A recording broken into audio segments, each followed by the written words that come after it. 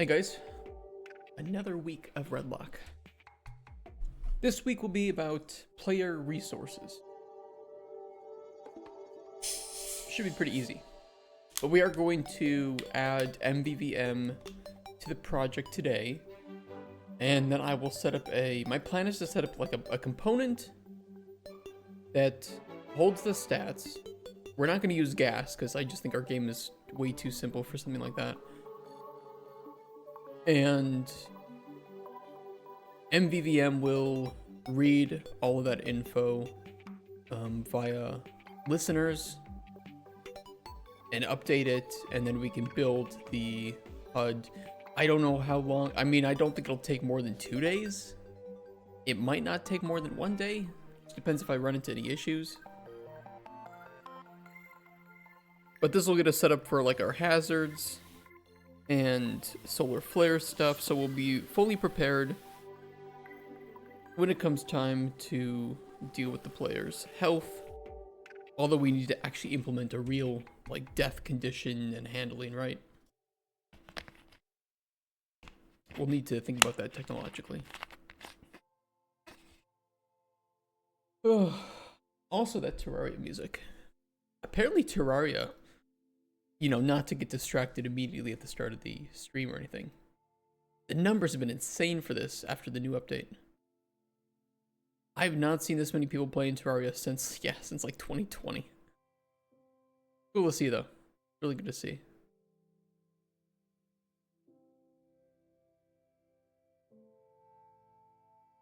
Wow. Oh wow. Even more than the 1.3 update. What a game. What a game. Okay, do we have MVVM actually in the project? Probably not. That's for UMG preview.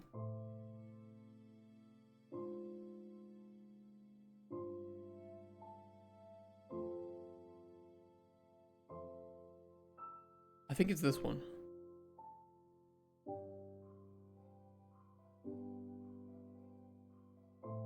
I think.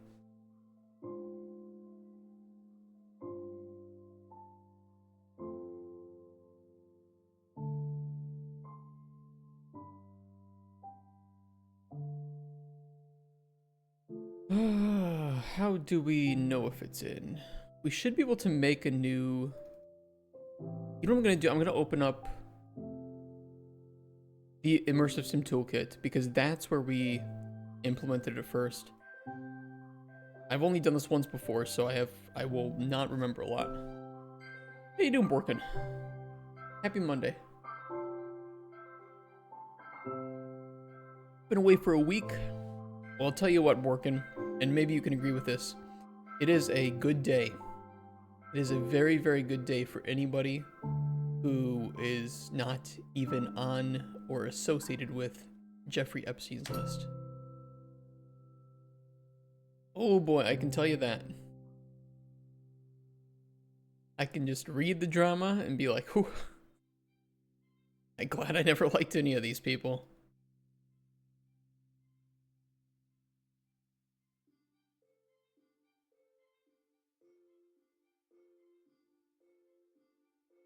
Oh, I'm still filtering my levels. Why it looks weird.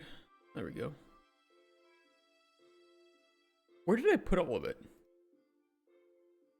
UI MVVM. Okay, so this is a MVVM view model base.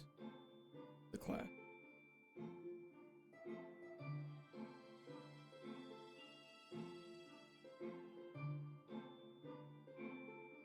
MVVM.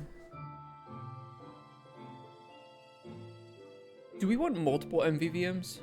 Maybe?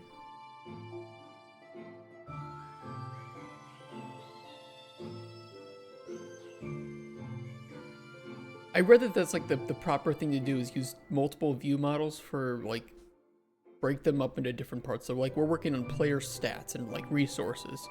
So we should probably call this player resources. I don't know what we need to prefix this with, but I'll do MVVM _ player resources.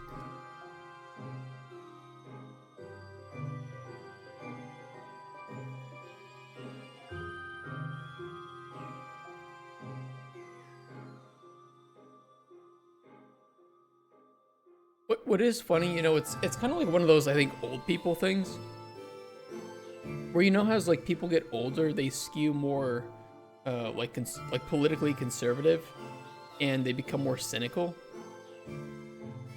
I kind of understand this because when I like look at stuff like the Epstein stuff, and I see all the people that are associated with this, and all the conspiracy theorists who turned out to be right at the end of it, and like a lot of these big things just turn out to follow the same pattern.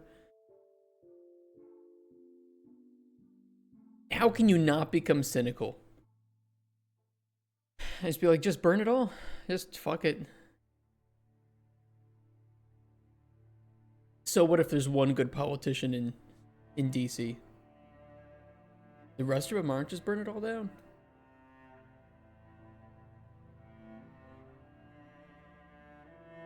That's right, these have field notify turned on.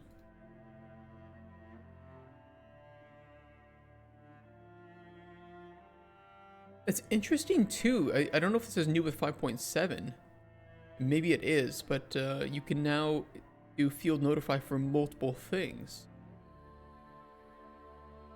So like if one of these updates, we can also trigger another one to update. Why would I do that when I could just set that one to be field notify?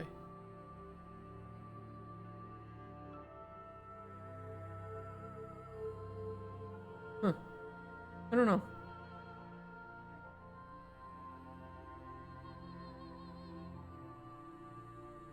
Maybe there's some like super specific use cases where you wouldn't want something to be notifying itself, but then let something else handle the notification.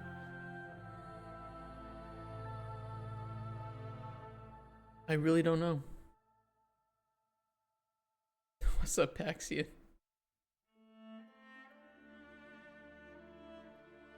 Okay, so I can talk while I'm getting this set up. So you know how we were talking about Neo 3 last week, right?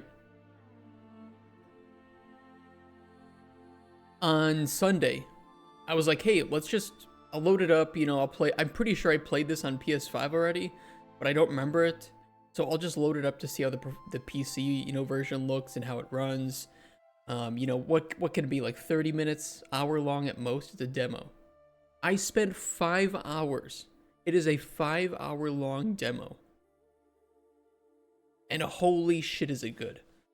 They fucking cooked with this game, man. This is better than Neo 1 and 2. And those are already good games, especially like Neo 2 was a big improvement on Neo 1. This is good. This is going to be the first big game of 2026. Although I do think Neo is a little bit maybe less popular than some games. But my god, yes, if you have the time and you have the desire, there's about 5 hours of content in the Neo 3 demo, and your progress carries over. About to purchase Ashes of Creation. Do you have any suggestion for what class to play? Do it just to speedrun the uninstall. We can talk about that today too. I don't know too much about it because I never played it. We had talked about maybe playing it on stream. We still could. I just don't think I'd be able to get a refund if I play more than 2 hours with how it is. But maybe I could. Because if they haven't stopped sales of it, theoretically,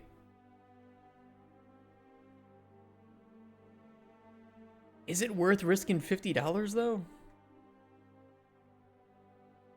This can buy me about 50 meals here in Poland.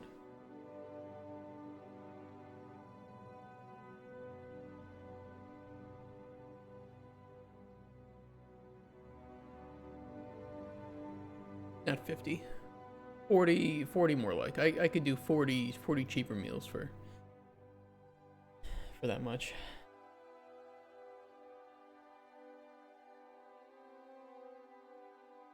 We have what? We have how many do we have? We have player health, which is well, they should all be floats. Well, no, there's one that could be a integer. Player health, float, player ablative float.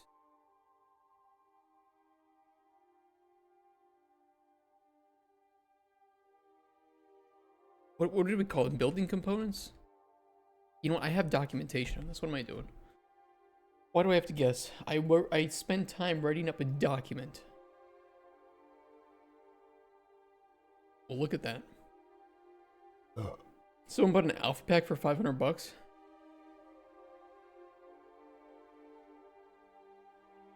So I don't know the history behind the game. I'm gonna be honest.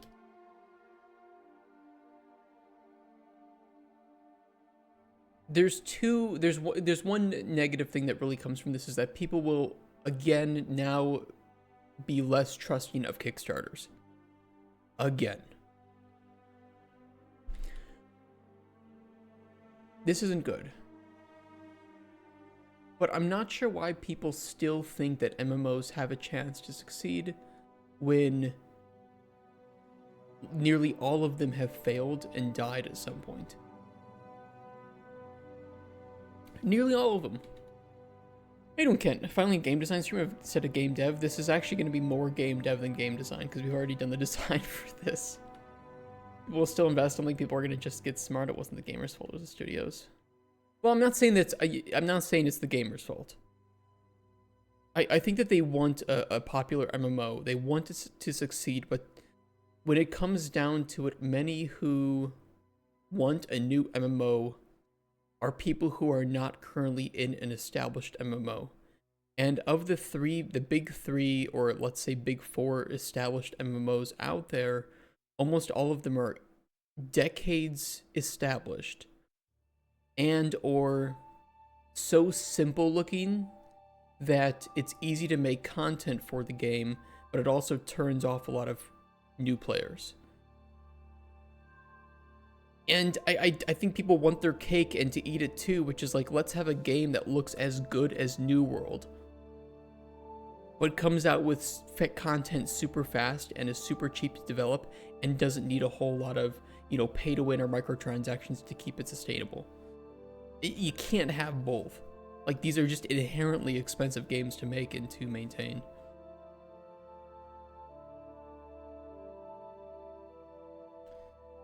Yeah, I think those are the four we need right now.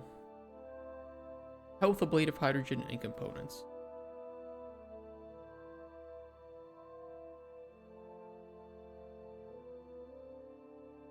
MMORPGs are way too fun to play and very fun to work on if you're passionate, but it's definitely the worst genre to pursue as a dev.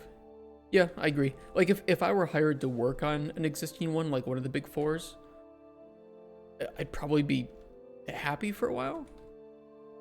There's not a lot of developers, though, that want to endlessly work on the same game for, like, decades.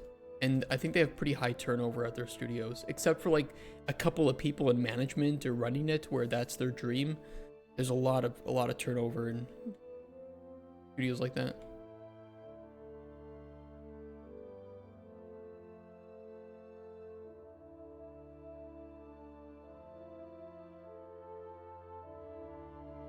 Okay, we want all of these to be field notify.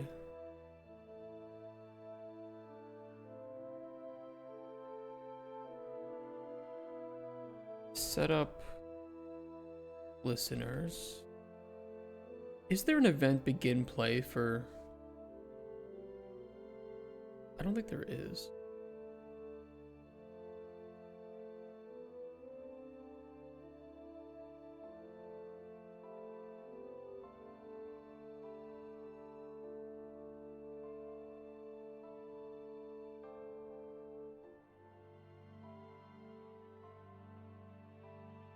I guess when the player's loaded, we could just load that up or have like an MVVM subsystem beneath the game in C++. We'll talk to Kotspur about that.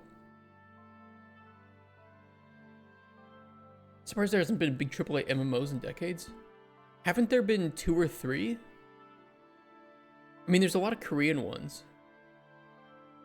And just Asian ones in general. And I think one of the biggest non-Asian ones would have been New World. which I think is fully shut down now, right? Yeah. Servers will remain active through 2026. Damn.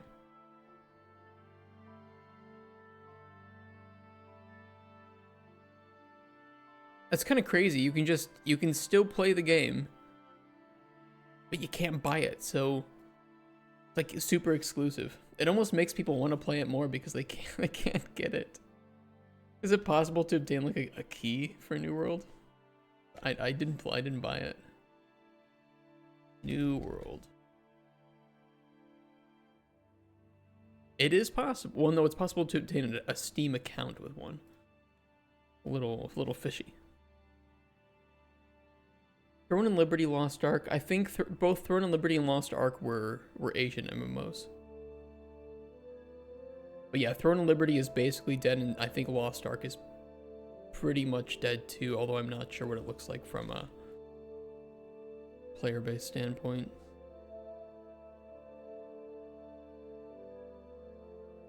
I would say it's pretty sustainable. Depends on how many of these are bots, though. I don't really know. Hard to know.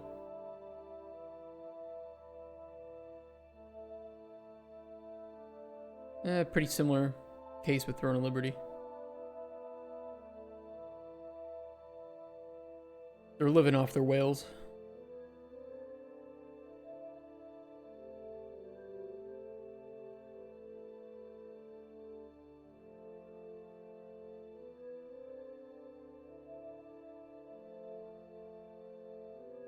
Is there any... Do I really want to use listeners, or could I just mirror this? You know, because I don't want to store the player's stats in the MVVM. But I don't want to create a whole bunch of... I could create one event. But then what's the point if I'm updating everything when one thing gets updated? Kind of ruining the point of it.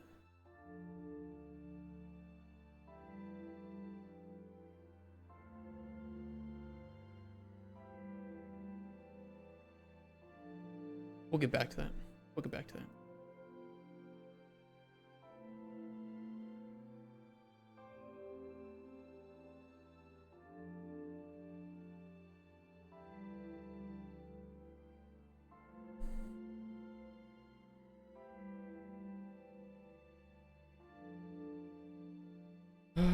Blueprint. I need a component. Actor component. Player resources.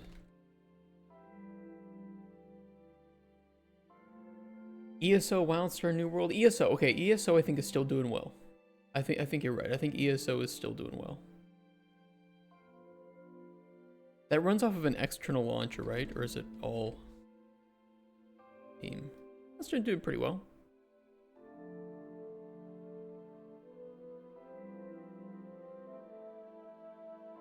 They've been losing a little bit. Ugh. It's not good if you have a free weekend and your free weekend only raises the player base by like 2.5 thousand and then it just keeps going down afterwards.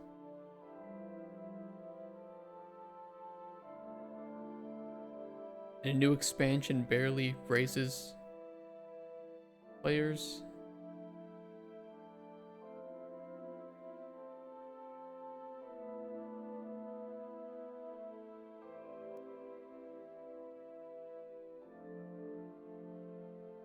We'll see what happens with that one.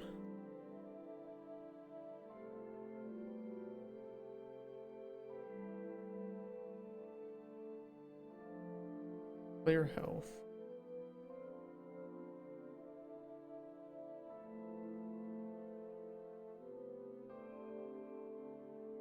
Player ablative.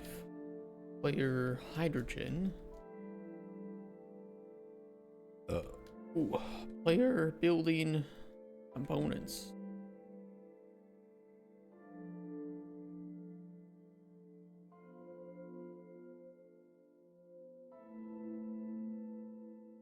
There's like two MMOs that I was kind of excited for, although I think one is not an MMO technically. I think it was Arcade Chronicles. But I don't think this is an MMO. I think it's just a multiplayer game.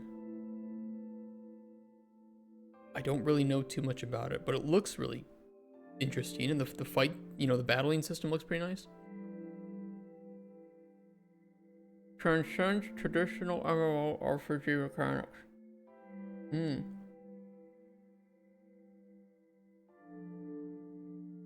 They self-identify as an MMO.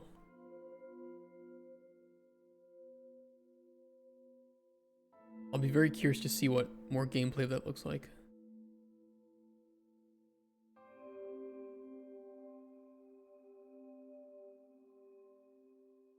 If it ever even comes out. But it will probably have a lot of pay to win.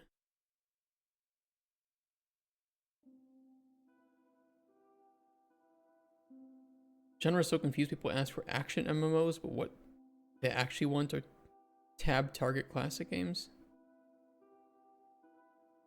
It is, I think I agree with you. I think confused is a very good way to describe both the genre and the player base.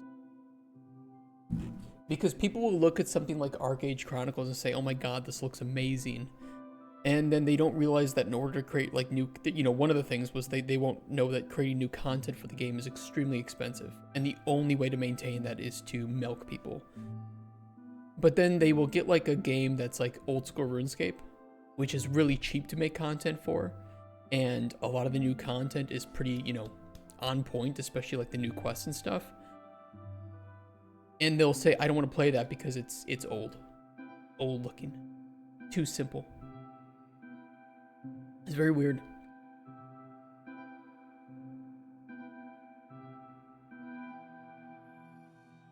Player ablative updated.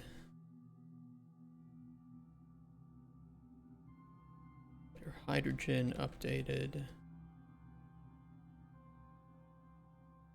Player building components updated.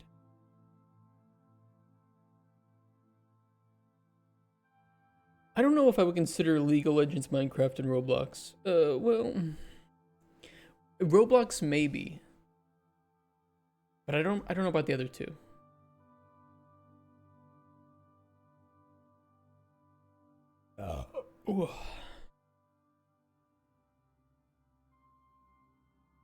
Let's make a BPI for this too.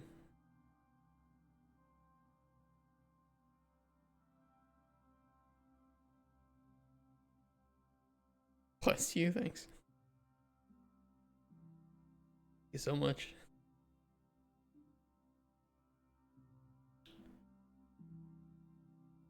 We'll start with one. We'll start with update player health, and we'll try to refine the whole stream of calls for this.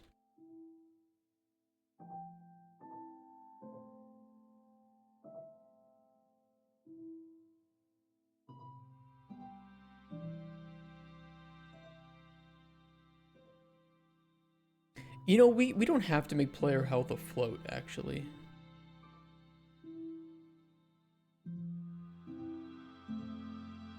Hydrogen and ablative probably should be floats.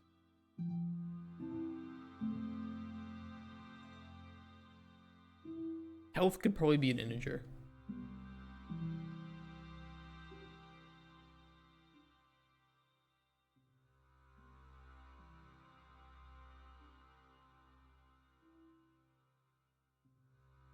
Perfect soundtrack? Yeah, I think Minecraft Alpha is a perfect soundtrack. I agree.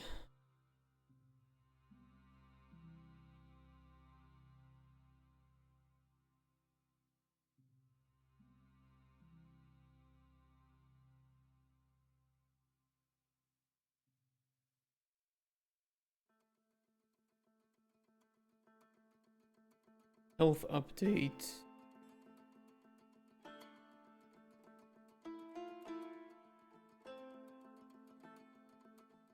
I'll do a boolean for died.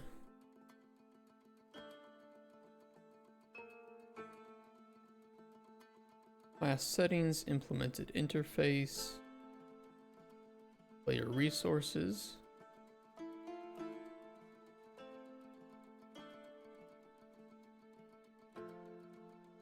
If we put a value range, does it automatically clamp? It says values outside of this range will be clamped. I think that is a built-in clamp.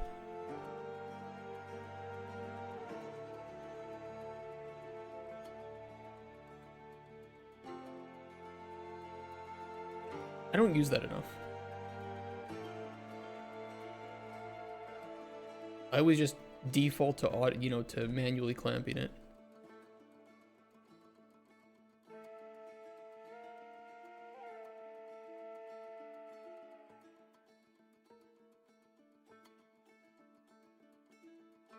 We'll cheat the player 5 building components to start with.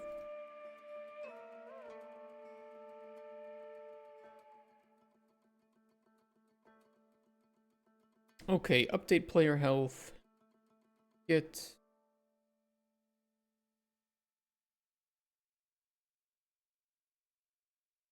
do a quick add.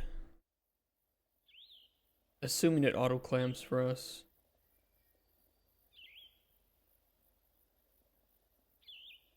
Set player health. Call player health updated.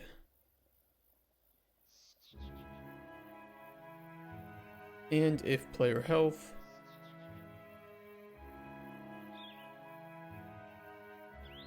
For the sake of it, we'll just do less than 1. Just in case. Just in case.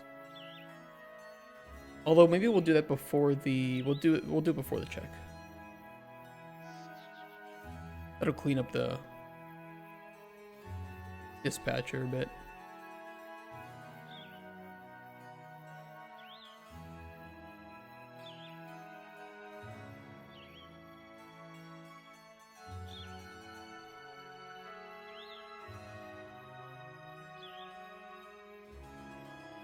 If true, call player died. Return dead, otherwise...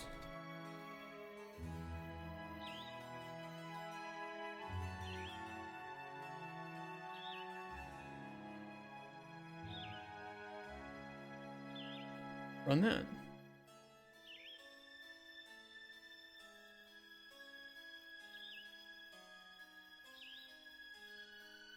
Although now that I'm thinking about it, I think that we should call player health updated regardless.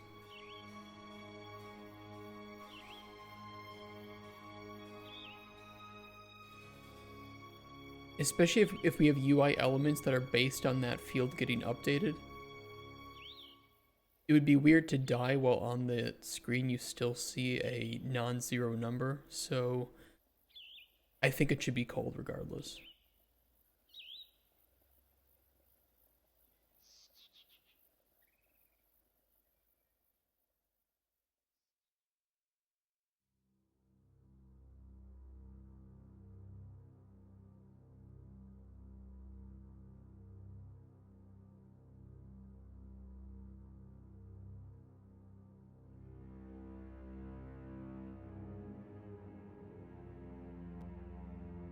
Oh yeah, it needs to be back here too. Player health updated.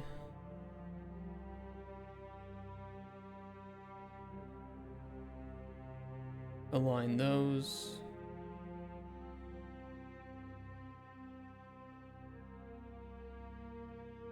Nice and simple.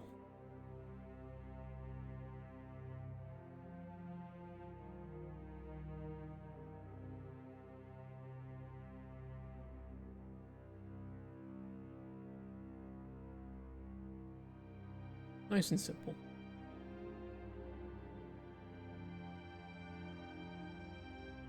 We'll make a quick grab or two for get the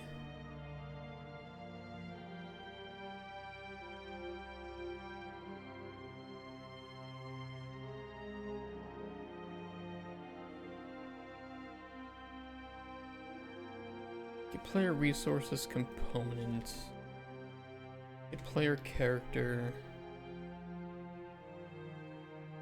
Does implement, not that. Has component.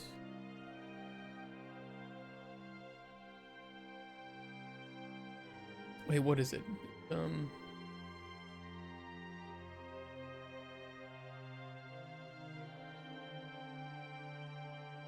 thought it was like actor has component or something like that.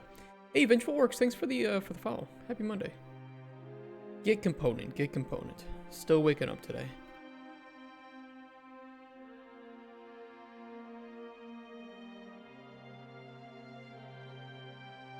Do a validity check.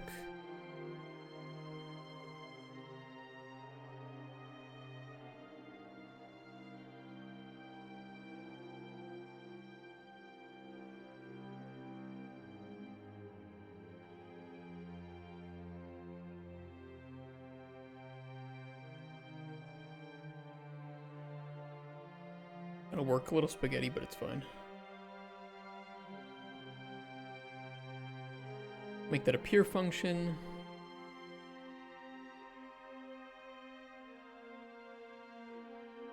Player resources.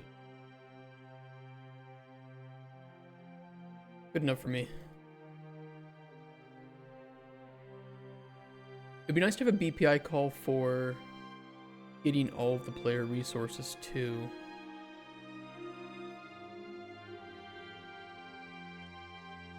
Oh, since we only have 4 resources, maybe I'll just do one for each individual. Getters and updaters.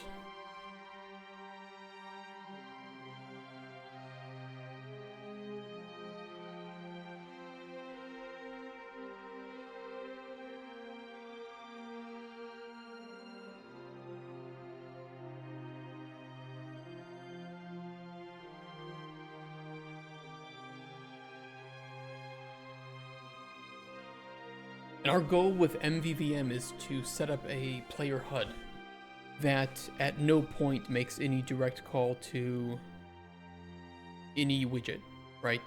It should be fully updated and handled without any sort of interaction between the underlying component and the widget itself. And that's what MVVM allows us to do. It's quite nice. But this is my second time working with it, so I'm still familiarizing myself with the workflow.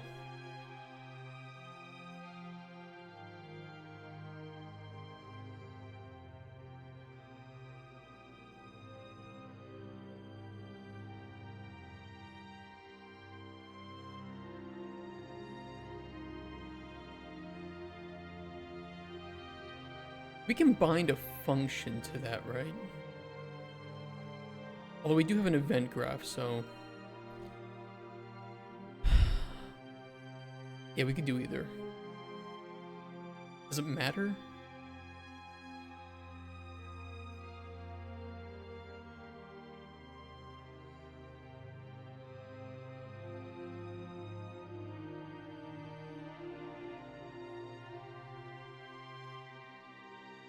I don't know if it matters.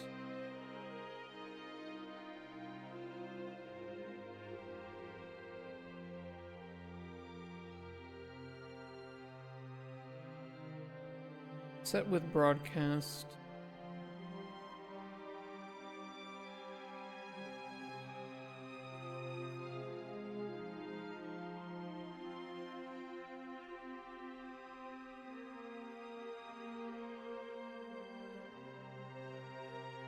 Do we want to plug in the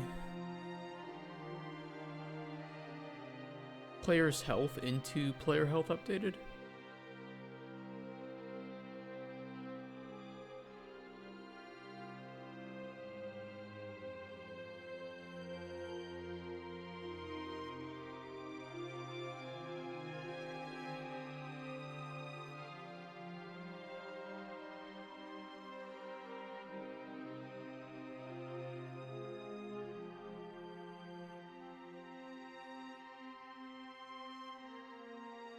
Oh, don't do that.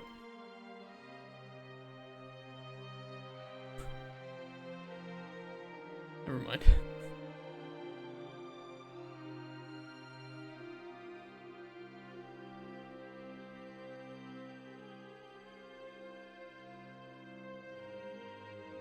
Just don't look at it. Pretend it's equal. Pretend it's straight. Be like a super conservative father with a gay son. Just pretend it's straight, okay?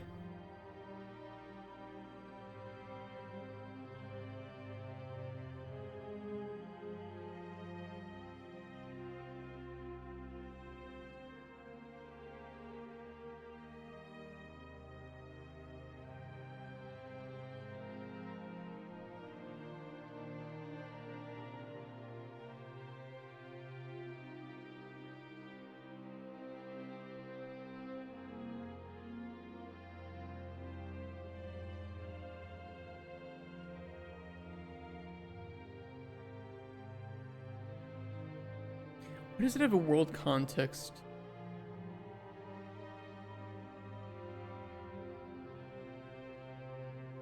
Input.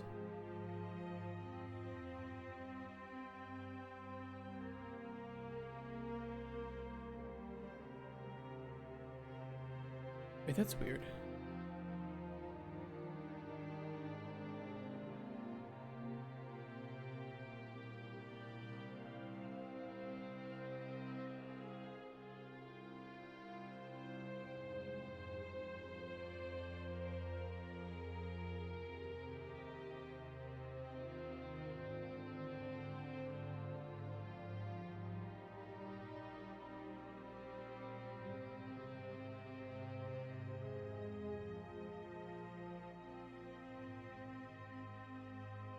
What does it have a world?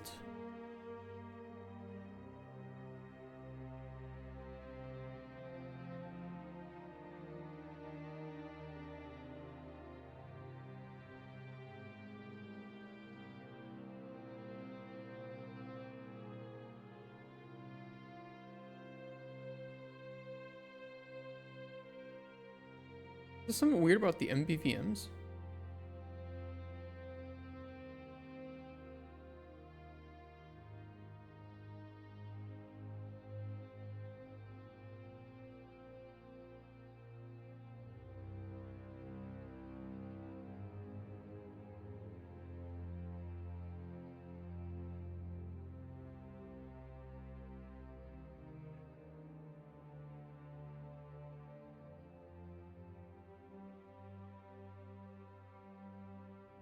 Oh, that's weird.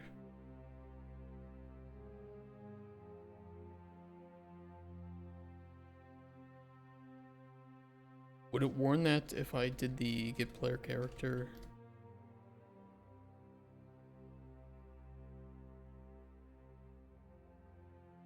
It probably would.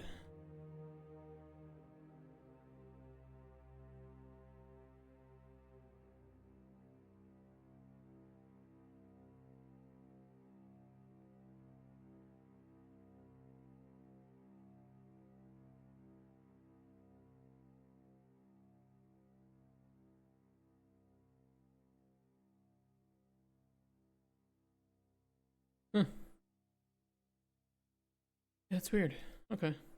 I think we can just make the world context. If I'm not mistaken.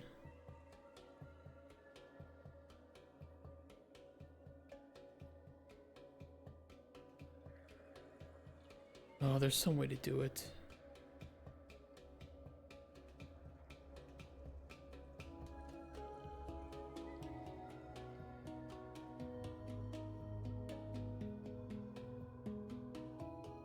I don't remember what it is though.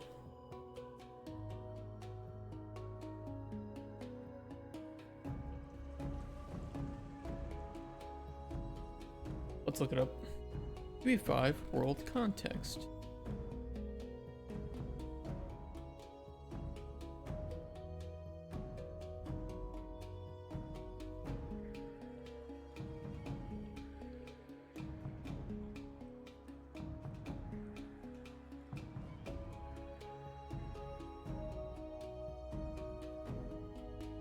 Editor subsystem that contains a world node that you can use.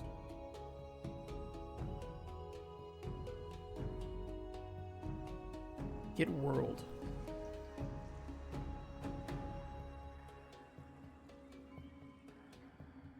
I don't know if there is something like that.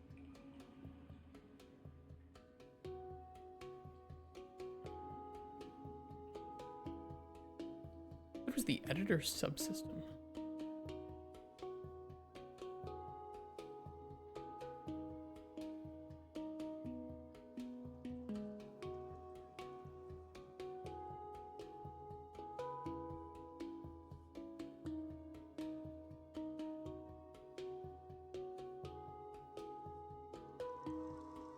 Oh my god, why is this what okay. Alright.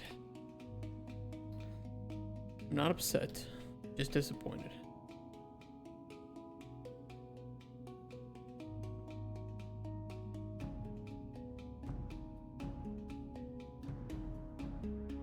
World context variable. I haven't seen that. I don't see that.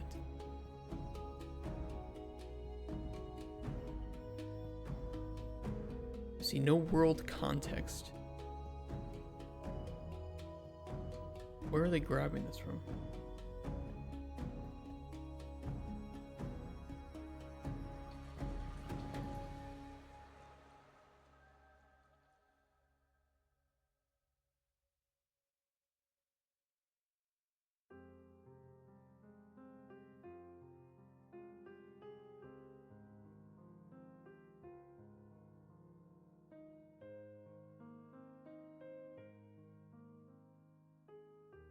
Cast in my pawn actor and accept. Yeah, but I do have a. We also have the world context though for like the player character.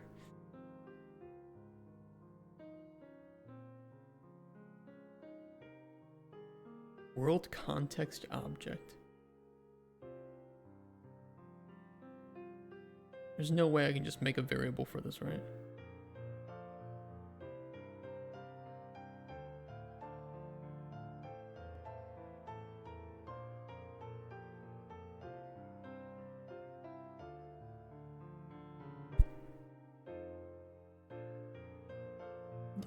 We'll try it.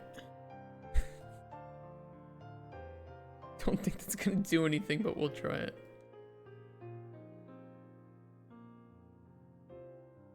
How did we add the MVVM? Didn't we have to like do something in the player character?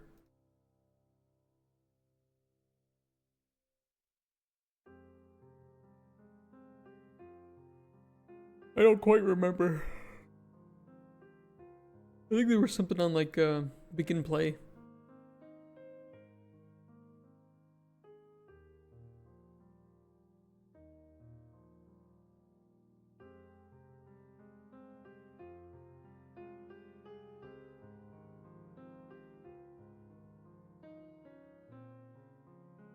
Created here due to timing issues with creating on GI. Needed delay. Probably needs handled elsewhere.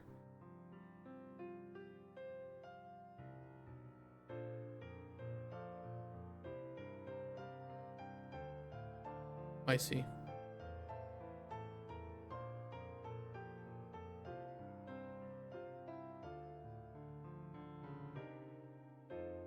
So I did make it on the character.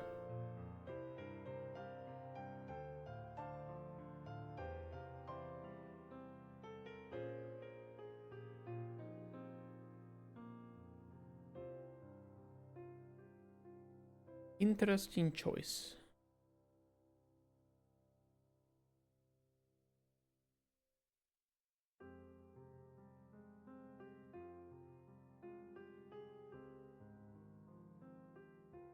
Where is my begin play? Oh, we didn't have one. That's certainly something.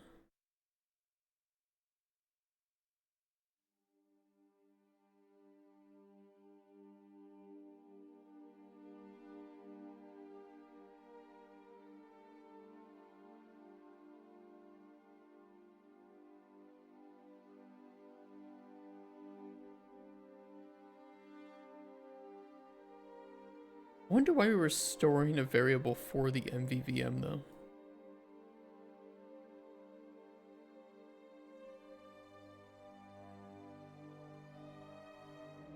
Could the player resources itself not just construct the MVVM?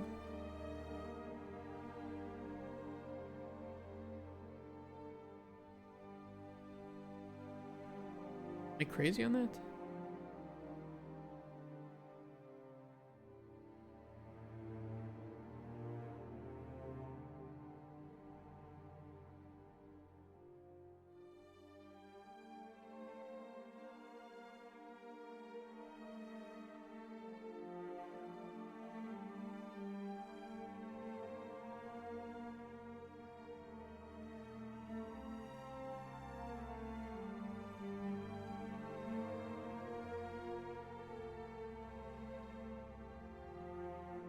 And then we'll just call this MVVM player resources. Or if we want, we can just keep out the MVVM as a whole, since it already is an MVVM.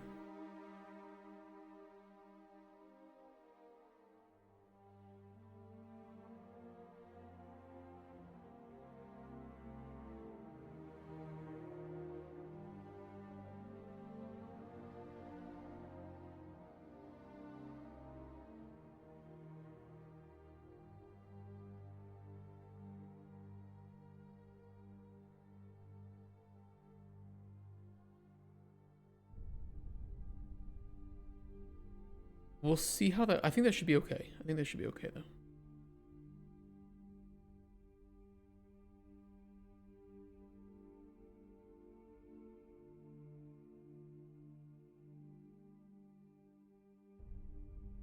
It'll construct its own MVVM. We have the dispatcher on player health updated.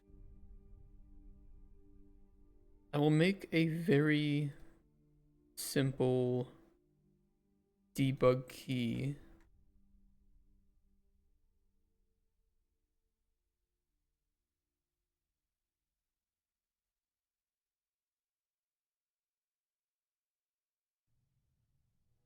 Debug key down.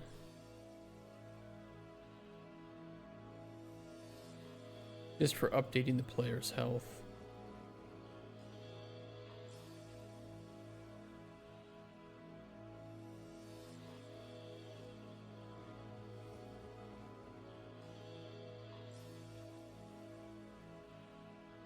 We should. I'll make like a super simple HUD for it, so we don't need to print that. But I do want to print if the player is dead, just for the sake of ensuring that that is actually firing right.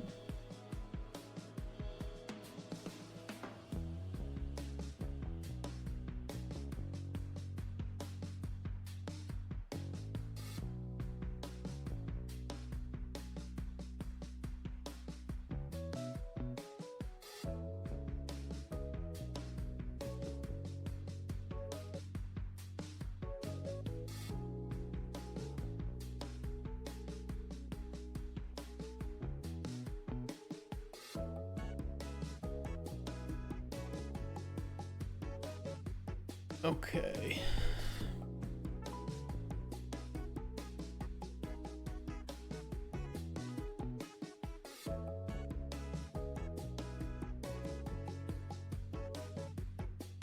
We do have a main HUD. Let me throw it on here for now.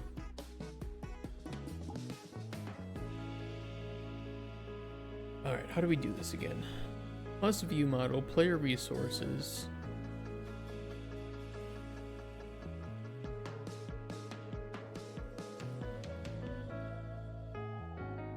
No bindings, there are no events. Your view models will be initialized. If you want to create the view anyway, choose the create view without bindings option. Do we want to create a view without bindings? Or I think it's just because I need to bind this to it.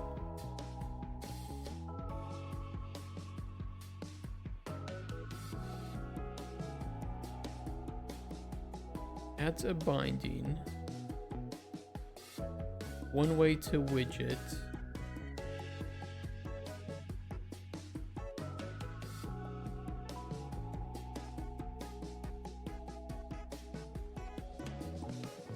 Player health.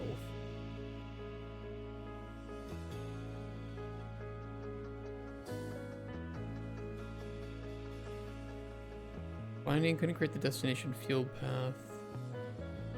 Oh, hold on.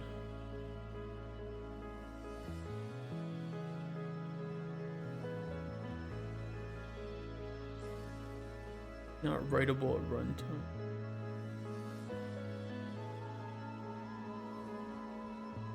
What do you mean? That ain't writable at runtime. Need to be a variable?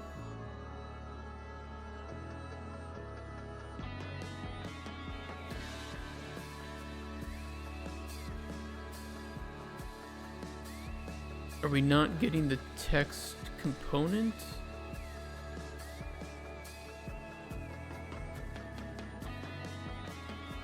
Probably.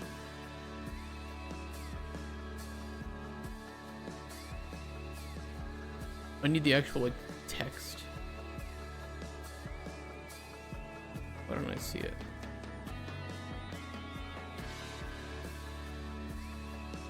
Oh, because it's showing the ping for a string, but it's the that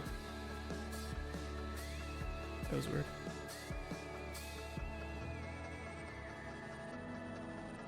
Conversion function is required. I thought it can auto convert.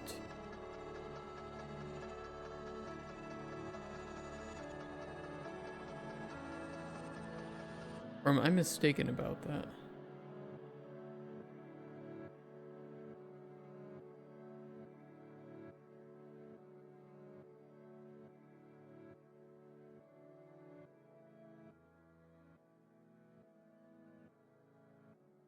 I thought there was a built-in auto conversion with MVVM, but I forget how we do.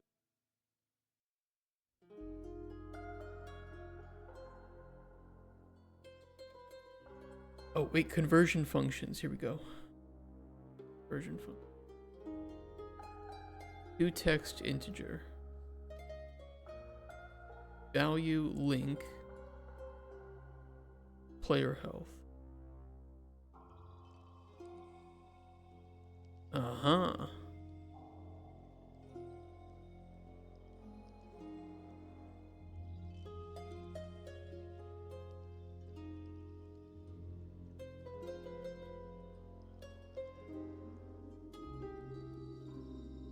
Wait, why aren't my arrow keys?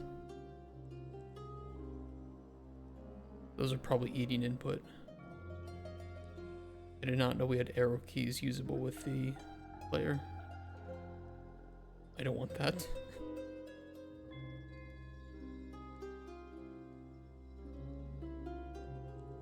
Where's the input? Oh, quote. Third person, blueprints, no. Oh, yeah. Or not.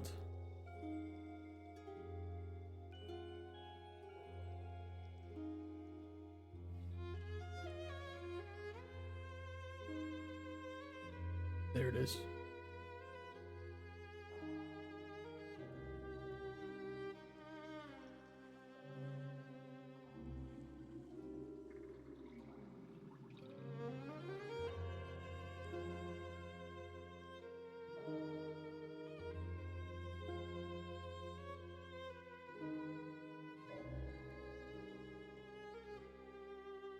Okay.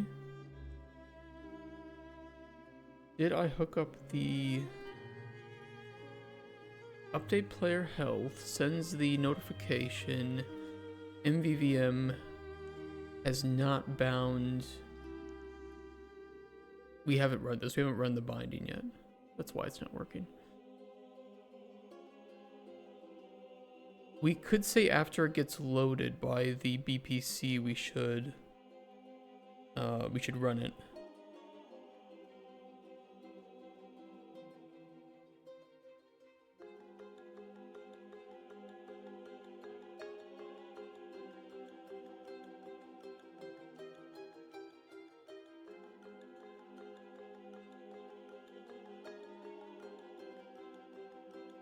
Access none.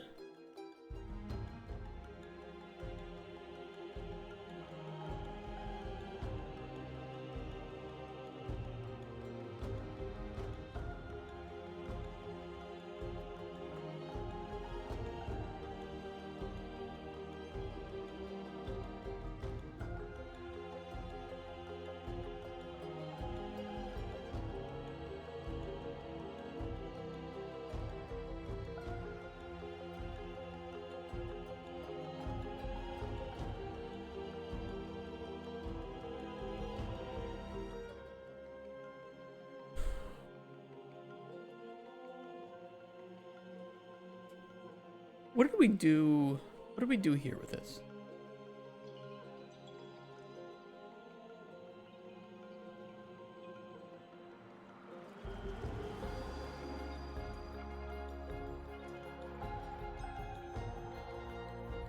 We must be calling that directly from the character, right? Just by calling the MVVM.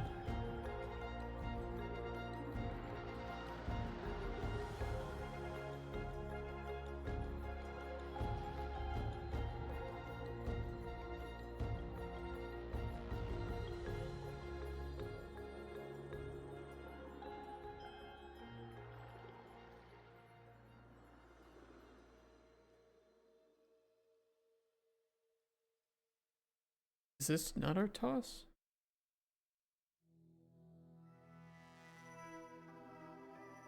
Oh wait, that's right. Toss is handled in each of the individual. I remember now.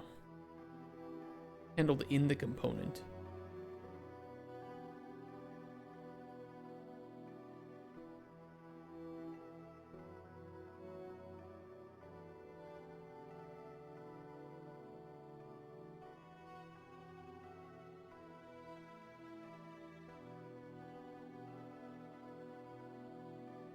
Yeah, and that's where we're calling the core MVVM. See, I want to...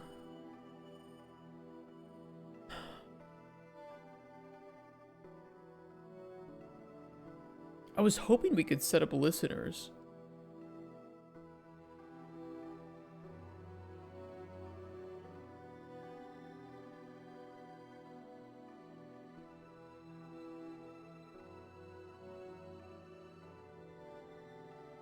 I mean, I guess it wouldn't bitch at me if I just, like...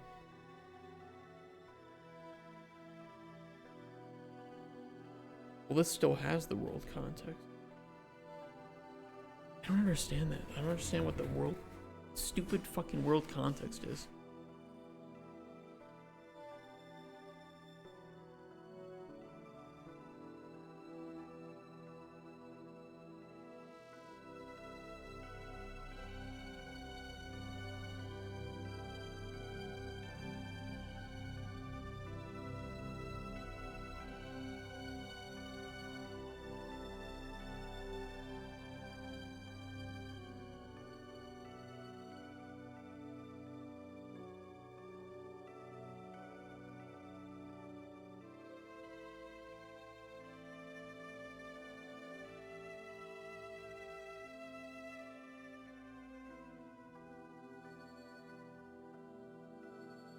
World content. It's just an object.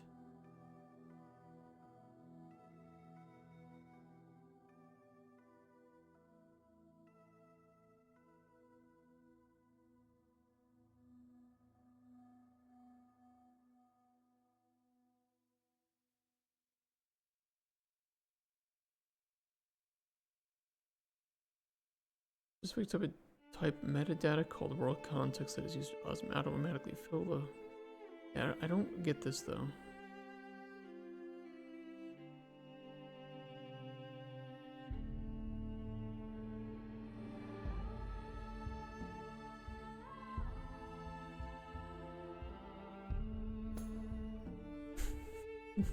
What is world context?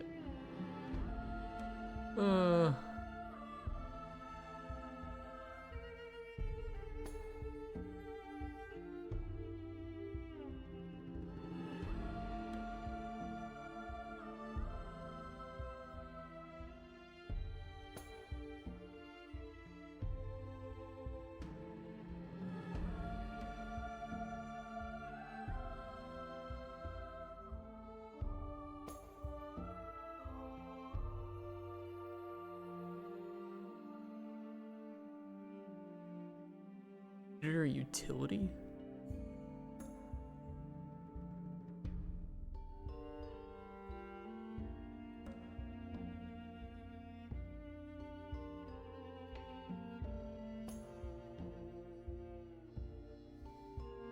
It won't affect anything. Yeah, but it's literally throwing me an error.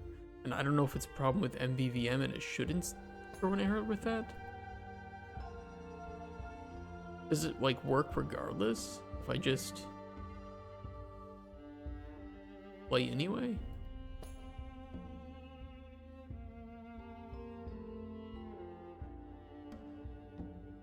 And I think it just fails to compile, so it just wouldn't be in the game.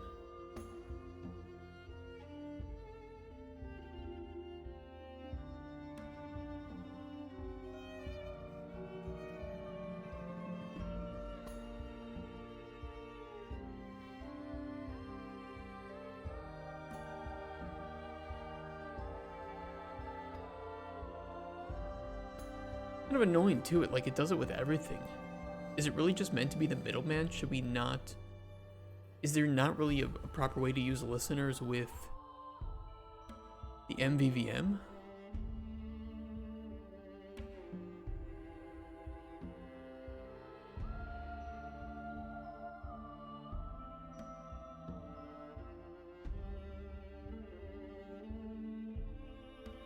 We could switch it, like we could have...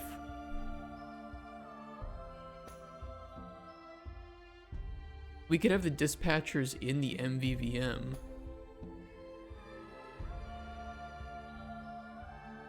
Yeah, but then what would be the point? Because we could just set up like a...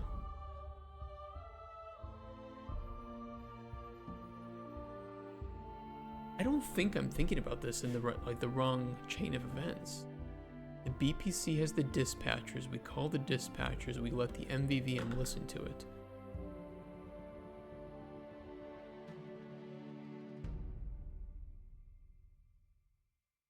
But I'd have to solve this stupid world context, whatever it is.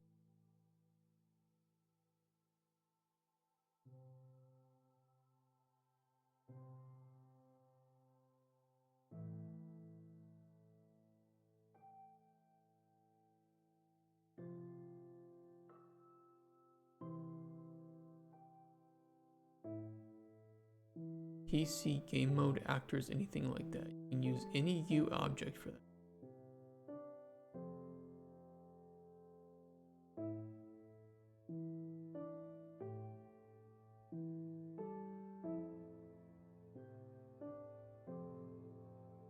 What's weird that it says that.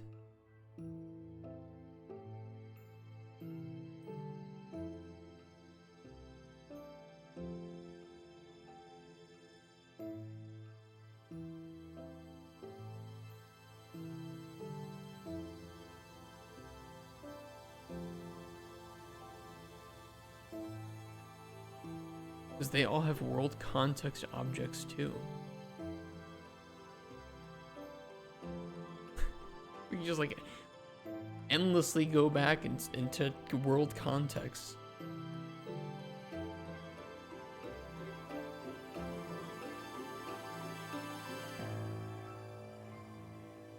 It's like where does it begin? Where does it? What if we sent the player in? Like a reference to the player into the setup listeners.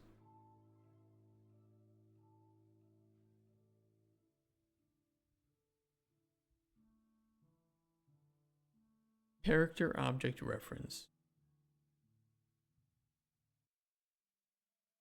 Player.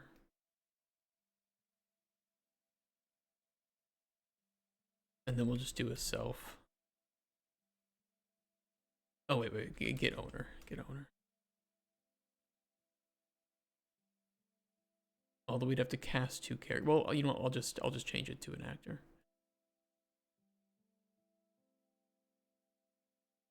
That's fine.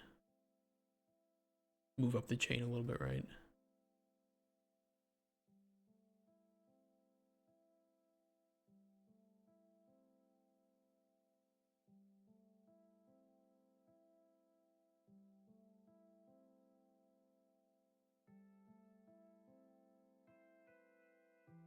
Doesn't complain, but it also doesn't seem to work.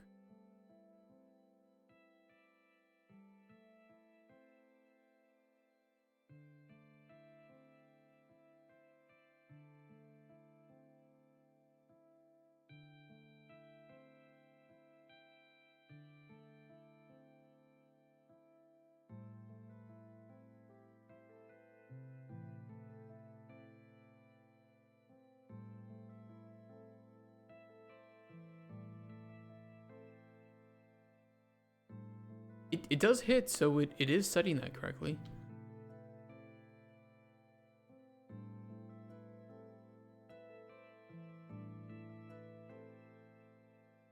Maybe it does need to be variable.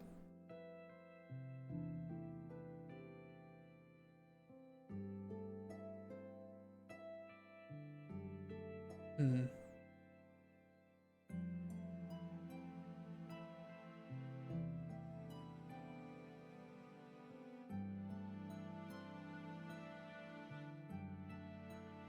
That looks correct.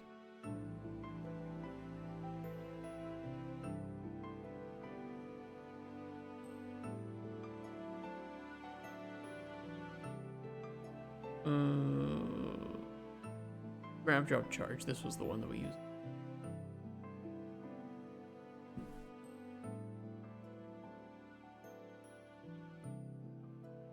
Yeah, these are like directly percent visibility. We do have conditionals here.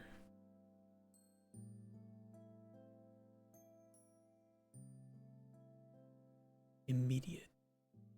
Wonder if...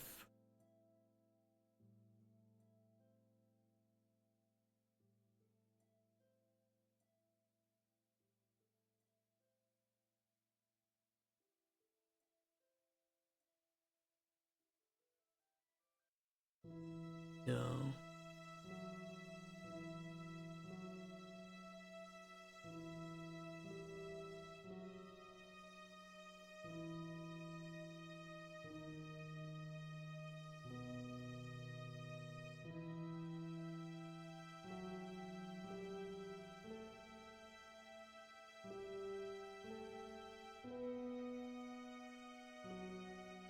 I wonder if that conversion just isn't working.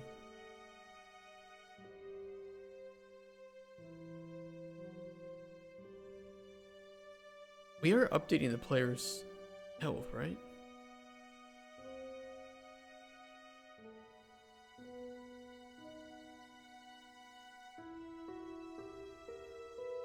All player health, update player health. Player health. Do we maybe have to do something specific with the function?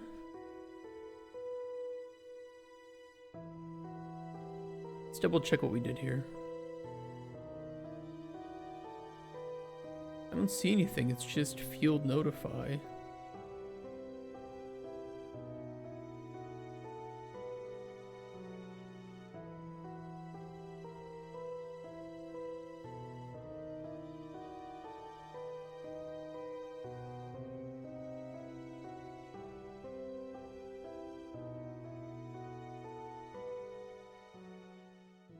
Let's convert that to text and try it this way, because maybe the built-in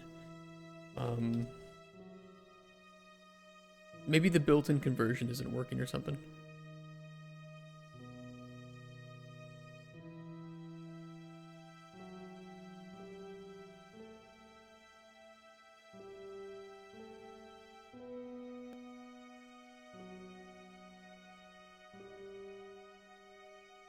The hell was that, Paxion?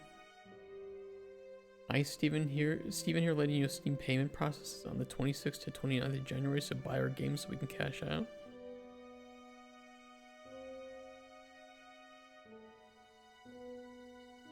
What is that for?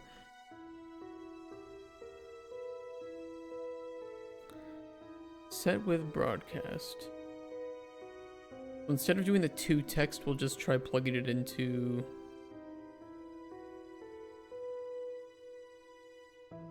this directly.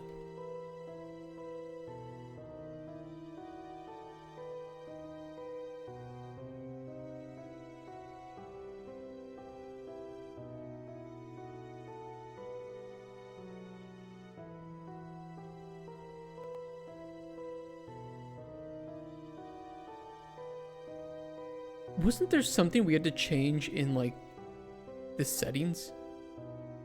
Now that I think about it.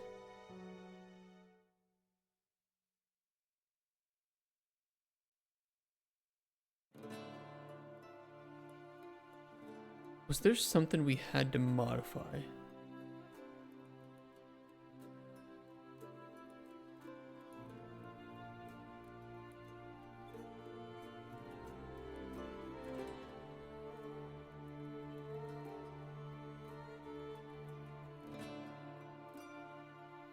are you talking about Ashes? I mean, they were working on it for years, right?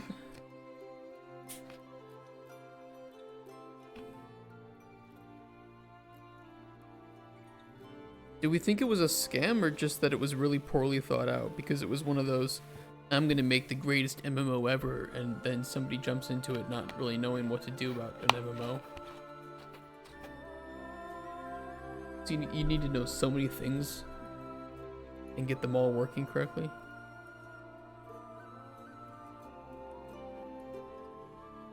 I feel like there's something where did we watch the initial MVVM setup? Because I feel like there was something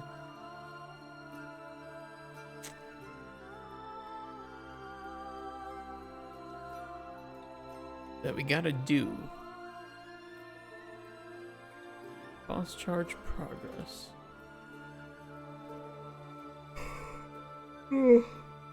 Oh fuck.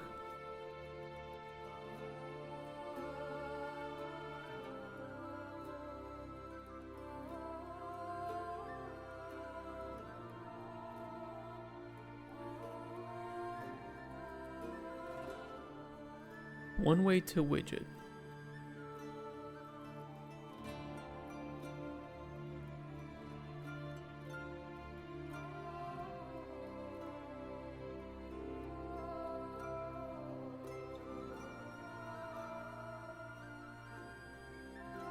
Wasn't it something to do with the name? With this context name?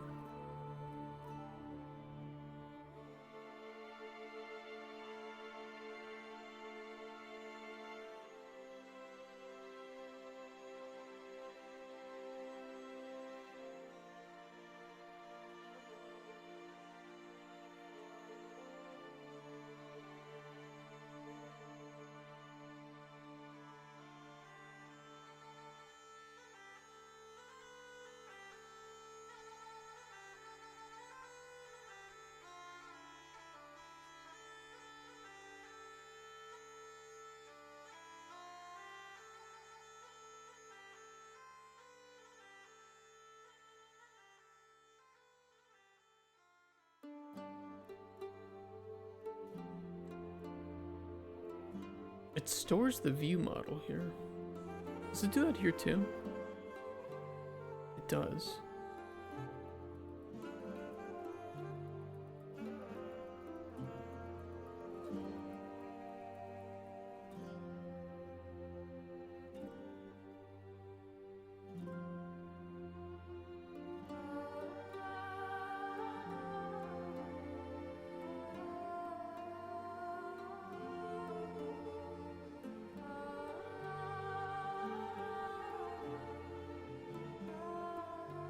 We know it's hitting the MVVM, so it's not that the MVVM isn't getting updated, it's that it's not broadcasting.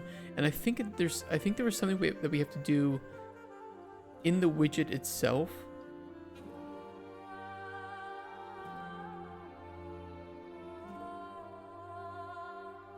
And I have completely forgotten what it is we're supposed to do here.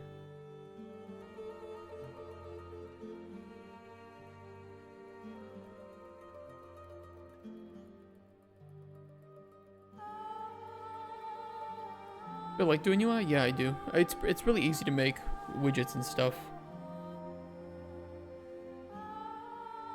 What I don't like is things not working.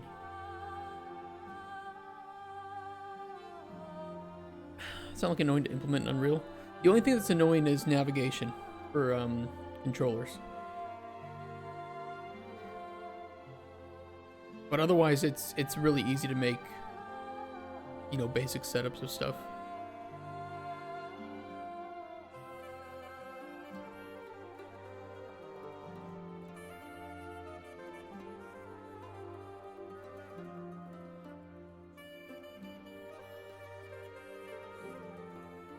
I need to go back.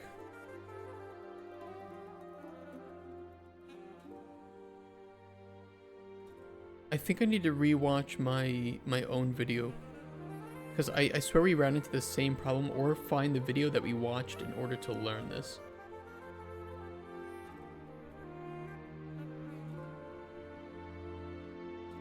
It's still it's a beta plugin, so it's still not fully implemented into Unreal. Where did we do it? MVVM.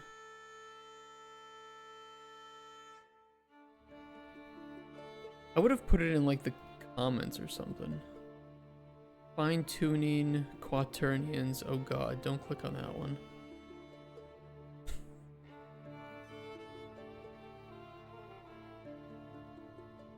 Hello guys. Shut up. Shut up. We refactor the charge tossing mechanic, discovering a new and amazing plugin. Okay, this must be it. Must be it. Must be the one.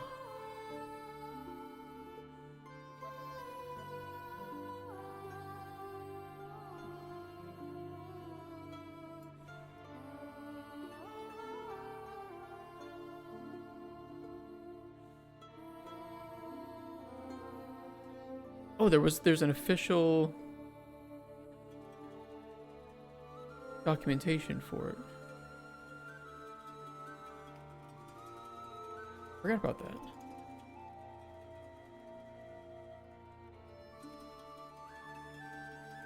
What did I miss along the way?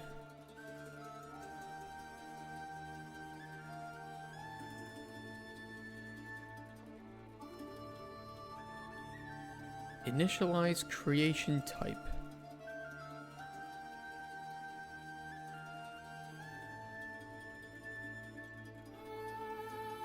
Manual. We've done it manually. We know that the MVVM is getting created.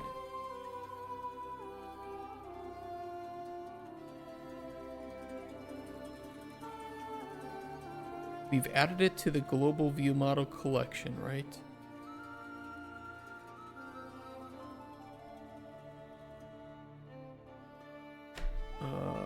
Wait, did we? Are we sure that we made the view model?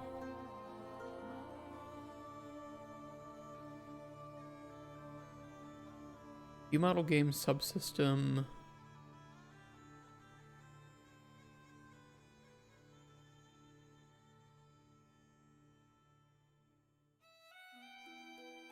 True.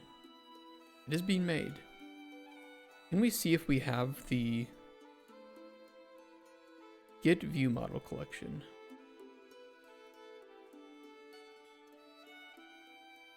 Find view model instance of type.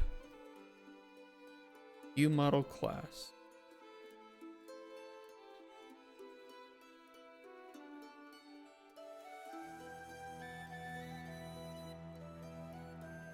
What's the...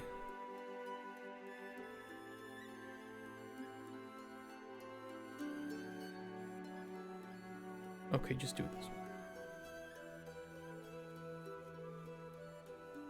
We just want to see if it's valid anyway.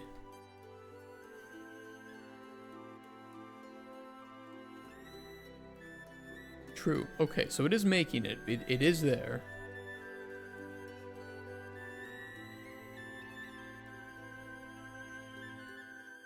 And it did successfully run setup listeners. We saw that it was updating the integer in the MVVM. We know it's getting that far.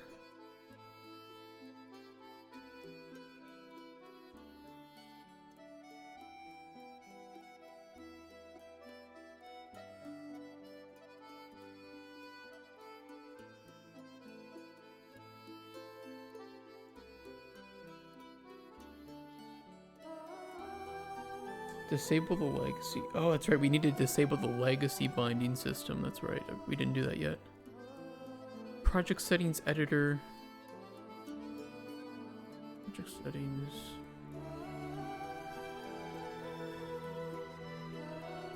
Editor. Widget designer. Theme. Property binding rule prevent.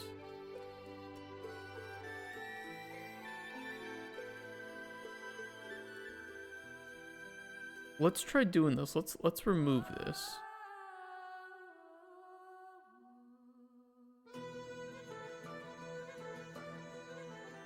I'm gonna add it through here. Yes.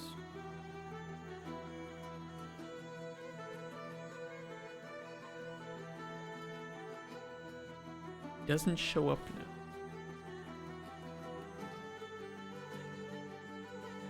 Oh, because that's the old version. This is the new one, right?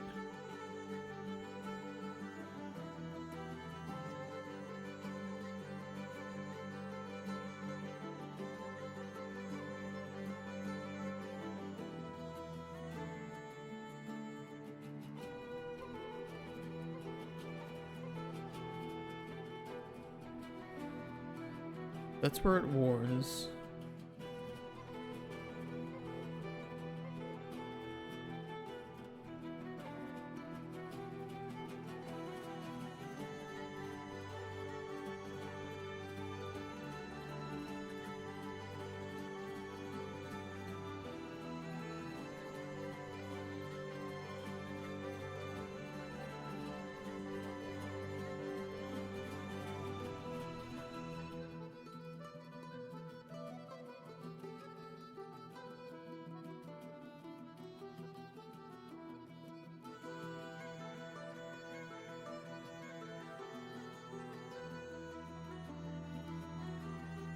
I could have sworn we ran into this.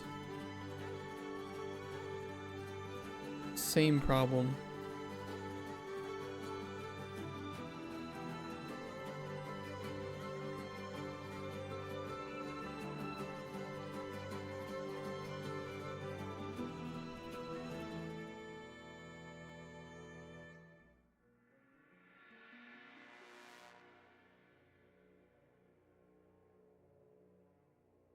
This is probably me dealing with the problem right here. Wait, I want to hear myself later. Shut up. Wait, what did you say? For what? Huh? You want me to use light themes? Don't do that. Are you crazy? Want me to die?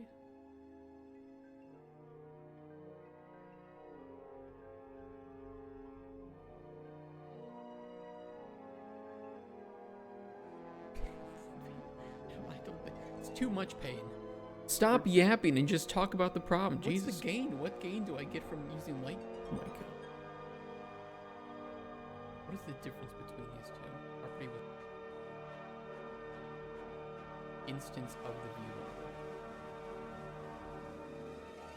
Mobile one. Grabbing charge. Just model. Vent in it. Oh, that's where we changed it. Yeah, we had it. Okay.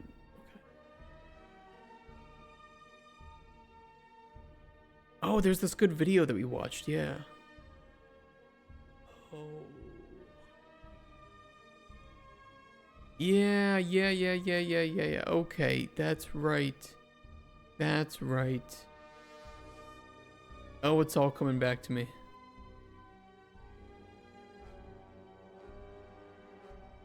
That's right. That's right, it's in here. How you doing, Lepus? What's up? Global view model collection. And then okay. Yep. I found it. I found the thing that I forgot that we have to do. It's hidden. Player resources. Auto update the instance when the view model was added or removed. Yes.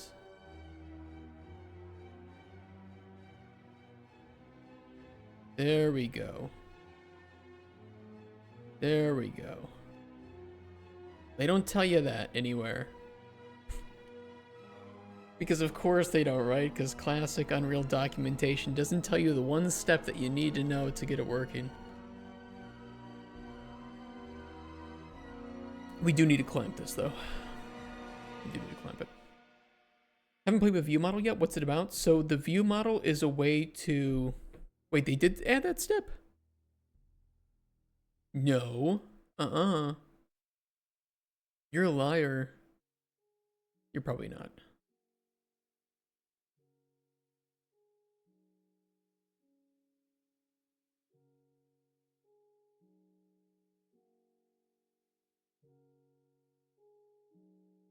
Where did they add that? Oh, in initialize?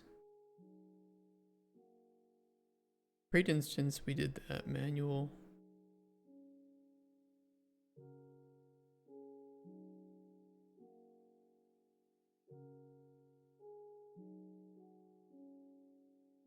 No, they didn't. It's not there. This is just adding it to the global view model, but it's not setting it to work in the widget. This is about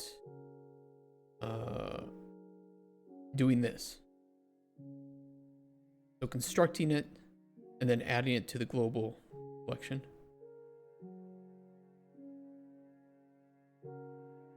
But here you can add the view model, right? You can add it like this, but then you actually need to click it and tell that the creation type is part of the global one. No, we're not using common UI right now. So here we specify that it's part of the global view model collection because we added it back here. And then we use the same context name here.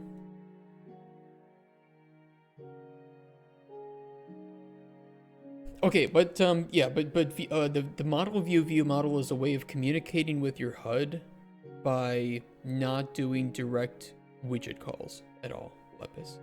So I am updating the player's health here, as you can see, by doing no calls to the player character and no calls to the widget itself. Think of it like a global material parameter collection, but for widgets, where you just write to the parameter collection and the widget will automatically read to it. And because it's a single holder for all those stats, you can use it in multiple widgets very easily. Yeah, it's really, really nice. It's absolutely amazing. And it's really easy to set up, except for the part they don't tell you to do, which is once you add it to your widget, you actually specify that it's part of the global view model collection. And then we use this identifier. Yeah, it still has some issues, and the documentation is still pretty lacking with it.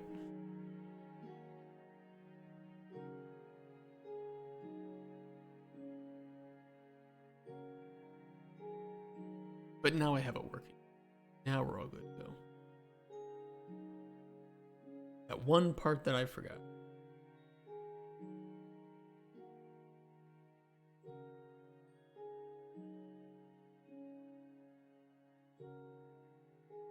Oh, just delete this.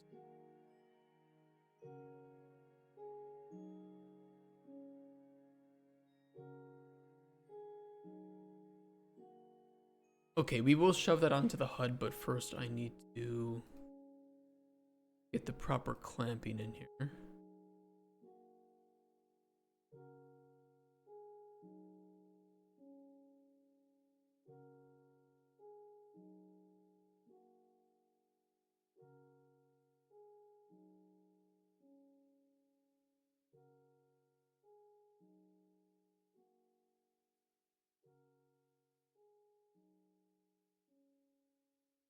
Okay, that should be good. We know it's listening.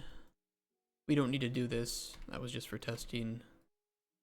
It wasn't working. We'll keep that up. This is no longer needed up. That's for if the player dies.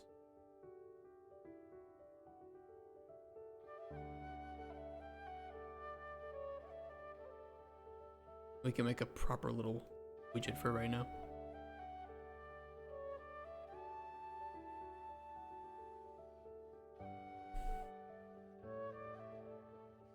I'm gonna start using Slate. We probably will be using Common UI.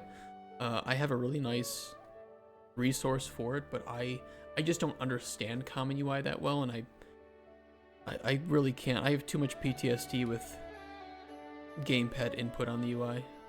I really can't. I would rather hire somebody to handle that. It was a nightmare.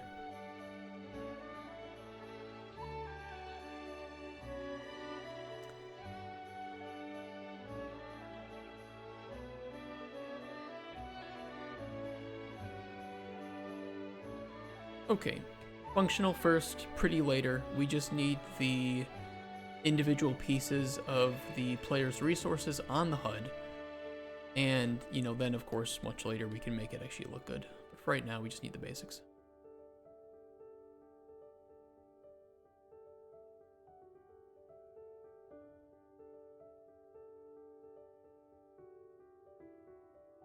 Let's go horizontal. Here, we'll change it if we need to, but I want something just super basic. Right now we have 4 resources.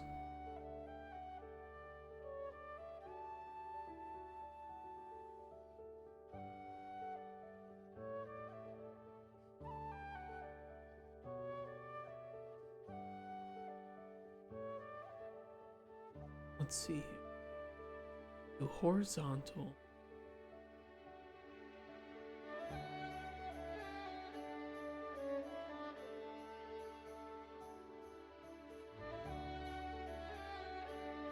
And right align.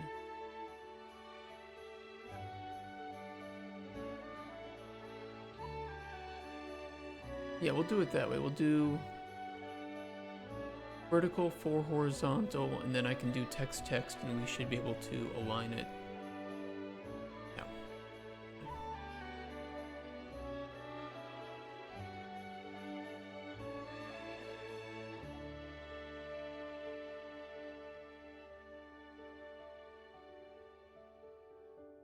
Size to content. Move the view model stuff up. I like my big details panel.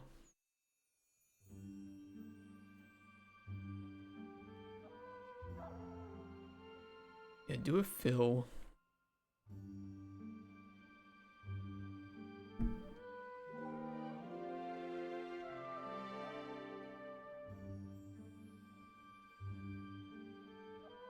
Health.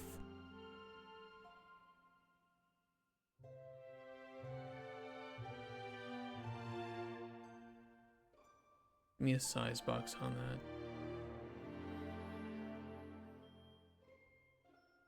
Height we can let sit there. Right justify, right justify.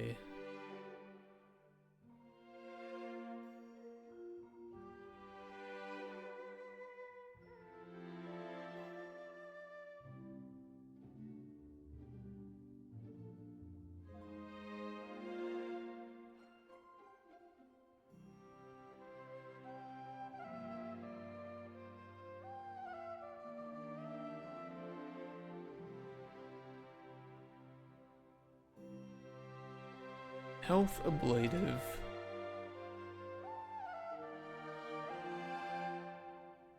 Hydrogen and building component.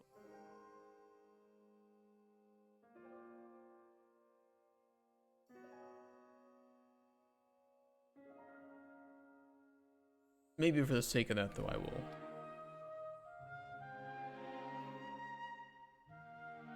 No, that looks... Don't do that.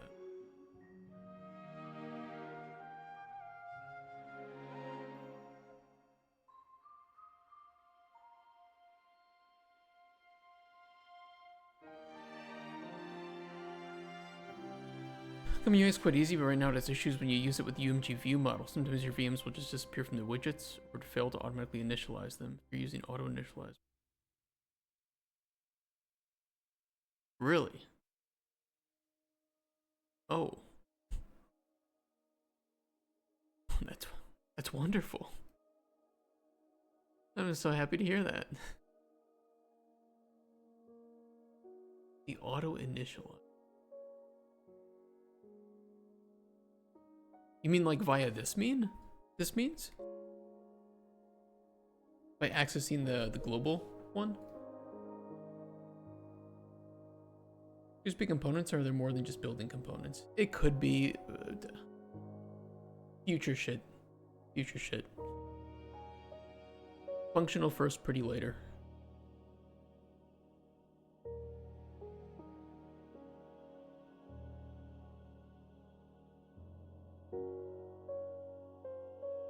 We can set it through here.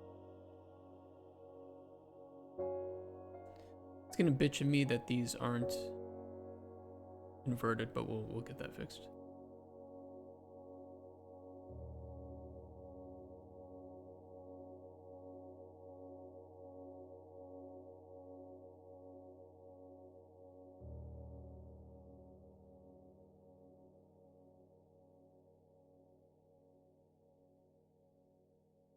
Remy's problem.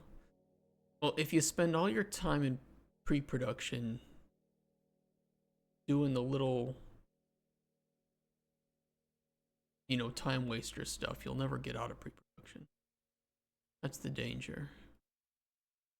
What we call it will matter when we set up the, we need to do two things for that. We need to first determine the terminology, and then we need to get it hooked up to a string table for localization, but that will be in the future.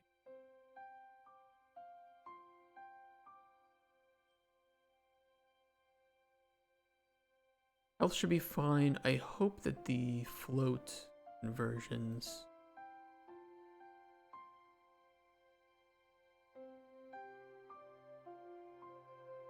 Yeah, they do have good methods.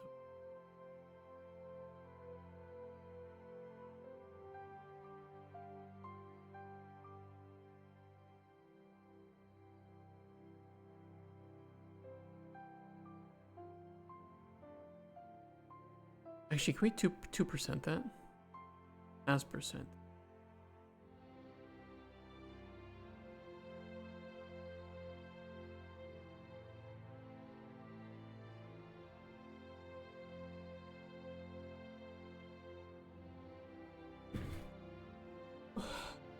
When your pre-production is the most fun I had. I think some games, yeah, I don't think like 1 year pre-production is not a bad thing. It just depends on what kind of game you're making. There's no set time limit for pre-production. If you think of a game like RimWorld, if you're making a game like that, I imagine that pre-production would take over a year, easily. It might take multiple years. Systems-driven games will inevitably just take a long time to do pre-production for. Because you really do need a lot of systems working in order to test if they're fun in combination. And a game like that would definitely be more or less fun depending on how it's balanced as well. We'll see how that looks. Fractional. I don't remember what looks good as a percent. We'll fix that afterwards.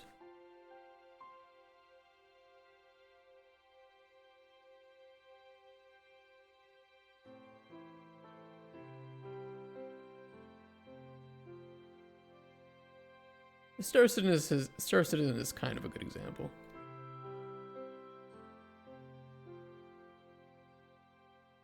Like, how are you going to test if a game like that is fun if you don't have a lot of the systems in place? And I do think right now it is fun. It just doesn't have a lot of depth. And so that's where now you need to... You've made, your bounty hunting. You've made your, your shipbuilding. Actually... Go beyond this now.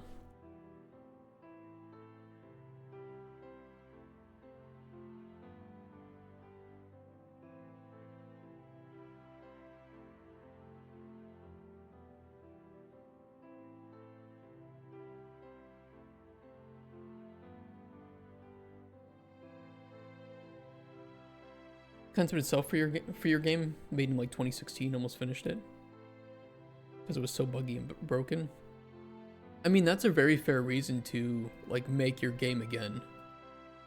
Like, if you prove that it was fun and it had promise, it's like, okay, now we make it again, but we do it properly. And we have confirmation that, the core loop is enjoyable, so now it's just we do it properly. I think that's very fair. And there's a lot of games that have done that, been successful. In fact, I wish there were more games that did it like that, because there are a lot of games that come out buggy and broken because they build upon a shoddy foundation of code.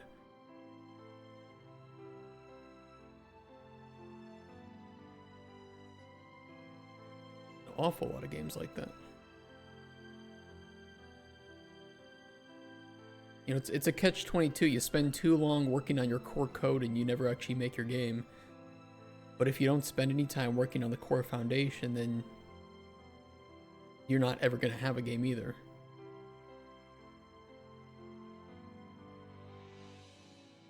So if you work in the industry, then you kind of realize that, well, the goal is to work on the foundational aspects that are actually foundational to your game, and don't waste time making foundational things that are not foundational. And that's how you be efficient, right?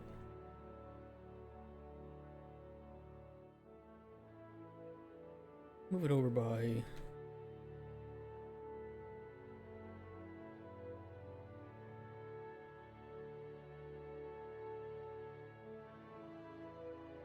You guys won't be able to see it though.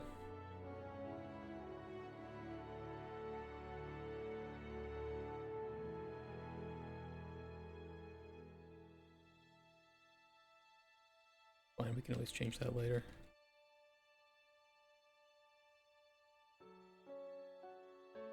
I'll put a set size on those in the bottom left, and I'm going to make them black with an outline.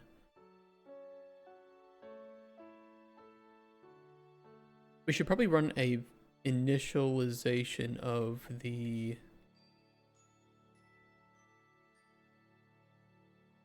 numbers. We'll save C-Swan. Thanks for the reset, man. CS podkreślenie just subscribed. MICROR3 rar. Friend who helps me with the game design side of the game hates me that core framework took so long, but I wanted the core to be perfect so we have more room for mistakes in gameplay code. He probably should have been writing up documentation while you were doing that, though. If he's a game designer. That's what I would have done. Like, yeah, you just do that. I'll work on documentation for you.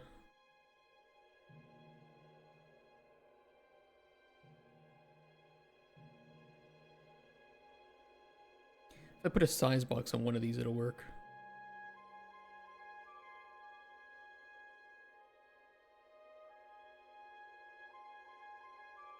Oh, that's right, they're all different. I could split them up into 2 separate vertical boxes if we want to do it that way. Maybe I'll refactor.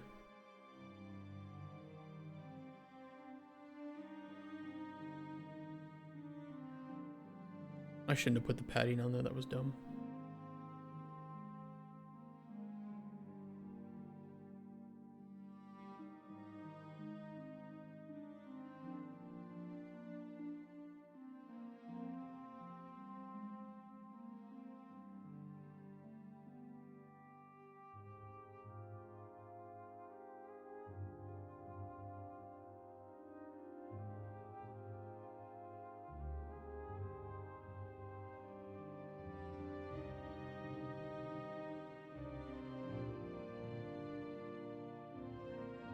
Alright, do this instead.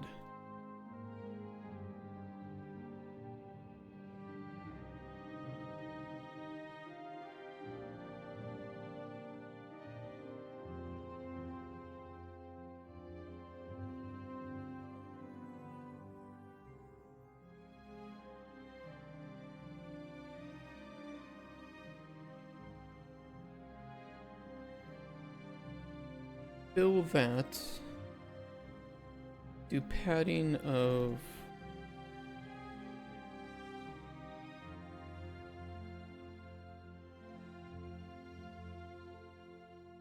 Out of a canvas panel? I put a canvas panel because I like a canvas panel.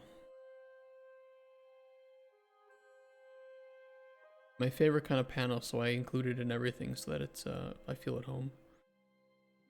Safe and snug.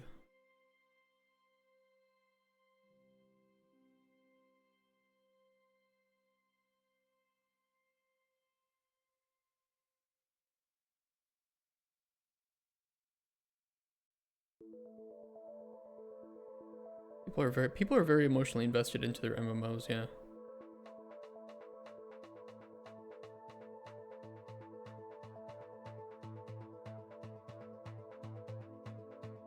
This is very true. MS panels are expensive, good. I gotta make sure people have good enough GPUs. And also the cost is very negligible at this point.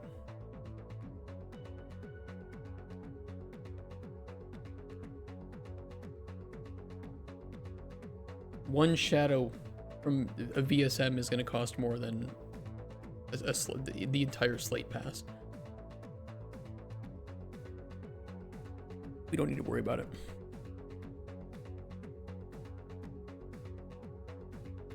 Make that a little bit thicker.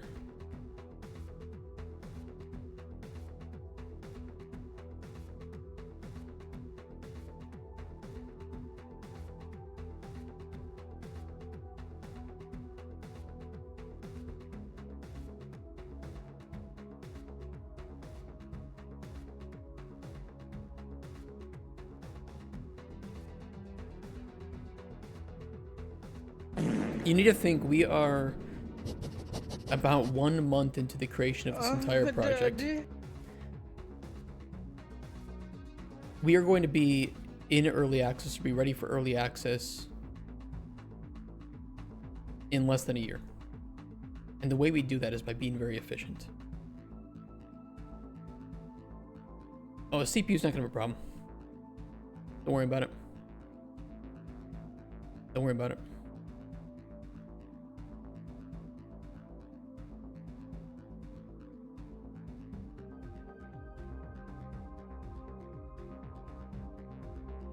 No, we should be fine with that.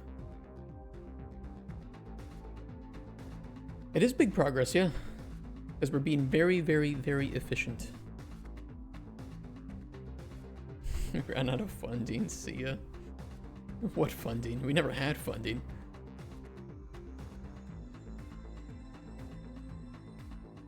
That's better. I'll move it for you guys so that you guys can see it better though.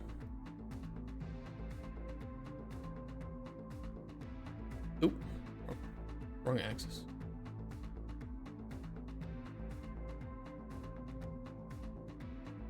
Let's put it here for now.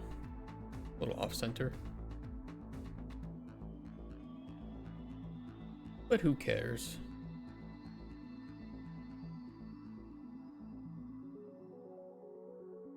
You know, you can always ask why not do this, why not do that, but the reality of it comes down to the fact that I want to release a game. And I want to have a lot of it done this year. And there are things that just aren't going to matter that much. I promise our CPU time is not going to be the determining factor here. And when it comes time to optimize, we can do that later. But in reality,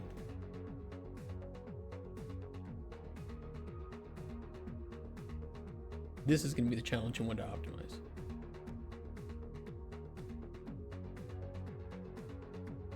Having a couple extra canvas panels is a waste of my breath.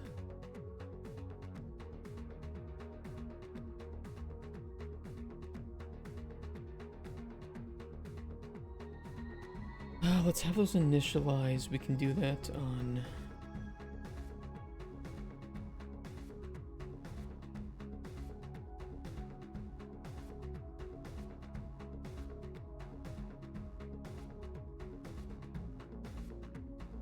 Building components? Yes, building components.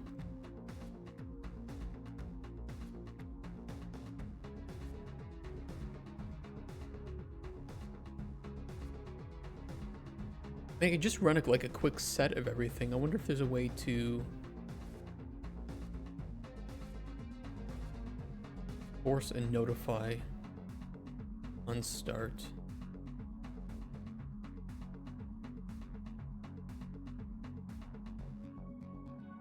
Unsure.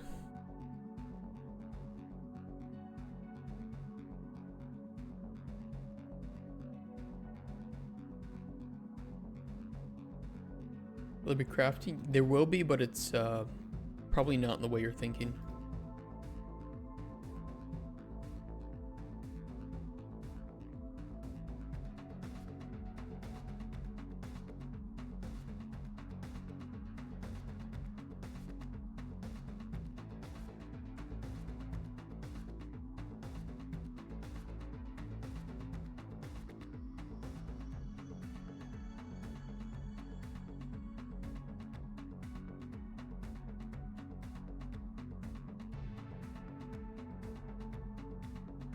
Something like that, as silly as it is, probably has to work, right?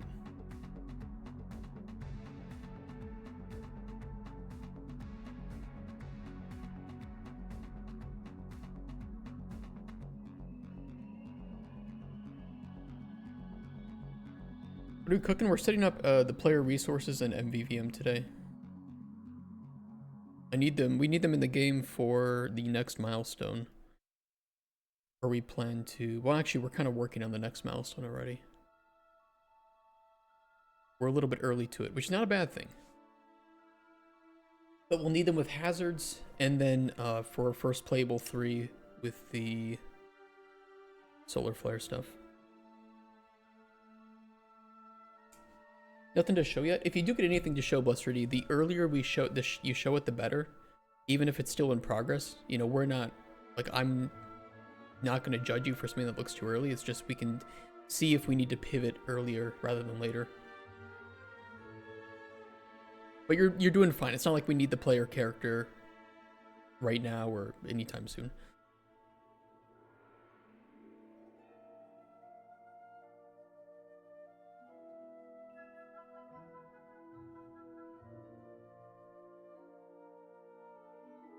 It doesn't initialize that.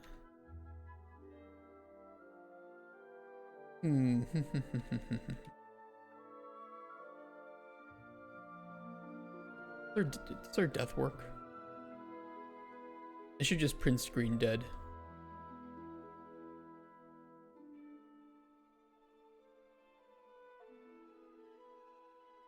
Yeah, we're good. Okay. Why does that not initially send to that? Blah.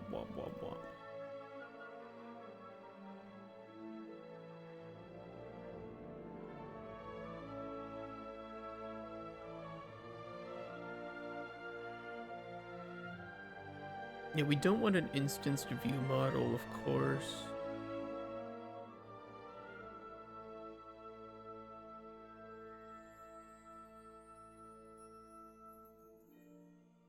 I think it's because... Maybe it's because of the updating for the binding.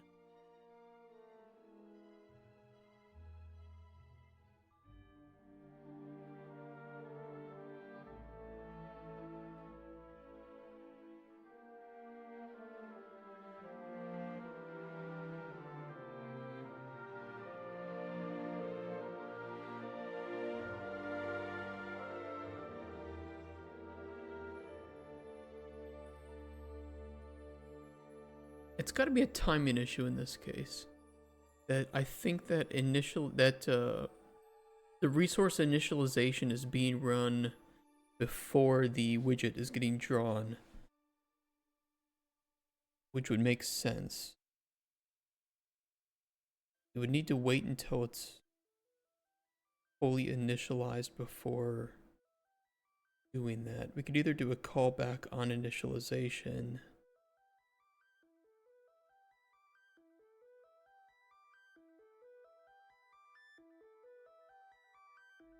You're using nanite? Yes.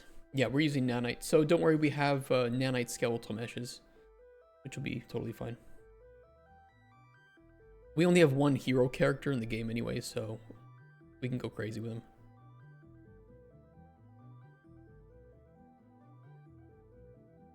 Just make sure that, like, make sure it clusters well. That's the important thing. Not necessarily the number of triangles, but if it clusters well, if the quads are set up in a good way, we should be okay. But it's just the main character. We're not going to have like a whole bunch of NPCs standing around. So we don't even have to make him nanite. We can just do traditional. We'll be fine. We'll be fine. You hear nanite a lot? Yeah. True.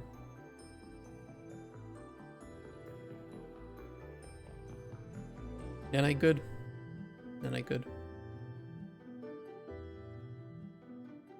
Ibex, if you want to read about the building stations, the restoration stations, you can read about them on documentation.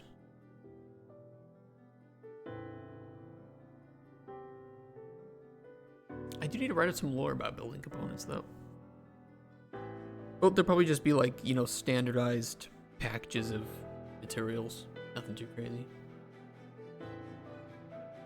I wrote up some good lore about our star and flares. This documentation, it is technically open. Yeah. I'll just send you this page. You guys should be able to access all of it.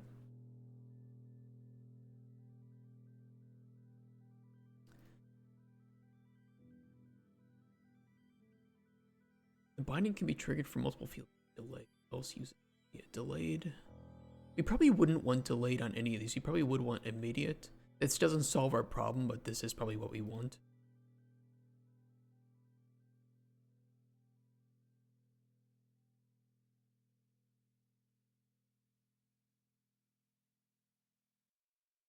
Wouldn't be a relatively clean way of doing this from the component side.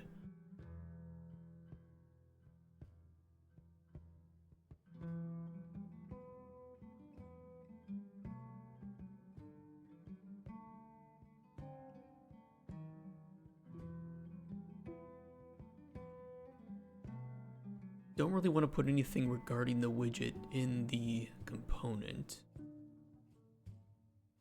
That would be going against my better judgment.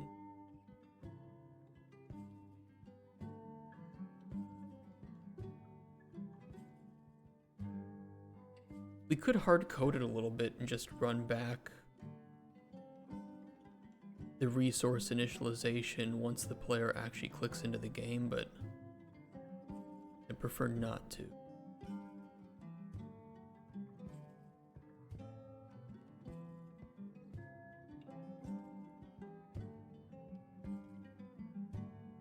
If we know that the player starts with the maximum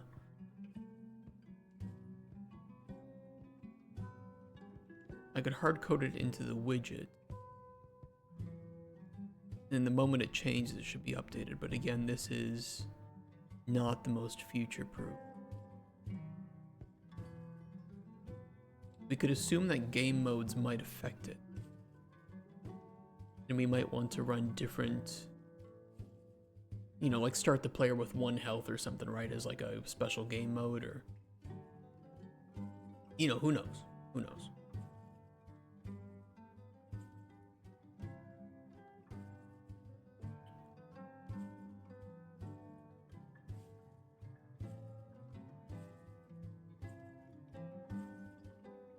We could always add a small delay. I don't think it would take very long to get drawn. It's a little bit silly to do it, but well, we'll just remove it later. Which means it'll get put in the shipping build.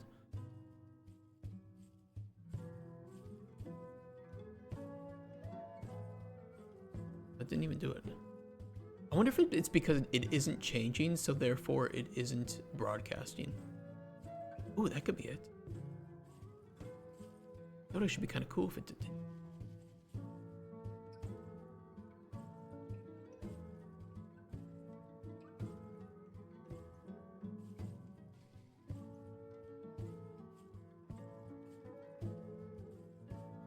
Oh, it is set to 0.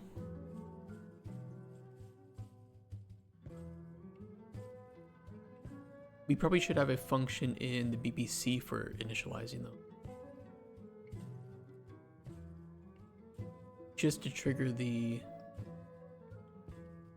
dispatchers. Let's do it that way instead.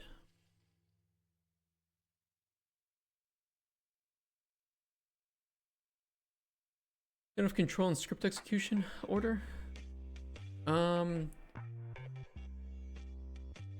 Some things, yes. I mean, you can do anything with Unreal, right? Because it is open source, so you can make a modification. But there are some things that get done in a specific order, especially during like the frames. So you can look up like the render pipeline, and there is a very good example of how things get drawn and when. For instance, we can see that like Slate UI is the last thing that gets that happens. And certain things like, you know, post-processing, of course, is the last thing too. So if there's anything that's done in post-processing, that you don't want to have be affected by, let's say, anti-aliasing. You know, you need to render this after post-processing and not before.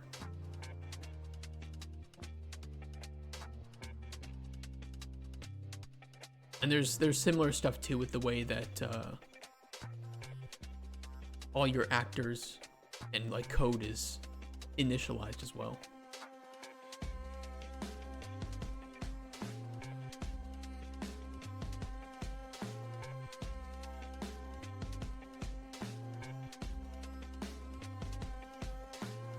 Mumbo jumbo, yeah, kind of. It kind of is until you have something that you think should work, but it doesn't work. And the reason it doesn't work is because it is firing out of order. Which is annoying. It's very annoying.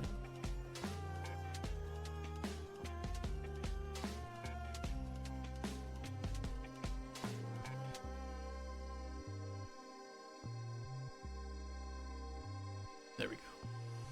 Now we're good. Now we're good. Okay. If health is working correctly, then we just need to copy this same kind of thing 4 times or 3 more times. And then we'll have the ablative hydrogen and building components too. The only question is, do we want to show player health as a percentage? I don't think it matters right now. Inevitably, we're probably going to change it to like a health bar or something anyway.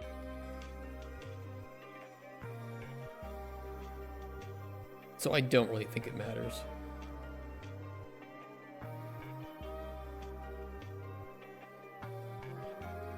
But for testing purposes, because we'll be handing this off to testers, I might put a percentage sign appended to that too. Probably. Probably.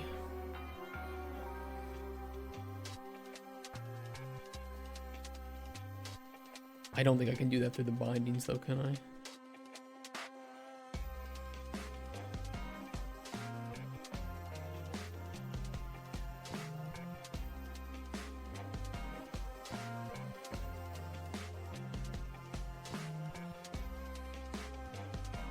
Polyglot data, what the fuck?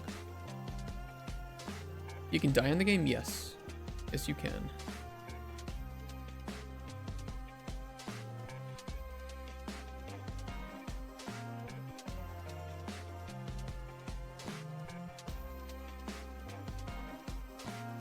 Why is there utilities string select text, even though that would only be Boolean in text?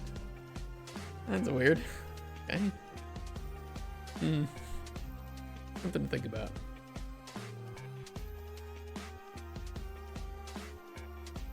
Probably not. I can do it this way though.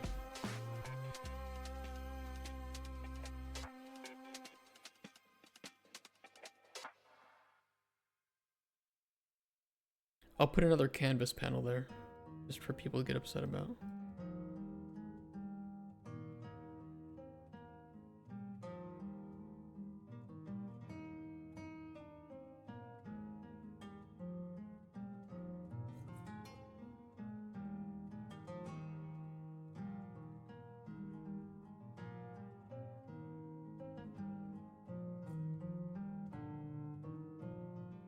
We'll just do it this way.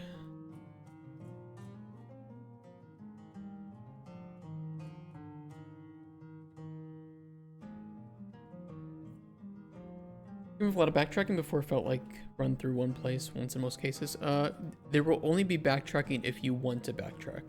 So for instance, if you decide not to repair the geothermal generators, you can go back at any time to do so. And your ability to get back up to where you were, let's say, you know, because you start the game level 6, that's our demo. The next area is level 5, so let's say in level 5 you're like, you know what, maybe it was a good idea to turn those on. You can just either jump back down, or if you have the checkpoint teleportation turned on, you can do that, or you can use the emergency station elevator if you have that turned on too. There's a few options to get back down and then back up. Depends on what your settings are though.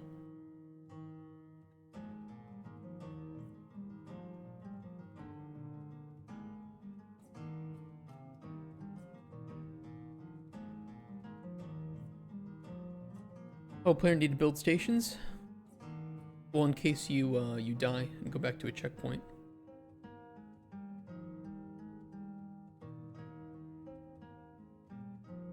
They're there as hubs. And some of the levels may not be just like a linear climb. Some might be more of a open area where you could take damage and you might want to return to it. You know, you might be setting up like shortcuts.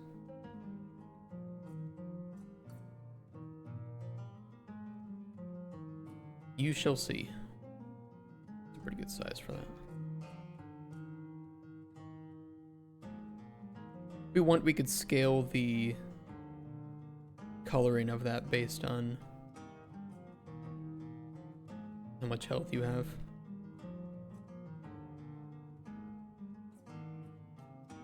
Can't they tell it to run a specific function?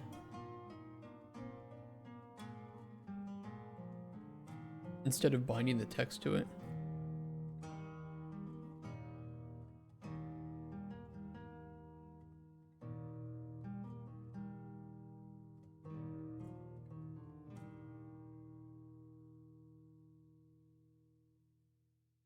I think it is possible to do that.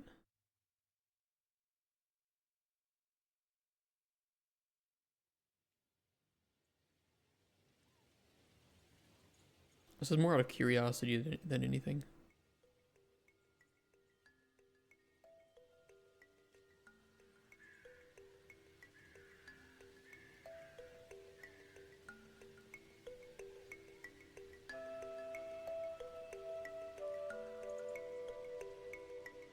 I can use functions from the MVVM.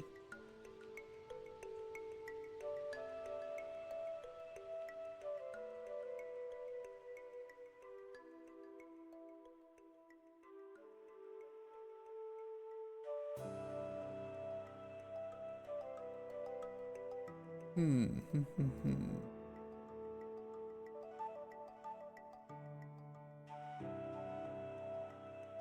Empty binding.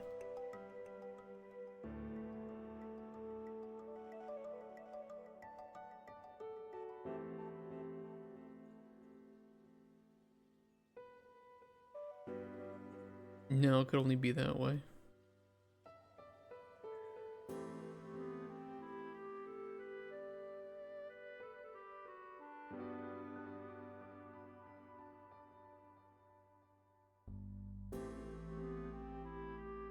You could handle, I guess you could handle the color in the MVVM and then just update the...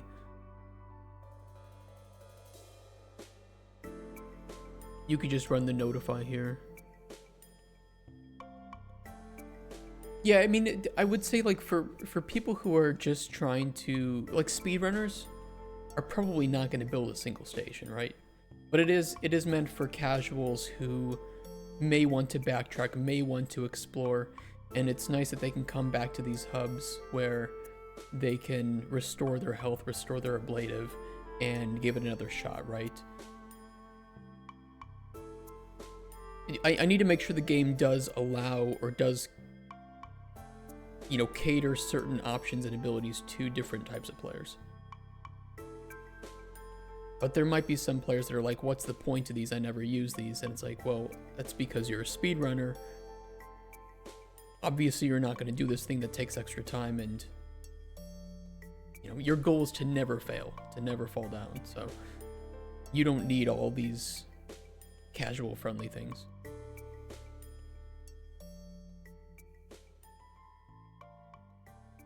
It's kind of like an immersive sim, right? Or like an RPG game where they give you tons of you know, like potions or poisons or usable items, and you as a player don't use those. But there's like 10 players out there who are doing some specific build where they have no lightning resistance or something, and they're the ones that those potions and usable items are built for. One of those scenarios, right?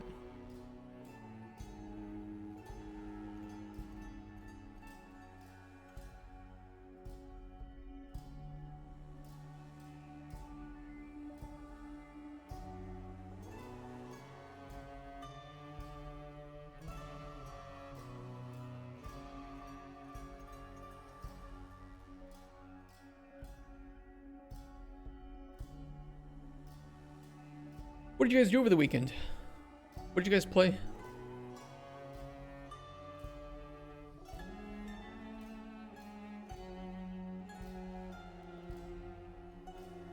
Any good games? I can tell you one thing I played, and I kind of wish I'd played it on stream. But if we want to, I could play it again in one day. And that was the Neo 3 demo. I mentioned that we might play Neo 3 on stream. The demo turned out to be 5 hours of gameplay. I thought it would be like an hour at most. And it was 5 hours of really, really good gameplay. I just sat down. I was supposed to like go outside. I was supposed to do things around the house, and I just sat down. I was like, okay, I'll just play this first, you know, then go get some food and blah, blah, blah, blah, blah. I sat down and played the whole thing in 5 hours.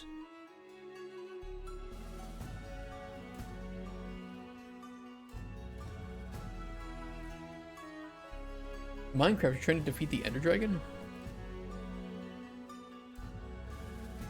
Is it your first time?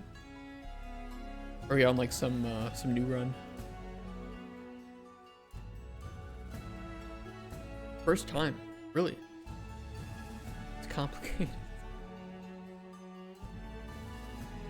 I think even when I play modded Minecraft, I don't go after the Ender Dragon.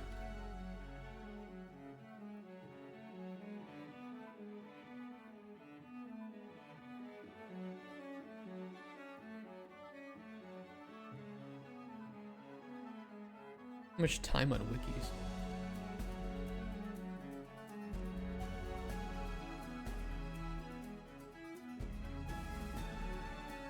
I don't remember spending too much time on Minecraft wiki, but I think I would nowadays. It was easier back when you were a kid.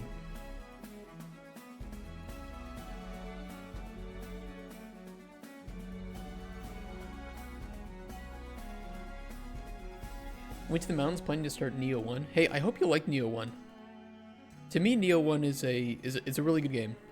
It's a little bit like old school, like Dark Souls. There's a little bit of old school, like Dark Souls feeling jank to it, but I still think it's a good game. I don't know why it's sitting at mixed reviews right now. But an 8 out of 10 is definitely what I would give it. But then they just kind of made the next Neo even better. Like, they really did improve upon it.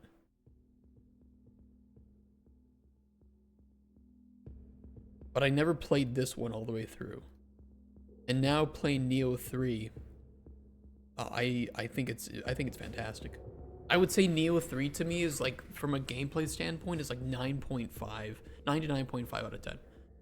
There are very few problems I have with it, and nothing is so major that I was not having fun at any point. It was really, really tight for the controls, very fast paced. The bosses were cool, the enemies were cool. It's really good, and I like the new ability to switch between samurai and shinobi. Felt very fluid. Minecraft is more intricate today than a decade ago. Yeah, there's a lot of new stuff that some of the stuff I like, some of it I don't like. I like the bees. I like the decorative blocks. I don't really like the what do they call them? The illagers. Villagers. I think that the big like mansions of the pillagers you can find out in the wilderness are awesome, but completely underutilized. There's like, it just lacks depth. Like, okay, I can go there, and what can I find in there?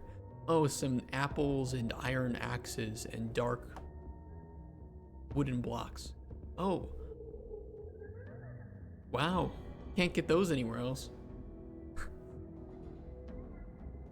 I wish it was more like Terraria, where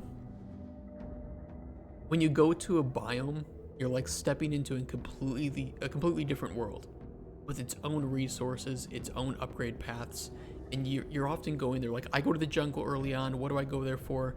I go there for tortoise shells, right? But it's dangerous as hell. Or you go for like the little jungle puffballs or something. I should buy another game until I complete all the ones. Well, if you've never played Terraria and you're looking for a game with like tons of depth, just a ridiculous amount of depth, this is the game to play. It is mostly boss focused though. If you're not into fighting, I wouldn't play it, but if you're okay with a lot of fighting and bossing, this is a good game.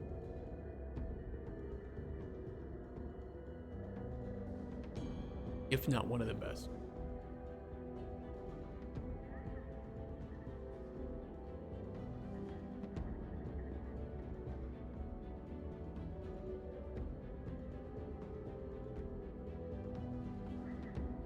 Find event to player ablative.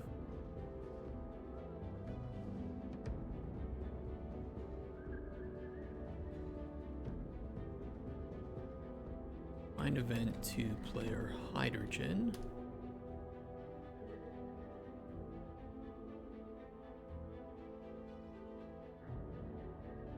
Haven't played 70-80% of your Steam library?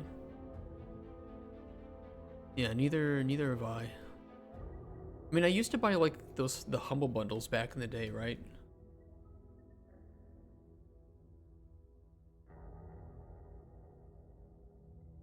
Because, you know, it's like there were like 2 games you wanted on one, and it was cheaper to buy the entire bundle than it was to buy the 2 games separately. And so it's like, okay, well, I want to play these 2 games, so I'll just buy this thing, and now I have tons of extra games. I don't know if Humble Bundle is still coming out with good stuff, though.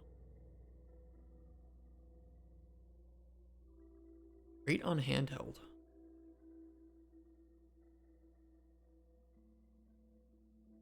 At 12 euros. Pretty good stuff on there.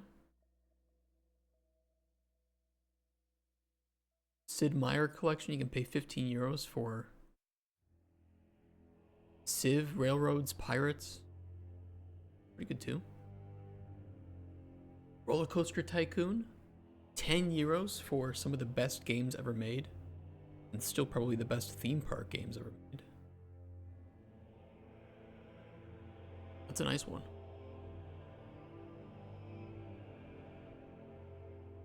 D3 waifus for you. Oh. And written in assembly. How you doing, Cyberology? And written in assembly, you're right. Pretty incredible games. If you're wondering like, hey, can I play RCT? Nowadays you can get Open RCT 2, which adds a whole bunch of quality of life to the game and allows you to play in full HD. And it's free, and you can combine the RCT1 scenarios with RCT2, so you can play essentially all of Roller Coaster Tycoon 1 and 2 via this client, and it hooks very, very easily up to Steam.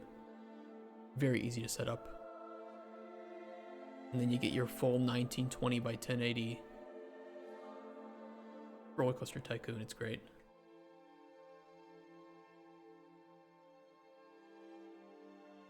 How's it going, Ongram? I had a good weekend. How was yours? You haven't started KCD2 despite loving the first game?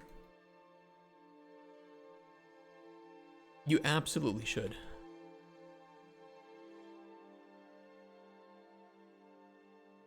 Oh shit, I messed up. Hold. Wait, why can I not bind the...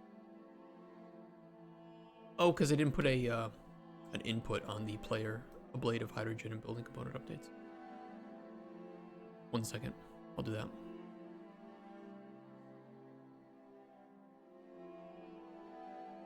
Ablative.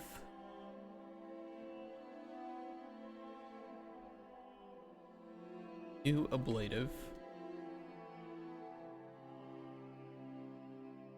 New hydrogen.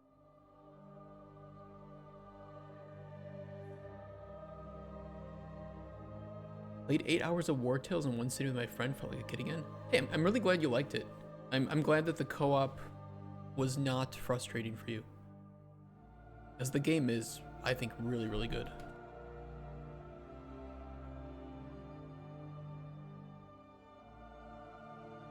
I initially didn't get into it, but I think it was because I didn't play the game, or I wasn't thinking the game was what it was.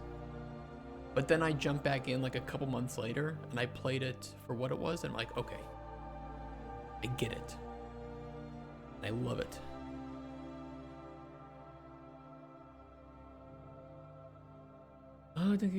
You should play KCD 1. Yeah, if you want to play KCD 2, you should play the first one. It is a continuation of the story. It was originally meant to be one single game that they released in parts, but then they broke it up later.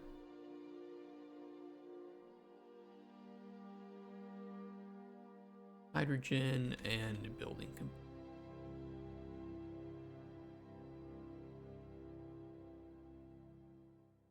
Continue to play the OGs. I would play KCD 1 if I were you, just because it's a really good game. And functionally, it's pretty much like the same mechanically as the second game.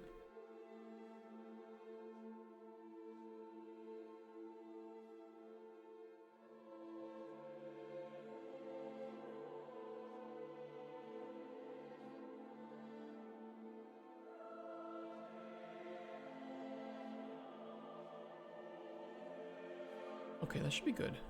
We don't have any other player resources, so honestly, once we make this, we shouldn't really have to come back to touch it again.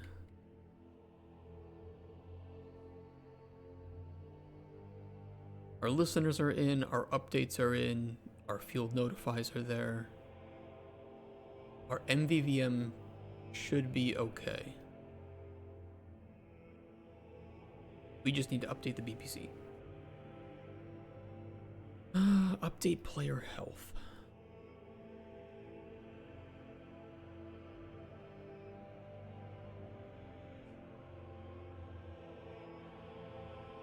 Oh, that's an interface. I'll add it here.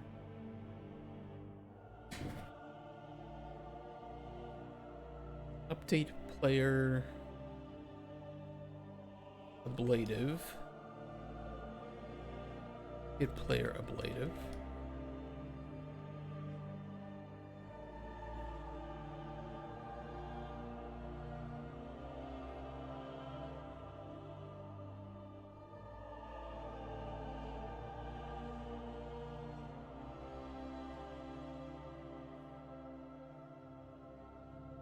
Player ablative.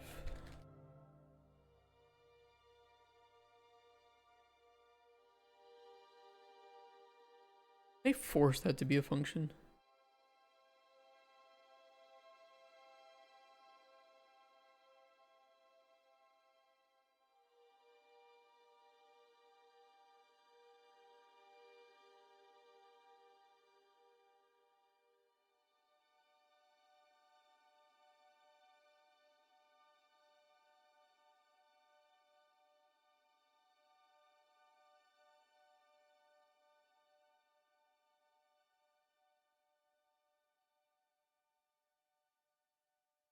I don't want that to be an event.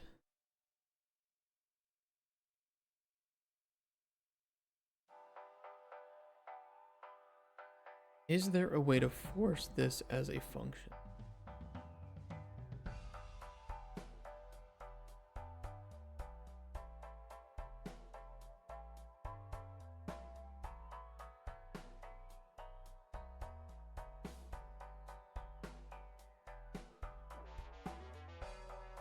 I mean, I could just have like a Boolean output, right? Like I could just poop a Boolean for the sake of it. I don't know if that's standard practice, probably not. UE5 force BPI event to be function.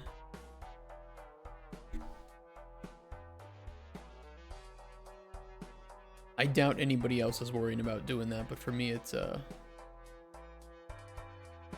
kind of annoying. I'll just force a Boolean.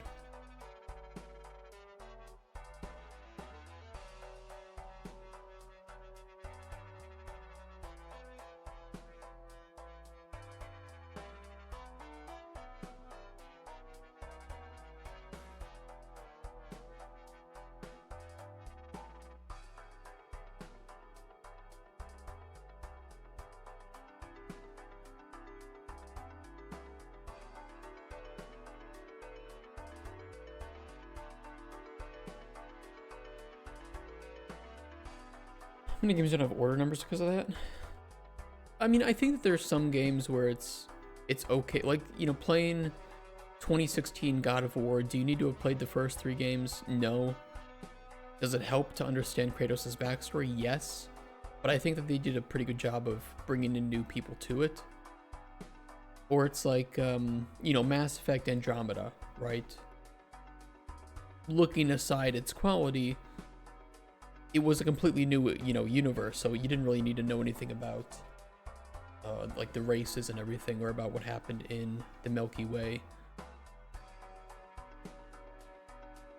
But it does help to have played Mass Effect 1 through 3.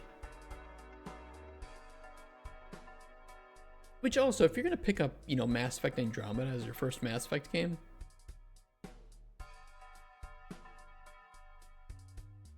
I probably wouldn't do that.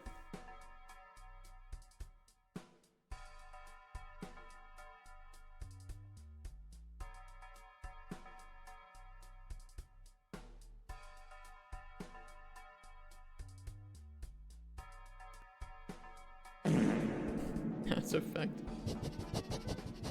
What's the saying? Daddy. Your ass effect makes my mass erect. I think that's the classic line.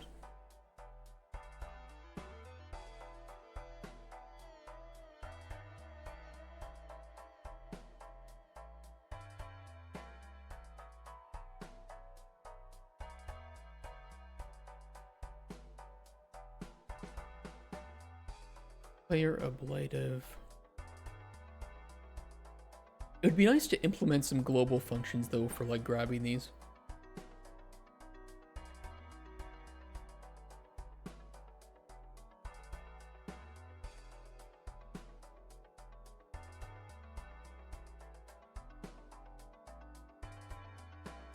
I might do that. I'm thinking about it. Because I don't want to have to grab this BPC every single time. Like, if we know the BPC is there because the player is there, it'd be nice to just grab that.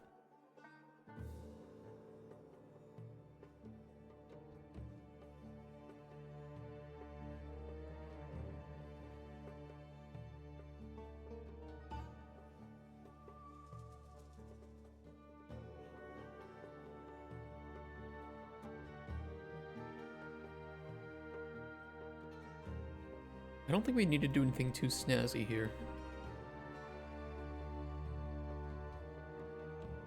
I've been playing with, I played 2 main things this weekend. I didn't get back to Bannerlord at all because I was playing on, well, Friday I did a lot of work here.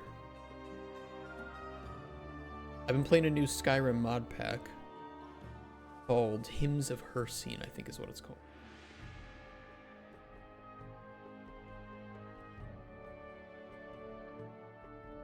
And it looks really good. It's a really good mod pack. Very heavy though. It's got like 3,000 mods.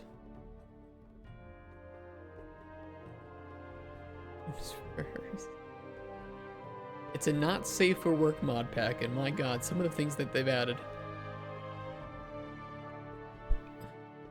I was streaming the game to my parents.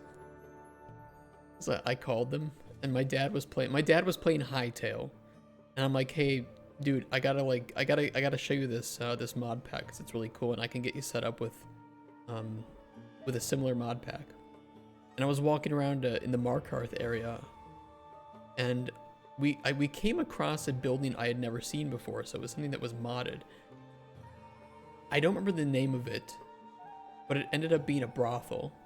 So I'm showing off to my parents this mod pack for Skyrim, and I walk into a brothel where some ladies are playing instruments with their tits out. So that was fun.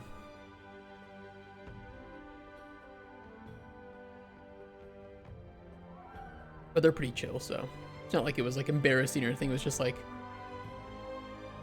here's this really pretty looking mod pack, and I guess here's some ladies' tits.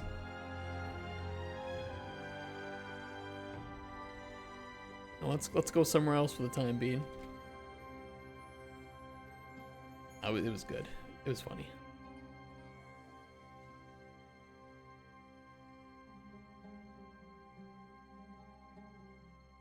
But it is a good mod pack.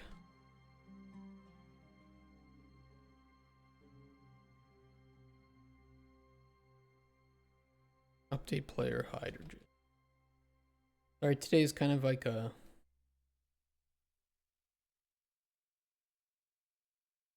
easy, boring day. Just me making stuff. Nothing too exciting.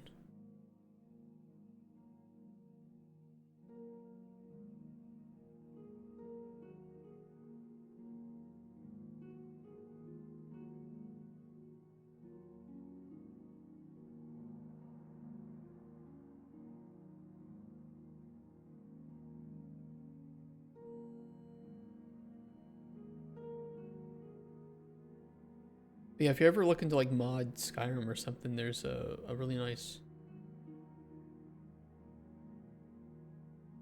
program called Wabbajack that you can do it with.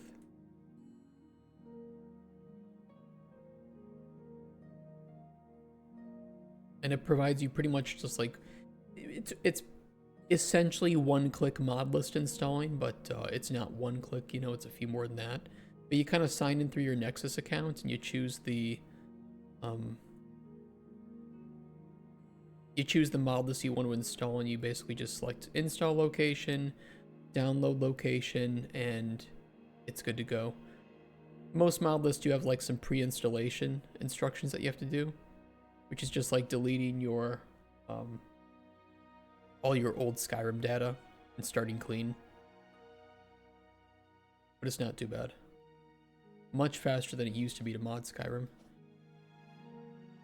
Holy jeez, that was not fast.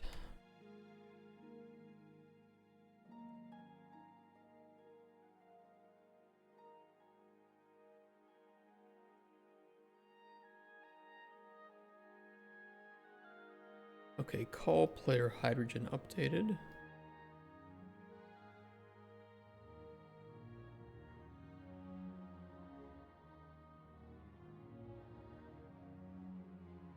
And last one we need is for the building resources. We're gonna clamp that too. But there's, you know, we will have a set number of building resources in the game. The player will not be able to obtain more than that, so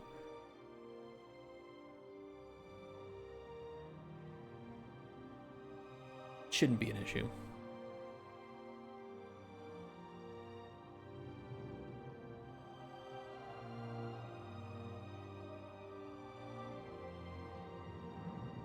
I played that on Saturday, and then on Sunday I played the Neo 3 demo, which was amazing.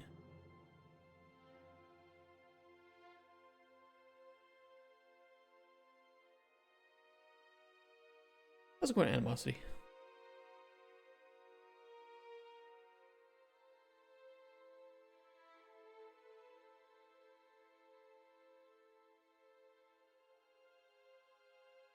I've played Skyrim for 14 years. It's phenomenal. People still actively mod and play it.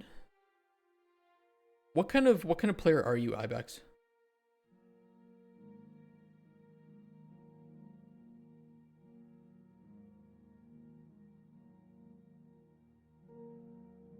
Like, are you a hoarder, completionist? If so, I have a mod for you.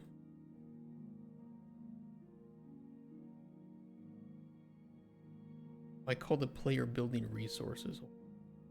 That's not the name.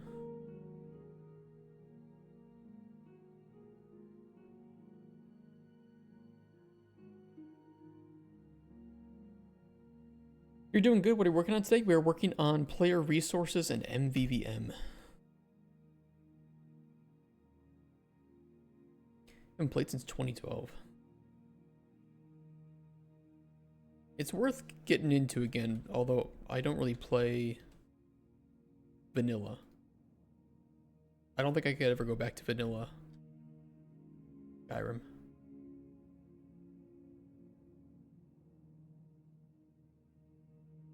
But modded is amazing.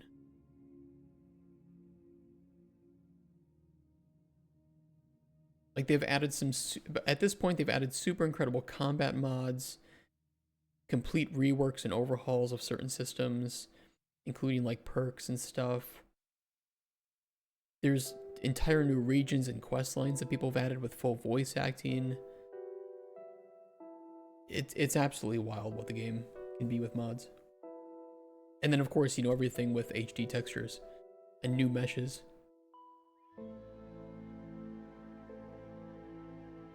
The one that I can show for, if you're like looking for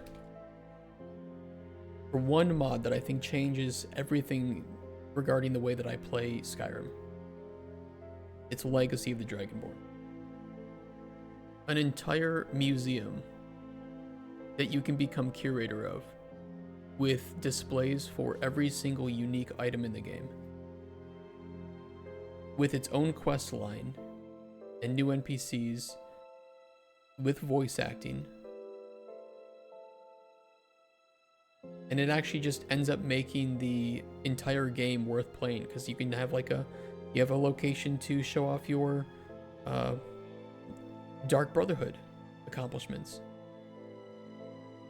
and areas for the... Actually, they add new items too that you can find as well. All the unique weapons and stuff. And as people visit the museum, they donate gold, and you can unlock like expeditions that you can go on with the NPCs that are there. It's completely wild, this mod. So for me, this one mod changes the way that I play, because now it incentivizes me to do quests. Because now that stupid cave that drops like some bullshit unique sword that I will never use, I can display it in my museum, making me more gold and furthering the quest line of Legacy of the Dragonborn.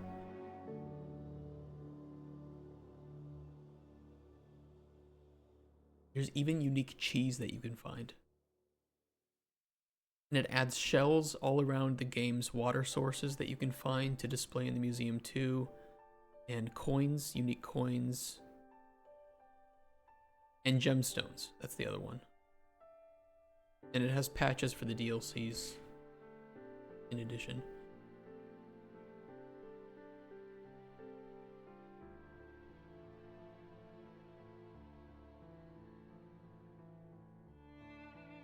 Do we need to check if no, we don't really need to check if the player's building components are too low here.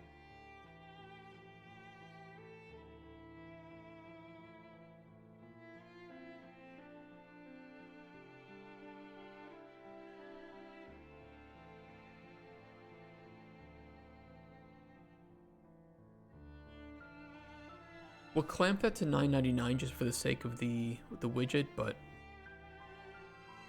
other than that, there would not be more than $999 in this anyway.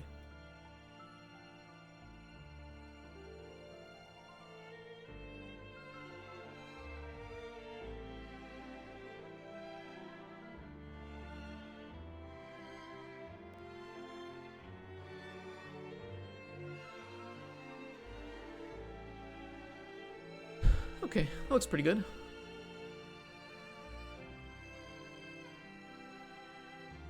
I don't know if we need to do anything beyond that, apart from just quickly calling these updates.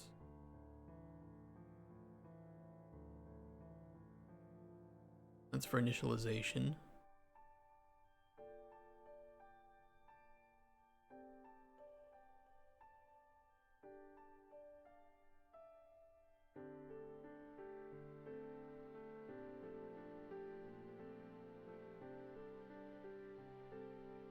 I think my favorite mod list, if you're looking for something to get back into, was Tempest Maledictum, I think is the name of it.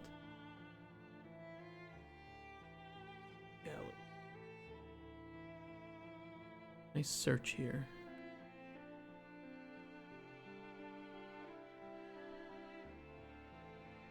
Tempest Maledictum.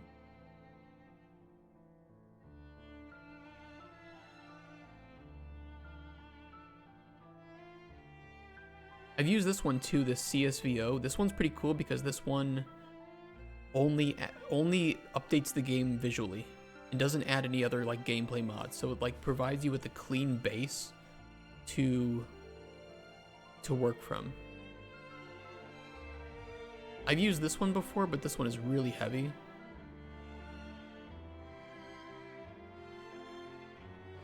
This one, though, I used, and this one I can 100% recommend. This was super stable, it ran well, and was all built around Legacy of the Dragonborn, with over 24 quest mods.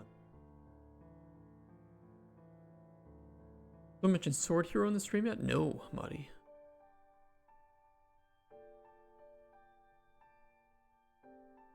And never mention it again. I'm just kidding, I don't know what it is.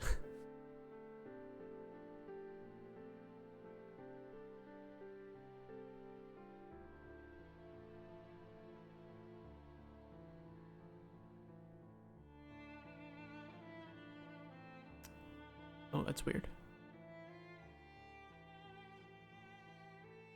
There's a slight space between these two.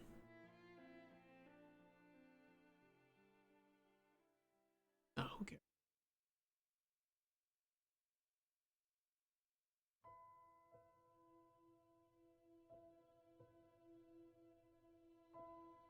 You have to write code in Unreal? You can write code if you want. Nothing wrong with that. Okay, all of our resources should be updating now. And this is all done with 0 calls to the widget or to the player. This is all using MVVM. And running through the component, a BPI, and its own MVVM. Let's test it with the other two. Update player ablative.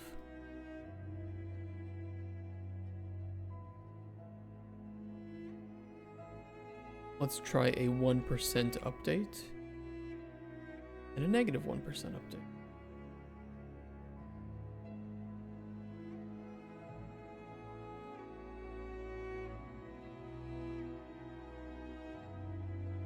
Sweet.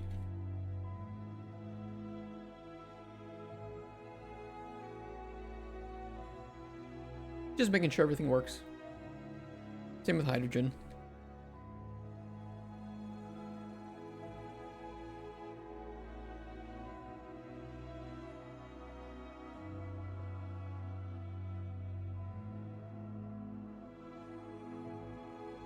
%1 and negative 1%.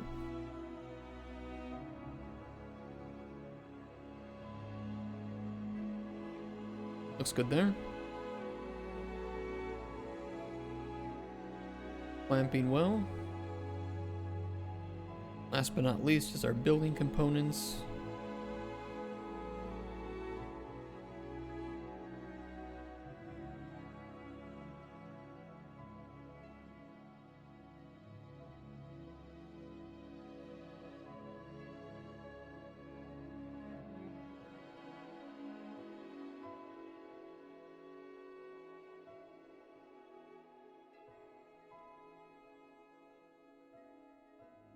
Good to me.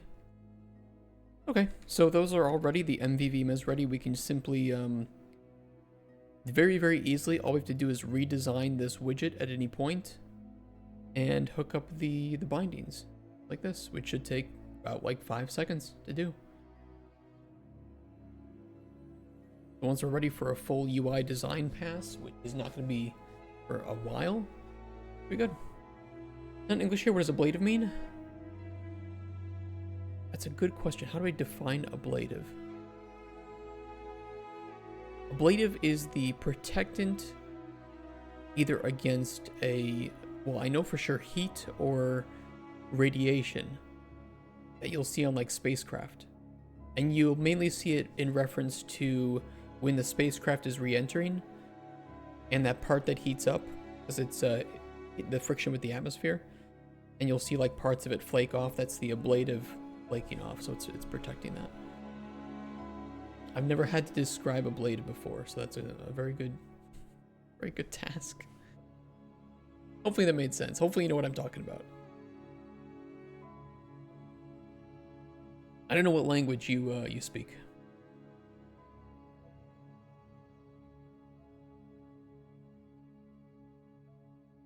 They say don't make RPG as solo. I think you can make whatever the hell you want. You're Dutch. Aren't Dutch people practically English native speakers anyway? What is it, like 92% of Dutch people speak English as a second language? I'm just teasing you. I think it is something like that, though. But I'll say this, Ibex. I think you should make whatever the fuck you want to make as a solo or small team. You just have to understand the risks to it. If you're new to development, I do recommend making small games to get used to development.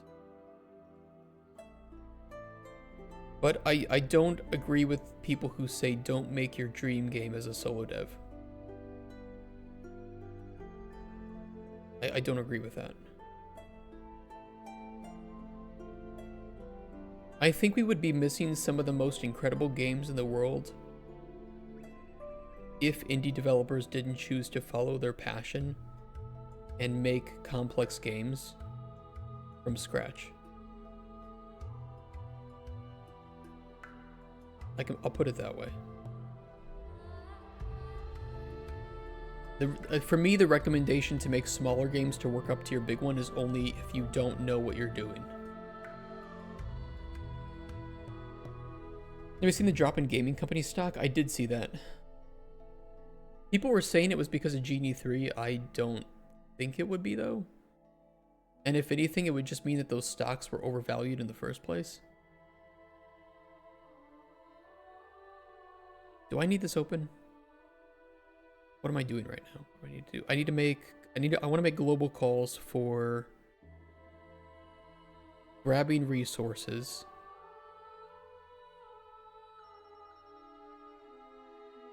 We need to add checks to our updates to see if the player actually has enough.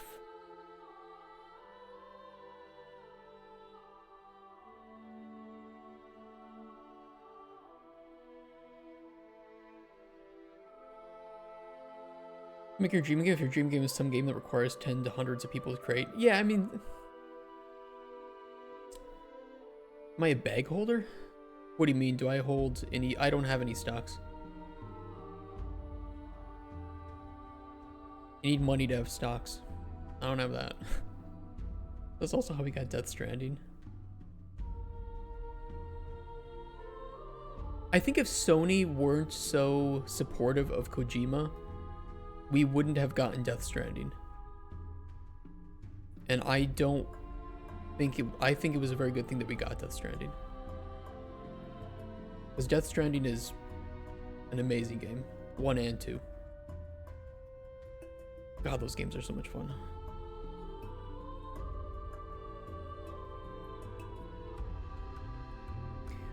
Saw someone trying to pin gaming stock drop on Genie because the idiot baby stockholders need to be treated like children and don't understand shit. They saw Genie and thought video games could be made on the spot. Yeah, I don't understand the hype around Genie. To me, it doesn't even matter if Genie could eventually, at one point, make a game from a prompt. I don't see people wanting to do that. I don't think there's many people that want to sit down to play a game and fiddle around with some prompt in order to get it to properly manage progression and create systems. If that were the case, then not only would people already be making games instead of just playing them, but also console and mobile games would have already dried up. There's nothing to Genie. Nothing at all. To ablate means to remove body tissue surgically or to remove surface material from a rock, a glacier, by the action of... So I guess in this case, when they're using it for like scientific purposes, ablative probably means like the removal of material from by, you know, through the use of like friction or wind. Because you'll have like radiation ablative or ablation, right? Which is like a real thing for medical. But then we have like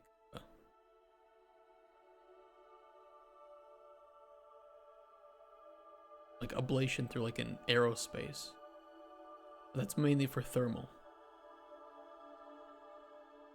Yeah, I think Genie, if anything, is just another, it's another source for reducing the amount of time for certain aspects of pre-production. But we can't, and I'm not saying that you guys do, but I think that a lot of gamers might think that pre-production is just like ideation, when it's not, when it's also figuring out your unknowns, right? Testing the technology, seeing, you know, prototyping fun systems. So right now, anything like Genie or Midjourney or whatever, it kind of just targets a very small and not very time-consuming part of pre-production, which is getting inspirational pictures and stuff like that. That's about it. About all it does. Resources.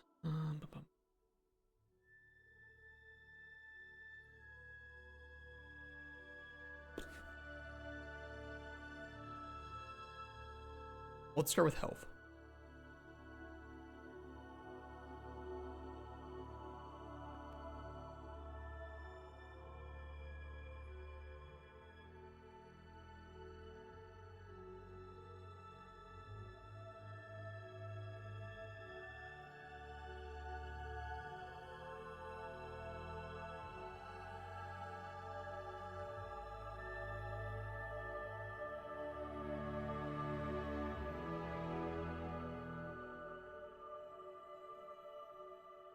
Otherwise, we can grab that and...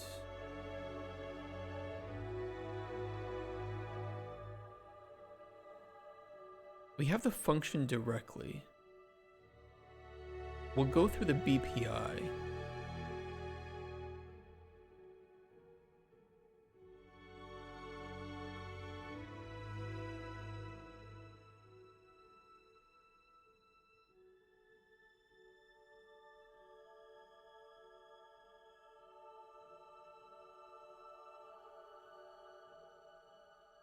Input pin.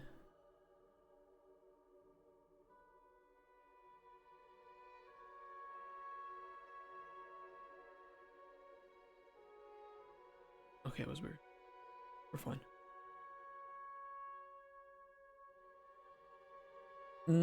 I understand why you're saying that, Ibex. I think there is no better term to use here. I think ablative is the most simple and hard sci-fi accurate term to use. If you can think of a better term to use here, you know, I'm all for like hearing it, but I don't know if there is a better term than ablative to use. And we're okay with using complex terms as long as the player kind of understands what it is. So I think you bring up a good point where we might have to like tell the player what this means. I mean, animosity, you're a good example here. What's the Dutch word for like ablative? Of course it is.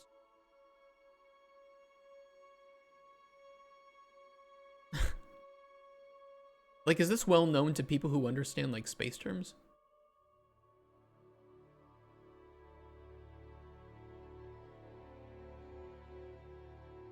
Like, have you guys played Kerbal Space Program though? I don't know, ask the space people. I think it's like shielding, but it's not really shielding. It's okay to... I didn't say that. You can't put quotes around that. I didn't say that. I did not use the word pretentious. You cannot quote me and make up things that I'm saying. You can quote me with the things that I'm saying. God damn you.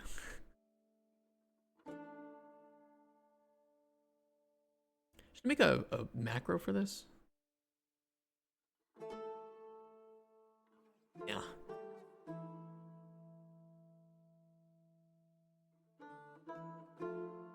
You know what? I could make a macro for like an integer comparison. There might even be something built in to check and compare integers.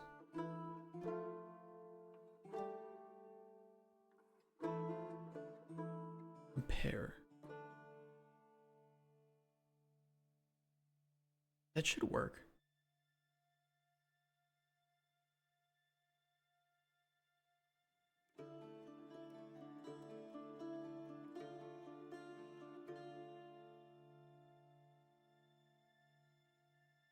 I would think. Heat protect. Well, it's not heat protection. In this case, it is radiation ablative, not heat ablative.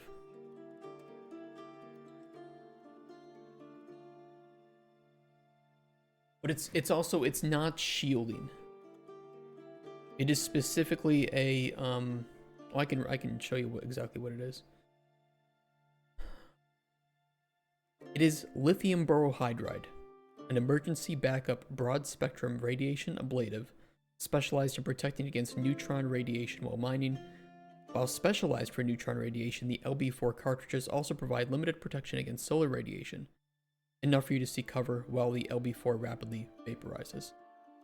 Infused with inert silica encapsulated ferromagnetic nickel nanoparticles, allowing it to adhere to the player's exosuit and stabilize it in oxygen-rich environments. 3 days of blade. That's deep, Marty.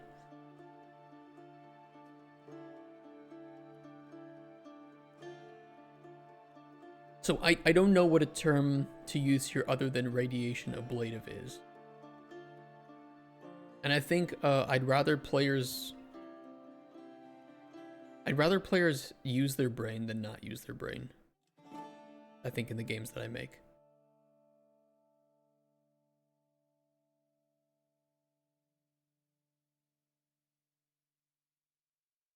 No, aerogel, it's a cool space material.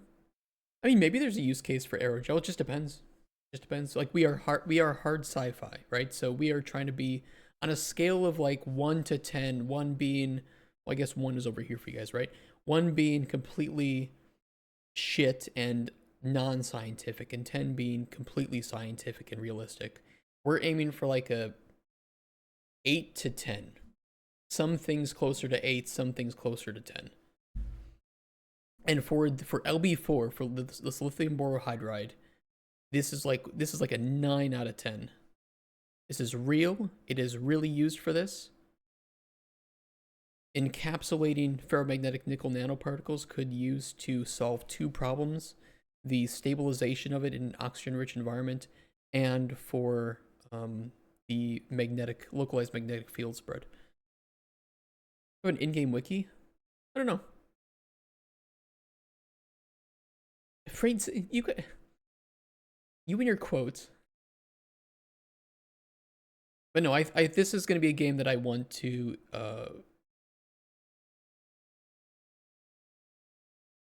don't be dumb while playing this game.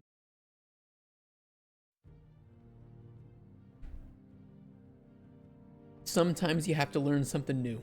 Sometimes it's okay to learn something new. And if we need to have the player character saying like, you know, thank God my LB4 cartridge is still intact, wouldn't want to get blasted by the sun.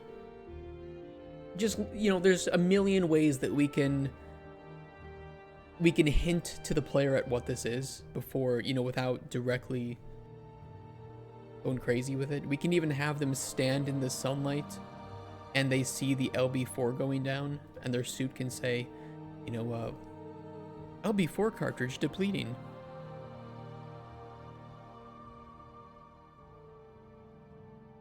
We can go there. We can do it. We need to get to that point. But right now, only I need to understand what it is, because it isn't a thing in the game yet. Yeah, that'll be a thing in the game in Q2 2026.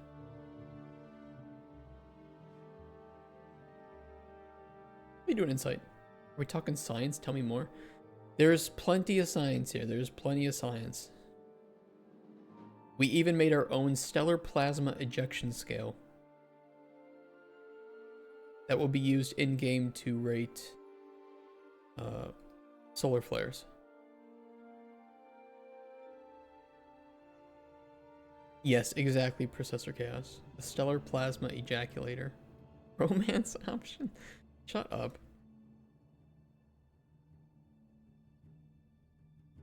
I don't think for player health we need to compare. We do need to compare it with building components. Hydrogen, probably not ablative though. 100% here though. Ooh.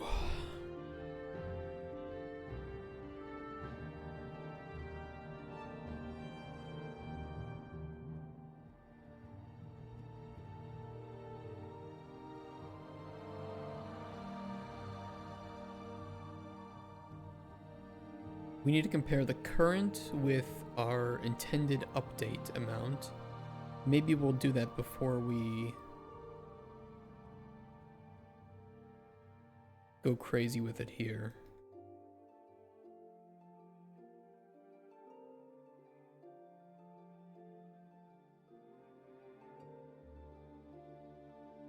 Try to remove some of the spaghetti.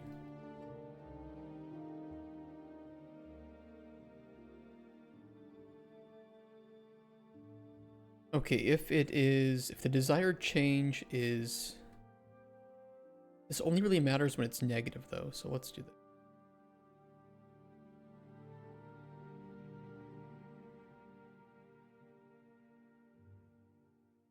Greater than 0. Although if it's equal to 0, it doesn't really matter. We'll do greater than or equal to 0. We can just update that because it's a positive change, right?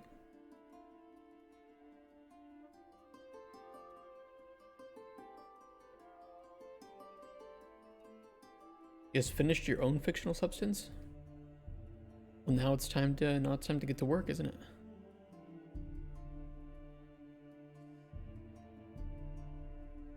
Physics lore. Doing some weird shit with physics?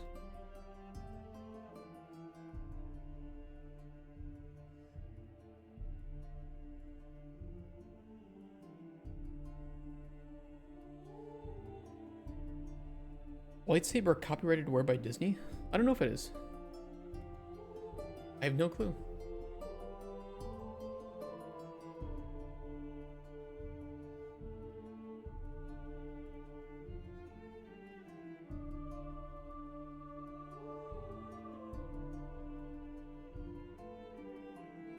You could search. Oh, isn't it one word? Lightsaber? Lightsaber, Lucasfilm Ltd. Printed, books, art prints, office binders, clothing.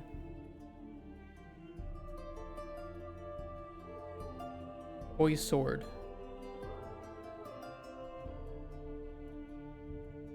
Toys, games, playthings. Yeah, they have lightsaber.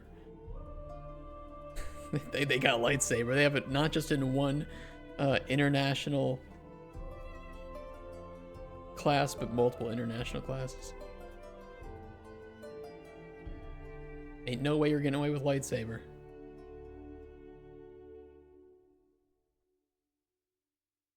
Use saber instead of saber. Hate aggressive copywriting. Well, at the same time, like, you are as protected when you come up with something cool as they are.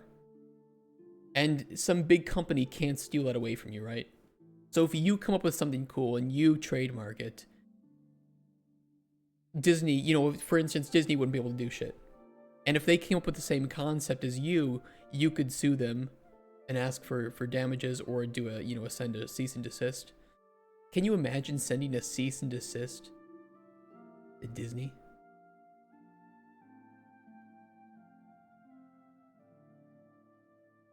It can not really. Not really. If you have the right international class, and this is just like this is just the name. This is a word mark, right? Not like a not a visual one. Like this one.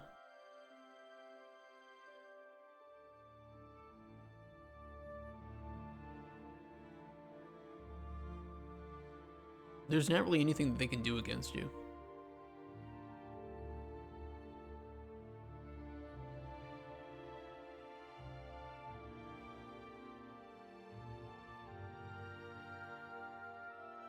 Sue them and go bankrupt due to insane cost to this process. There is that. You could sue them for in the lawsuit, though. You would. I mean, first you would send a cease and desist, right? And then if they wanted to abide by that cease and desist, they could. Otherwise, you take them to court. And you don't really need like a big lawsuit, right? Because it's basically just who owns the trademark, and it's like, well, I own the trademark. And it's like, okay, were you the first one to use this trademark in, commercial purposes? And let's say that it is. Like, yeah, I was using this term 10 years before Disney was using this thing. And you just show that. It's like, okay, well, they don't really have anything they can do here.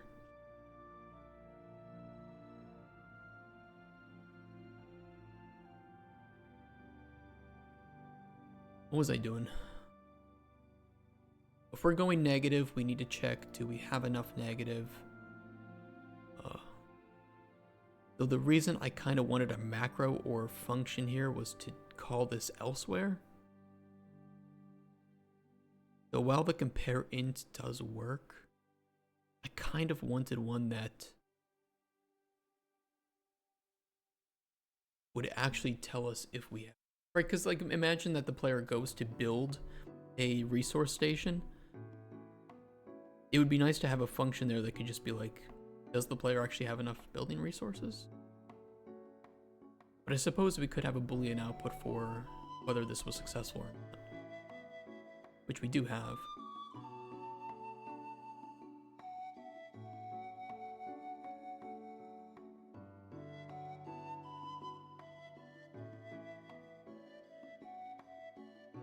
Yeah, I suppose we do have it. Okay, so does our player building components greater than or equal to, in which case, yes.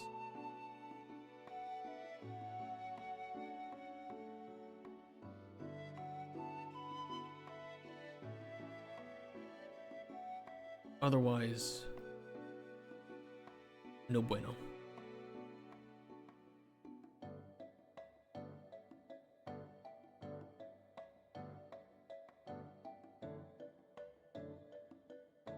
Well, there's a couple things when it comes to trademarks, right? Because a trademark is not the same as a copyright.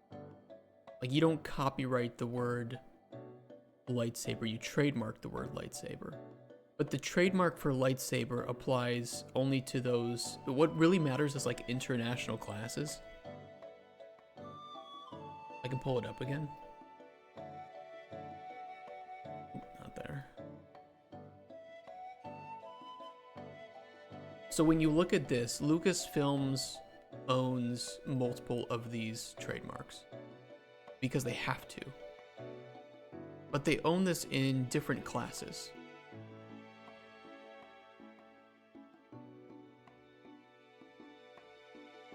Why did that not open that? There it is. So we look here. So this is the international classes that have been described here. Primary is 28.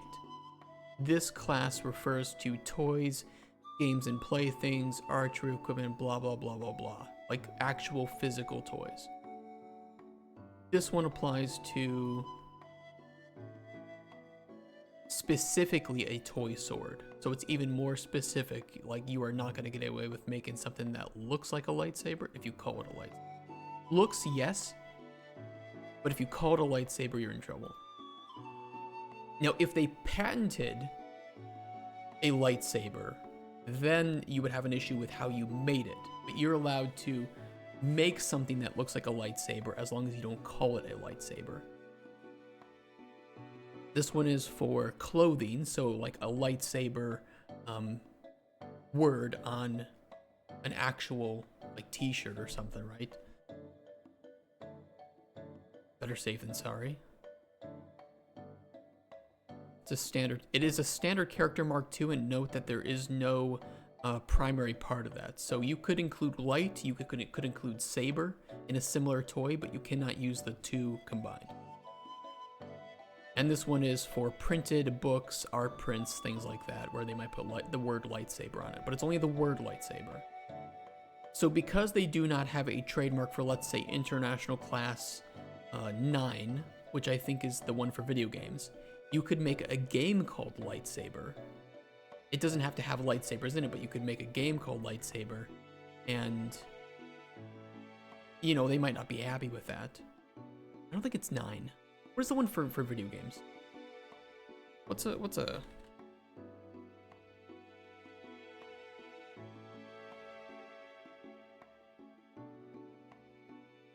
It is class 9. That's audio video recordings. Is it 41? No, it is international class 9. 9 and 41. Kind of the one that this applies to. So that's really what it comes down to. Is like, you can, there's two things. So there's the classes that are used, but also confusion. So if people are playing your game called Lightsaber and think that it's related to Star Wars, there might be an issue with that. But they'd have to prove that people are getting confused about this, and that would be the burden of proof would be on them, not you. So if you wanted to make a game called Lightsaber, you could. I wouldn't recommend it just because you really want to go up against your lawyers. I wouldn't. But if there was no significant confusion, they wouldn't have an argument against it.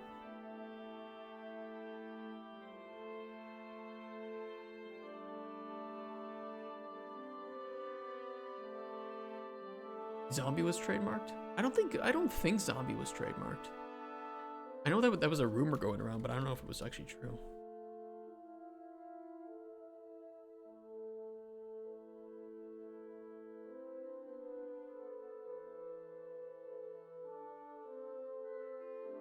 Coffee, distilled spirits, clothing, dietary, blah blah blah, foods. Not really. Like, you can see here, there's 2 different people that have trademarked the word zombie, but it's used in different circumstances, like toys, and then this one is dog toys and pet toys. Zombie dead, no shit. That's funny. So no, I don't believe the issue. There's 23 pages though, but I do not believe that the issue was because of a trademark. I think it was trying to avoid the use of the word zombie. But definitely you can prove me wrong. It was a long time ago they avoided it because it was too common. I could see that. That is a thing that happens, yeah. You can't trademark super simple words that people use just for the, you know, in every class, just for the sake of owning that word.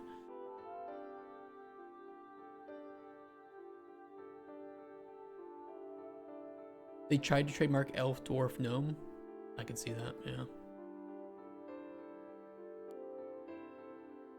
Every time you make a trademark or you file one, you do have to prove, you know, the examining attorney will try to see if it's like something that's super simple or used elsewhere. I just had that problem with Colon Chronicles, but I was able to get it resolved.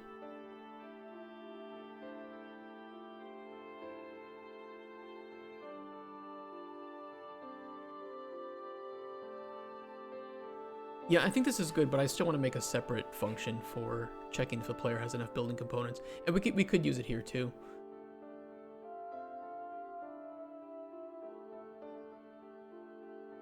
Or we just hook into this and we just check if it actually updated or not. You tried to trademark ablative, but it was too common. I didn't come up with this. I didn't make up that word.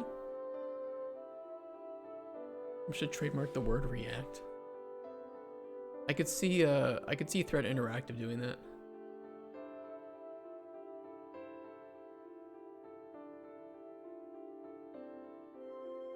Did he trademark the name of his company? That'd be really funny if he did. I mean, it's not a bad thing to do, by the way. Like, we're also going to do that.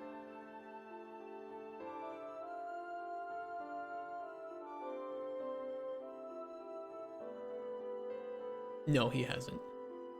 But here's the thing. So I mean, this is actually a really good example. If you tried to trademark the name Threat Interactive nowadays, he would be able to say that you're not allowed to do this because, hey, I've been using this mark for business, for commercial purposes for years. And they would then turn you down as long as he just provides some very simple proof that he's been using this in an official capacity, in a commercial capacity.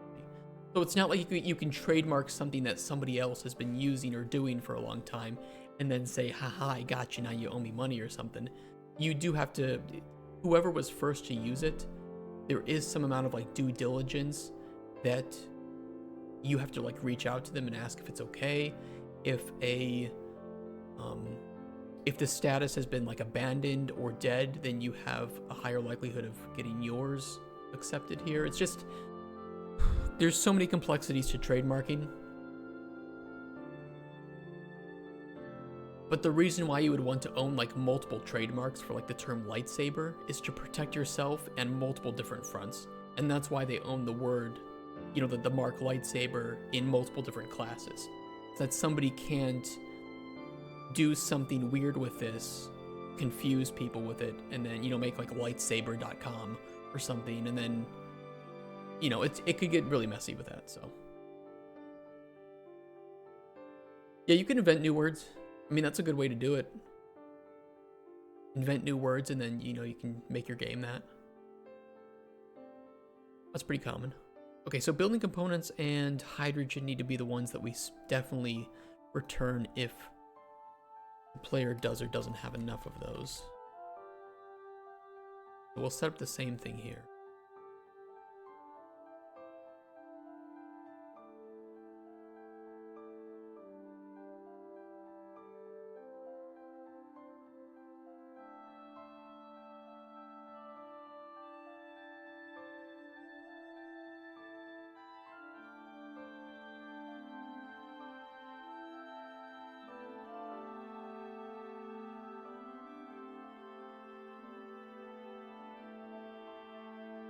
That's only if the hydrogen update is less than 0.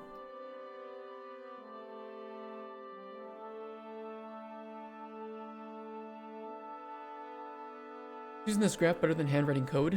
It is for me. It is for me. It's all code under the surface anyway.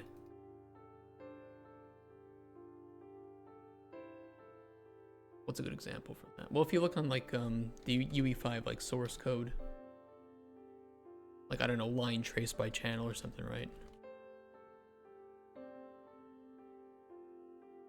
Where did they put this?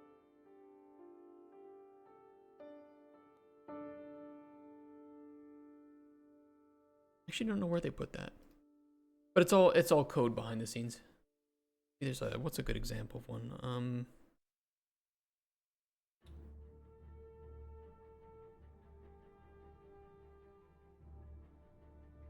Kismet math library has a lot of exposed functions for blueprints. So behind the scenes, you know, normalized delta rotator is an exposed blueprint, but, you know, then it just runs this code. So it's a visualization for the coding, but not a like a replacement. Going into the danger zone, yeah. I shouldn't have typed rotator. It's a little bit too close to the Q word.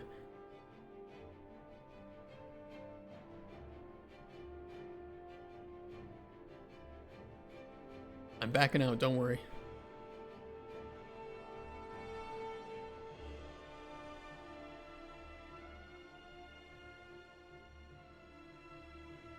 You can write your own blueprints in code, and you probably should do this if you're working in like a larger company where you have designers and artists. The recommended and smart thing to do is to write and expose functions and variables to your designers to use and to allow them to prototype faster, or make little one-off scripts that don't need to be nativized into code.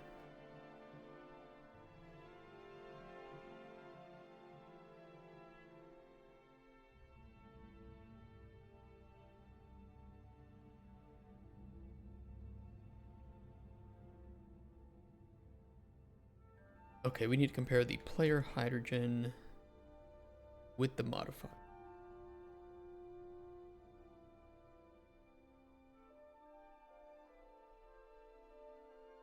Wouldn't it be the other way around? Wouldn't it be... Wait, we're comparing current hydrogen.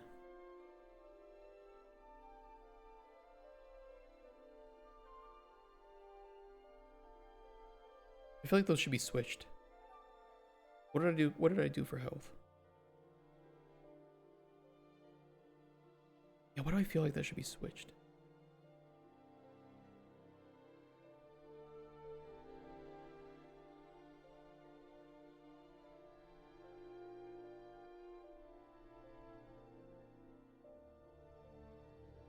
Why are we not just comparing it with the update? No, because we would need to do...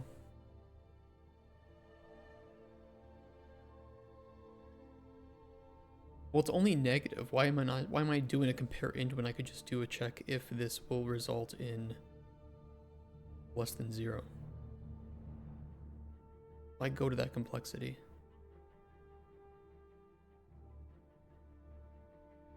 That's what I get for talking while coding.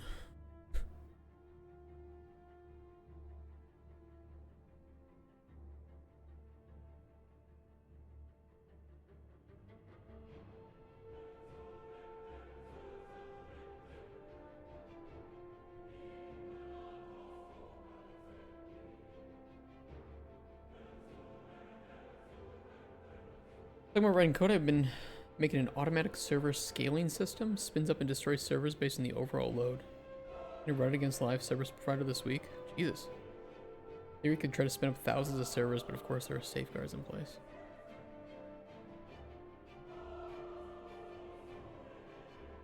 Sell that to game companies so that they don't have issues on launch day.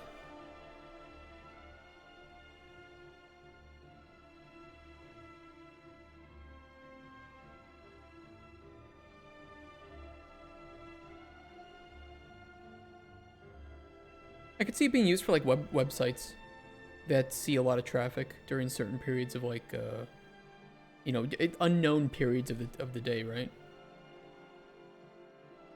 Like for instance, if 3 big streamers start trying to use straw poll with their chat, it crashes straw poll. But it, you know, with Processor Chaos's solution, it could understand that it's undergoing heavy load and then scale up more servers behind the scenes for that. And then shut them down as load becomes more stabilized. So that way you're not wasting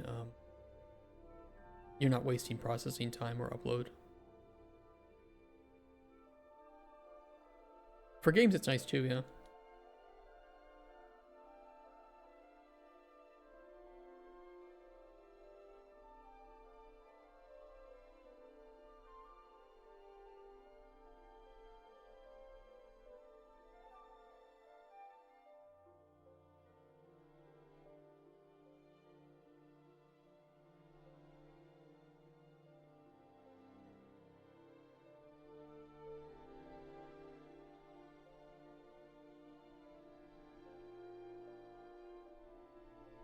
I bet they probably do have something like that.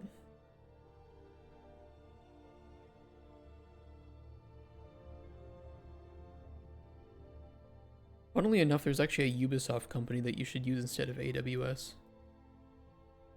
It's like 80% cheaper. Ubisoft, I said the U word. You're not going to believe me. But Ubisoft actually owns a company that specializes in like doing game servers. And the pricing is way, way better than AWS.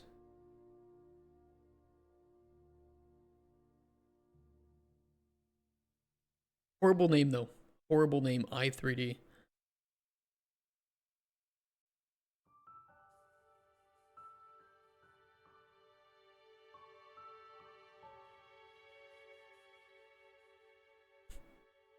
Isn't Ubisoft dead? I think their games are. To be fair to Ubisoft though, if I think back, You know, if they're using their own company i3D to handle their game servers, I haven't really had a big problem with Ubisoft's game servers in the past. There at least hasn't been like some big scandal that some new Ubisoft online game releases and they have major server issues. So if I can get 80% cheaper servers through i3D, yeah, I think I would definitely do that compared to like AWS. Give me one second, I gotta go to the bathroom. Here be.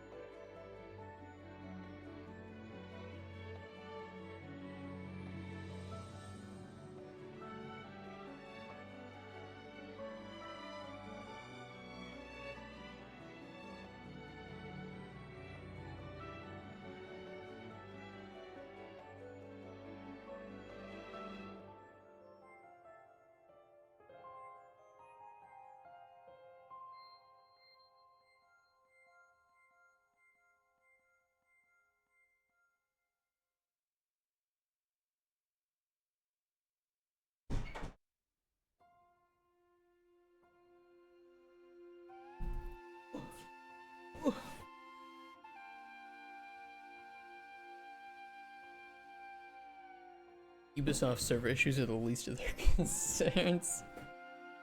Well, that's good news for somebody looking for servers then, right?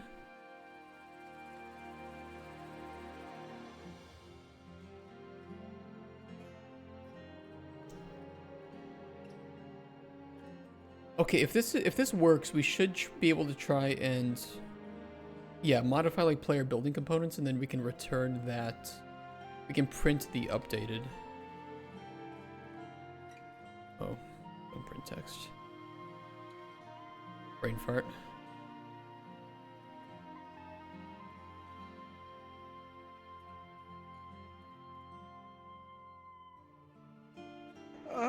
Daddy.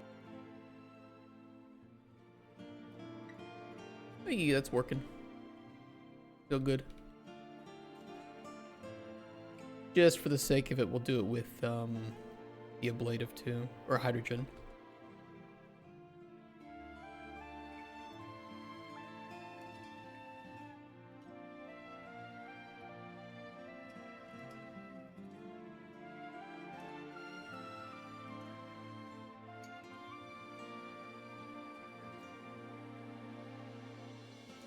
What's up, Rex? How's it going today? It's going well. You know what? Didn't I write in documentation that if the player doesn't have enough... Hold on, I actually think I did write about this.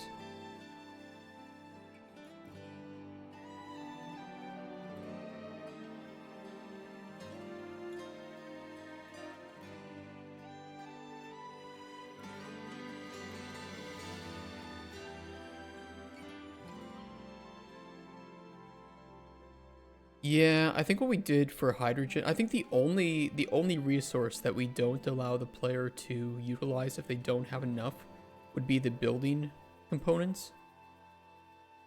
But ablative would just be removed, and once it's removed, we then apply the health damage. Health damage is just direct health damage. Hydrogen, we still allow the player to use the ability. Unless maybe not? Let me double check. We still allow the player to do so as long as their hydrogen is greater than 0. How's it going, Black Arrow? It has been a long time.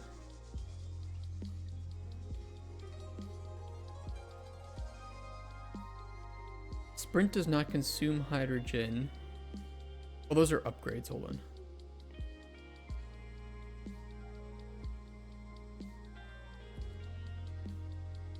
This is a per tick consumption, and this is a per tick consumption.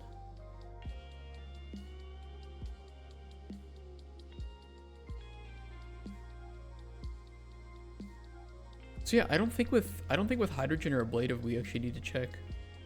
I could probably remove that.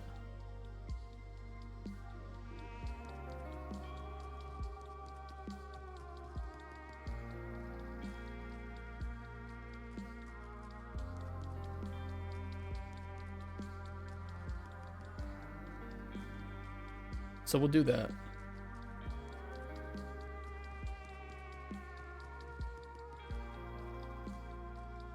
Skipping this check since no abilities require player to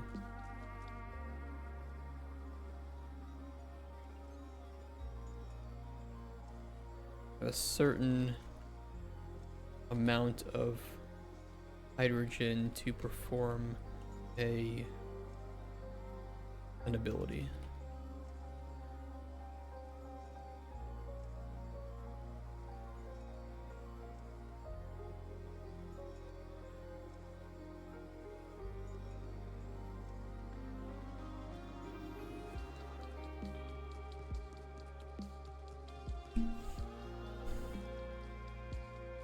What do I think of Google Genie 3? You're cooked now? Yeah, he's gonna replace game devs? Oh yeah, for all the people making non-persistent 12 FPS walking sims in slow-mo.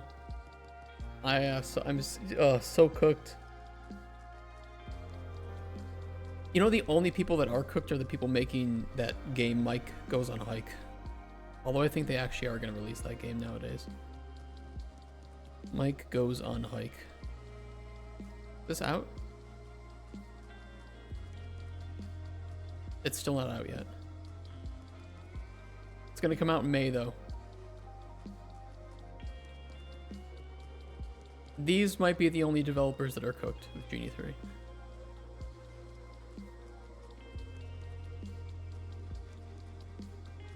And even then.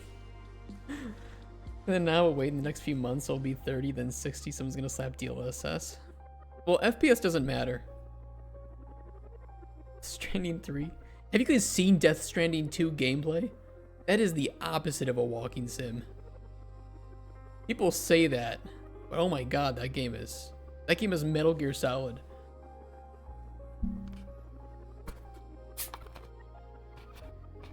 Death Stranding 1, you could meme that it's a walking sim, but it's not. But Death Stranding 2? Oh my god. Yeah, I won't spoil any. I can only tell you, like, it is way more mechanically intense than number 1. It is basically Metal Gear Stranding. It was really good though. It was amazing. Are they gonna release it for PC? I don't know. I think they will eventually. Texture quality becomes crisp and clear. I don't think very many people actually want Genie. I think it's more like 3D TVs where it's like, oh my god, look, you can watch the sports in 3D. Oh my god, and then how many people own 3D TVs? Oh, nobody owns one.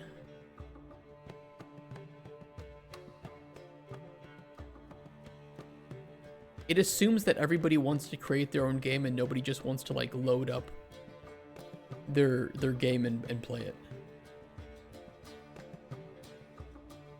Which we know is not true.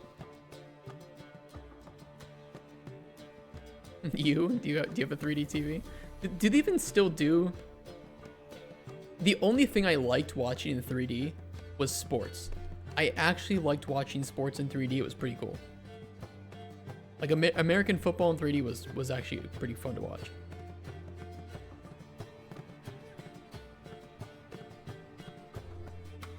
Do 800 hertz?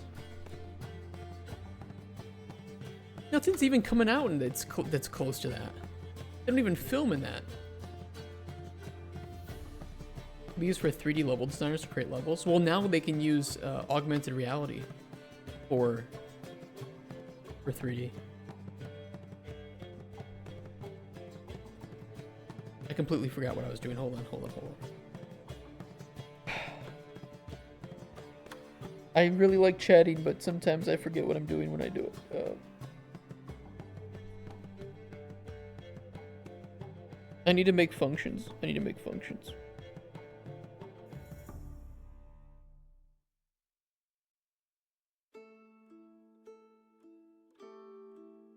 What functions? Checker functions. I need to make checker functions. This combobulated me.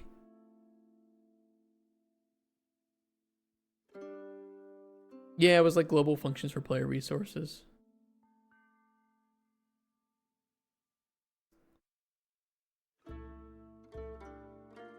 Thank you. Went full ablative.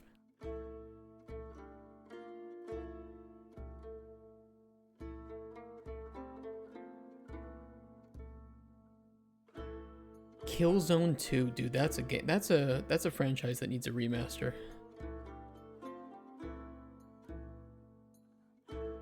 We can all agree with that, right?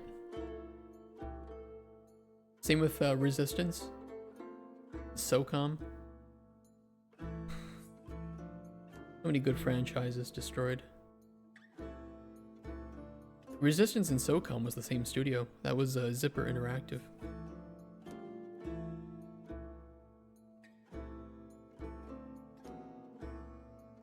Wait, is that right? Resistance was what the fuck?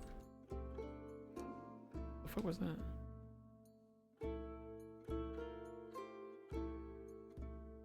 Oh no, that was Insomniac. SOCOM was Zipper. I forgot what else they made though.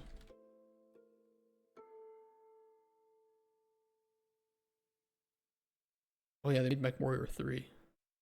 Unit 13. Oh, they made MAG as well. I can't talk about MAG again. I can't talk about the death of the greatest FPS game in history. Okay, it's not the greatest, but it was way ahead of its time. 256 player first-person shooter on the PS3. What a world.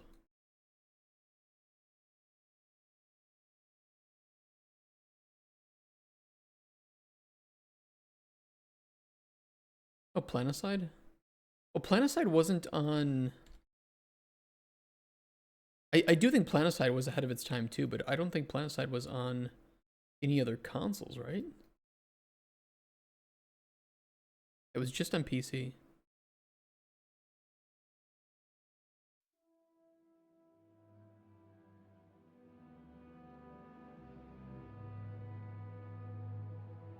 I do wish we had gotten more games like this.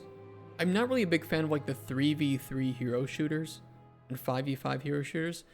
I would be much more interested if you said, hey, our game is basically like Planocide or MAG, but playable.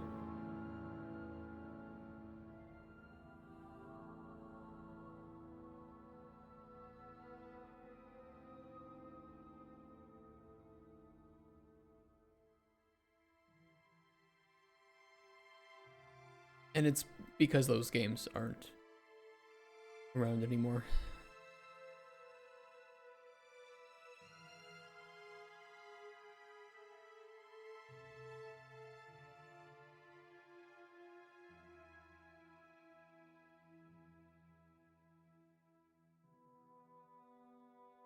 Like, imagine Helldivers 2,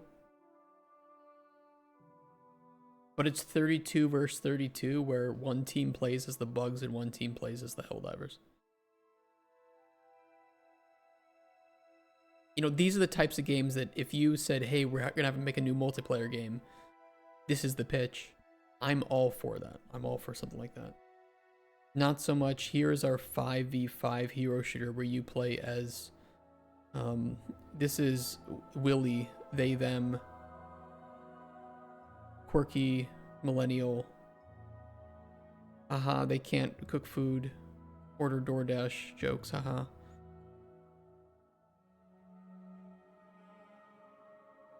I don't need that. I don't need that. This doesn't speak to me.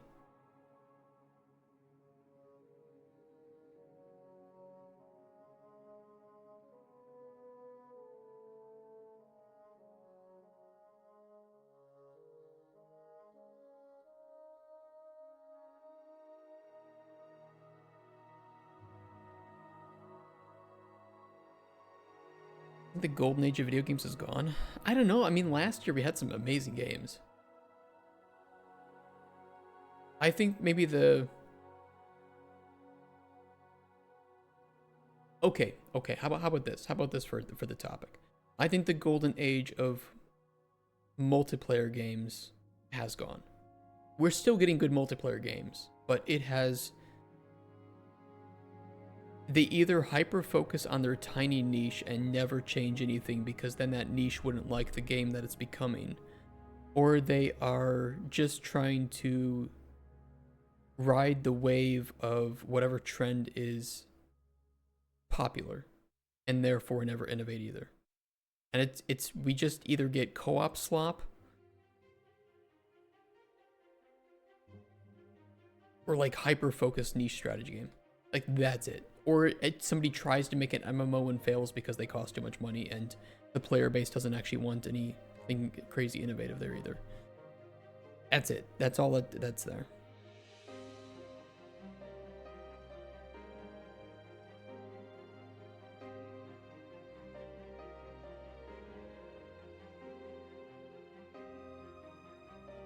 People do love co-op slop, but when was the last time that you saw true innovation in the co-op space? And eventually they will stop wanting those games. That's what I mean. It's not that like co-op games are bad, but there's a lack of innovation within the co-op space.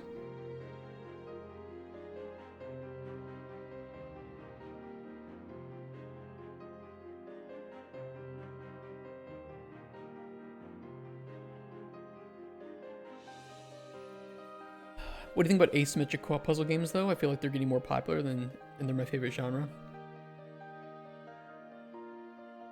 I like those, and that might be one of the few multiplayer genres that is actually seeing some interesting innovation. Especially, I think Keep Talking and Nobody Explodes is really great. And same with like, you know, like Split Fiction and, what was the other one that the guy made? I forgot the name of it. Yeah, I think that those games are actually getting innovative.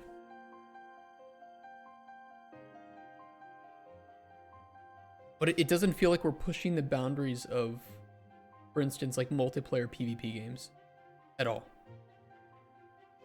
A Way Out, that's what it was called. Thanks for that.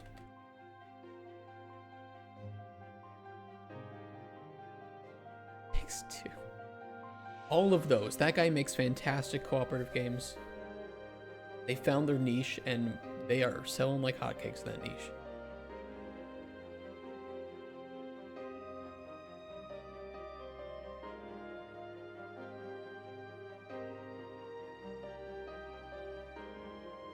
Like, I think if you're looking to make a quick buck, I think that there's a lot to be gained by trend chasing. Though it's not guaranteed money.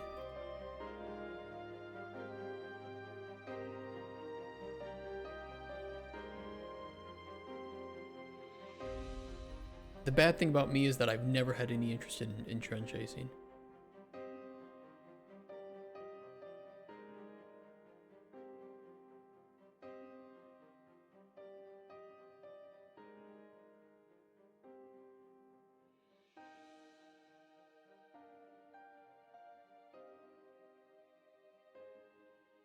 In fact, I get most excited by the idea of reviving genres and making games that people, or like, you know, spiritual successors to games that people haven't seen in forever.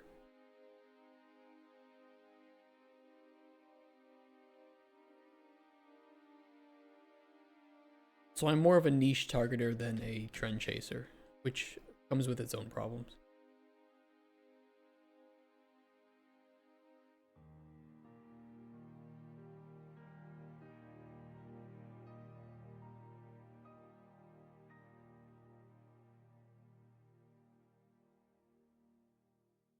Parkour game win? Well, that's even part of the reason why I don't want to make a parkour game. Is because I feel like everybody who's making precision platformers is trying to make parkour precision platformers. I just don't want it. I don't want to compete with them, and I don't want to... I don't want to chase the trend. I would be too late to it anyway.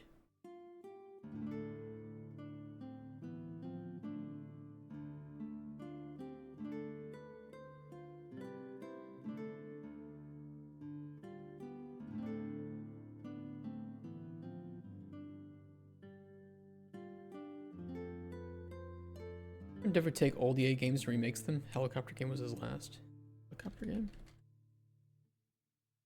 I do not know.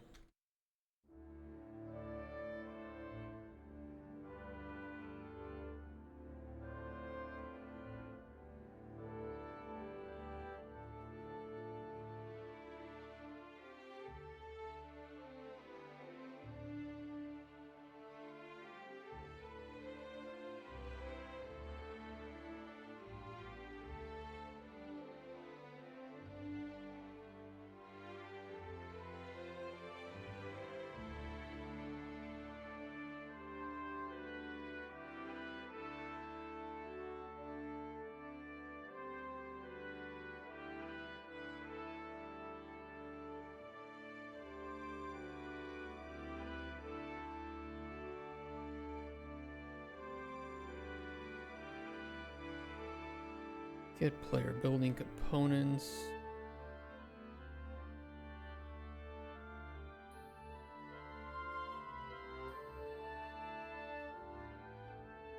You know, when I follow like a few different immersive sim developers.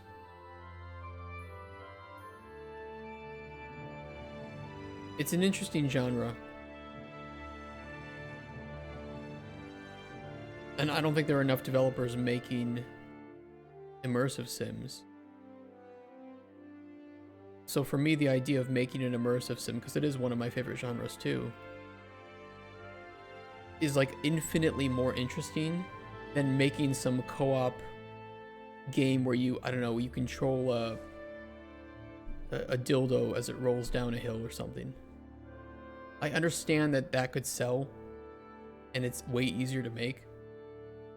I have no interest in it. I have no interest.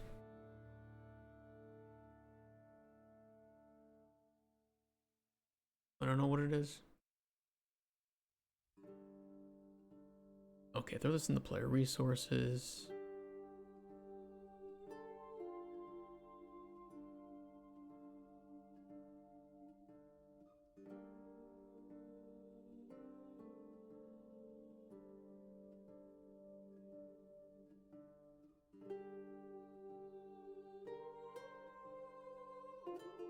Does player have enough building components?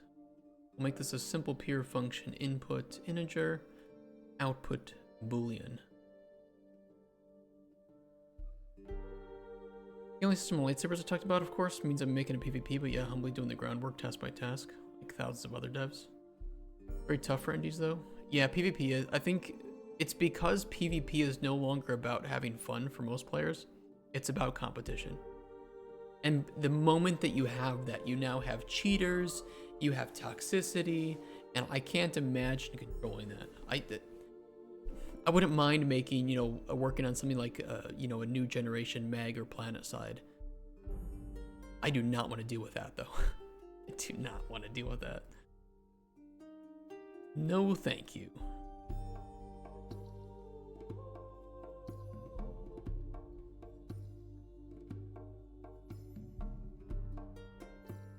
Most PvP indies die in a day.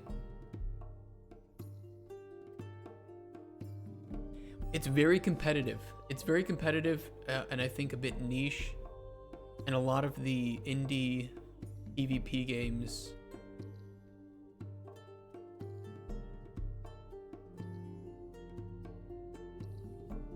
they're looking for something very specific, and if you don't provide it, it's like people just will not play it.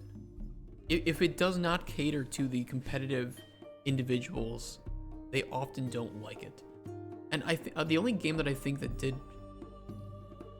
it right would be Arc Raiders recently, which is like, our game is not about PvP. They specifically said this. They said our game is not about PvP. They don't put a lot of tools in the game to encourage PvP, and the balance does not encourage PvP either. And then they, on top of that, separate players who engage in PvP versus those who don't. And so they ended up making a game that kind of has competitive PvP, and it is part of the game, but it's separated enough that the casual players and PvE enjoyers rarely see it, to the point where their losses, if they do get in a PvP match, are extremely minor compared to the amount of progression that they're making outside of it. Honestly, I think that they did the PvP design pretty well in Arc Raiders. How's it going, Fluffy Panda? Like some fellow PvP indie devs, keys to have a niche audience that your game doesn't require thousands of people online to work. Yeah, I could see that. I could see that for sure. Your name is Joe. It is, yeah. How's it going? I'm glad you just noticed that. What title?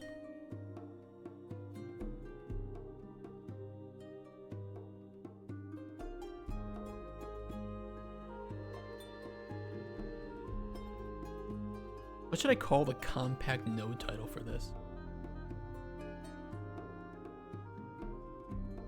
We can always change that if we need to. Hey, Fluorescent. Your game jam ended yesterday night. That was the one where it was the no sleeping allowed one, right?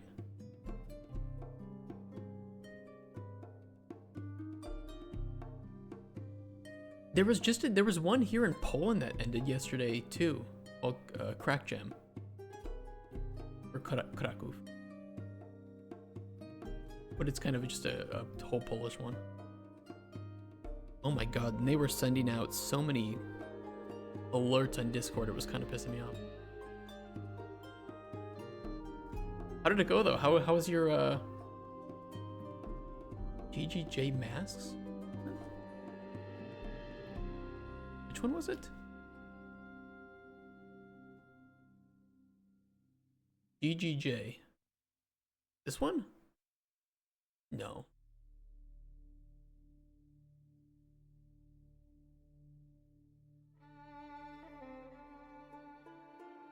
Oh, the global game jam.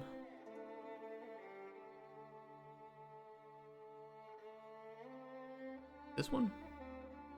Istanbul. Oh, it's like multiple people making like I see. Making different like subsections of that.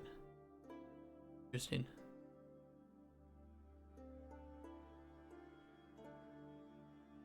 Masks was theme. 48 hours. You made a trailer? How the hell did you have time to make a trailer in 48 hours for a game? Aren't you supposed to be making the game? Our poor jester, thrown to the mud by that beetle-headed monarch. Coinless and poked up, revenge festers in his heart. Rip. and an opportunity has presented itself. Oh, balls. Also, the audio might be slightly delayed. Sorry about that. None shall Ignore it. suspect a thing. Diabetes. Oh, that's what he's getting. That's how he's gonna win. He's gonna get diabetes.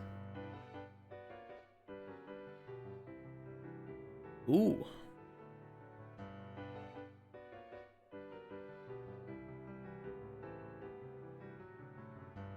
What do you wear the masks for? So like to blend in.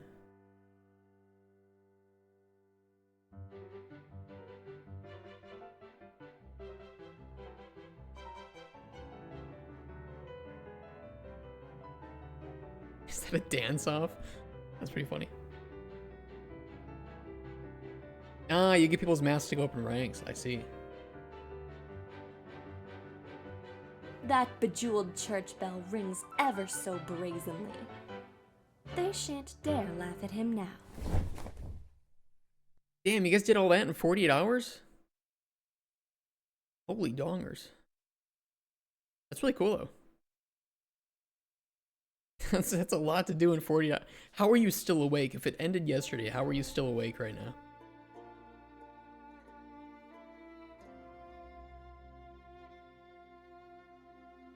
You just woke up? Did you guys have fun, though? This isn't the one where you were the lead on, right? That's a different thing. That's your like your class project, right?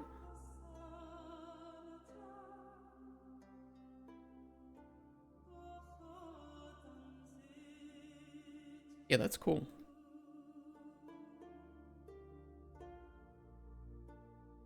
Oh my god. Oh no, we're okay.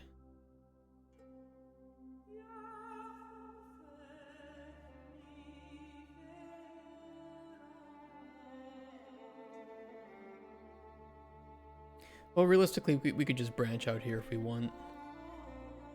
And then check. I don't know, it doesn't really matter.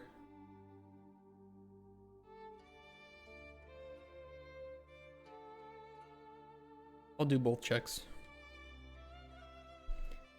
Why not? You have class in an hour? Oh my god. Well, hey, congrats on the game jam. I'm glad you guys succeeded and learned something from that. Make me want to do another game jam. I have to do an old person's game jam though, where we get to sleep and only work 8 hours a day. I could just return there with the passes, couldn't I? Keep it simple. That should be the last thing that I need, and we now have full... Okay, so we have our player resources, and they are fully workable without a single widget call or player call. Entirely separated. Our player stats and our widget. And we made some functions that we can use too throughout the rest of the game. So nice and simple. Easy. 10-week jam coming up soon, I heard, with the limitation of only 6 people max to a team. 10-week jam. You know what I was thinking yesterday, because I was watching some of my friends compete in the crack jam here in Poland. One thing that I think game jams don't do well is they don't enable you to make systems-driven games. They lean very heavily towards simple, addictive core loops. But could you imagine, like, hey, we want to make a game like RimWorld or Dwarf Fortress, and we have our 1 week game jam. Like, okay, I can give you one system. Pick which one you want. Yeah, immersive sim jam, right? Immersive sims in like Just any systems-driven game like that, I think, is horrible to pitch to a publisher, and it's horrible to game jam, because you cannot test the gameplay loop without all the systems in place. It's just that is completely antithetical to the entire point of the genre. Imagine testing The Sims. You know, you're making a Sims competitor, but all you have are characters that you can create and move around a 3D world, and maybe some super basic building system. It's like, well, this is not Sims. This is isometric or top-down house creator with a character that, you know, looks kind of like me. Okay, great. One team at college had a pretty insane tech thing behind it.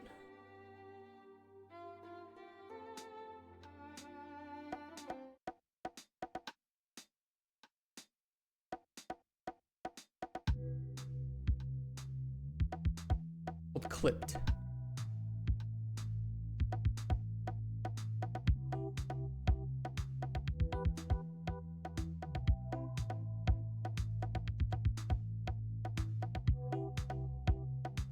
Let me guess, they're all furries. The real underclass of society.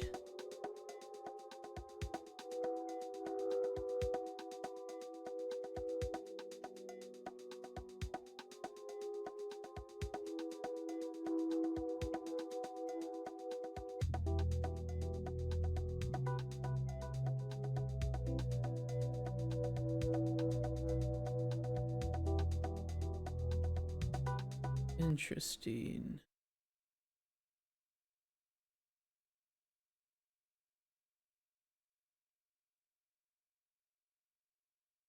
I wonder if they're taking the start and the end point and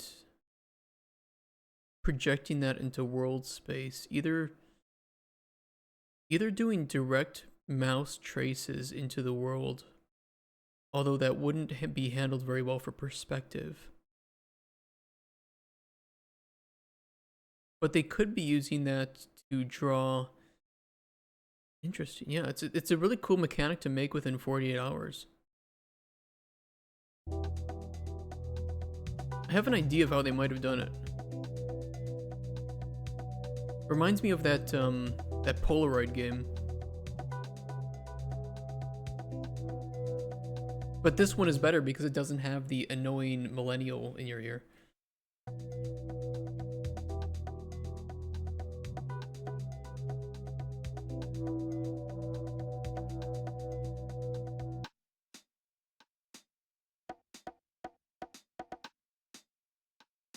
Furries or millennials, make your choice. Millennials are like Targaryens, you know, whenever we're born, the gods flip a coin and we either end up reasonable or unreasonable. You can do this with geometry scripting now? Okay, Andre, you artist. You and your just do it with this art solution. That's why we like you, though. That's why you have VIP. That's cool, though. Maybe they did it with geometry scripting. It's good to see students on the forefront of this, though. Yeah, Viewfinder was the thing. That's the game I was thinking of. Where it's a similar mechanic, but it has the annoying millennial in your ear. Okay, which one's this one?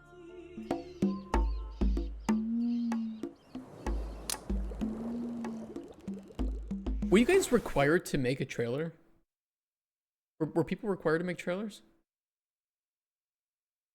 Out of curiosity, they were? Oh my god, that's horrible. They require you to make a trailer as well as a game? I have feelings about that.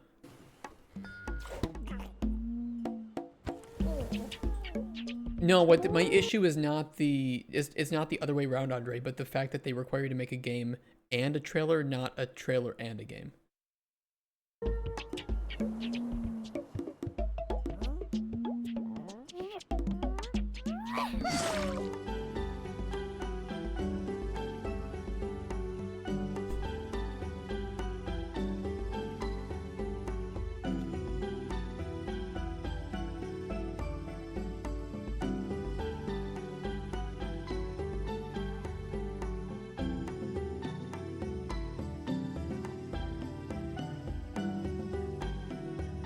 Of course, the Mahi Mahi is the boss.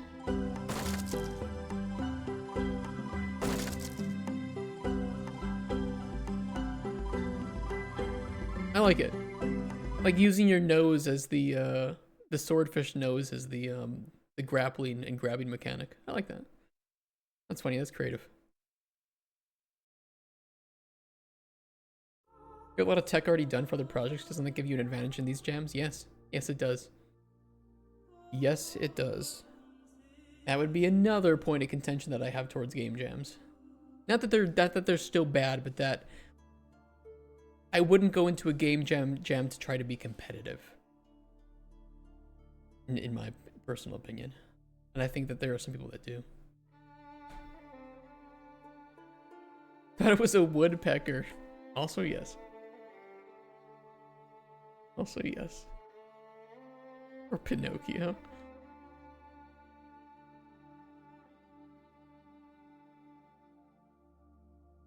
Where's my shit here?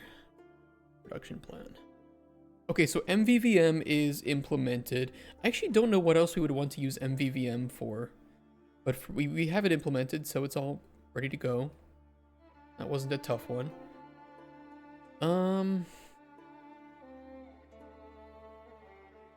Basic inventory is there. We don't have like an inventory that you open up. It is just going to be on screen. We can make it more immersive if we want, to where anytime the numbers actually change, you know, we could have it show and then disappear after a certain amount of time, but that will be from like the more advanced inventory. Basic, we're good to go. One person in Jam I helped out somehow tried to push all their engine content and its cache into Perforce. Oh, they didn't have an ignore file. Classic. Classic. Been there. Actually, okay, Rex might hate me for saying this. He is gonna hate me for saying. He puts all of his projects in one folder and almost was worried that he was pushing all of his Unreal projects into Plastic at once. Thankfully, it wasn't that. That wasn't the issue though. So, but I can imagine that. Yeah, that would not have been good. What was it? It was like half a terabyte or something. It was a large amount of projects that you would have pushed into Plastic, and raised our like monthly price by some insane amount.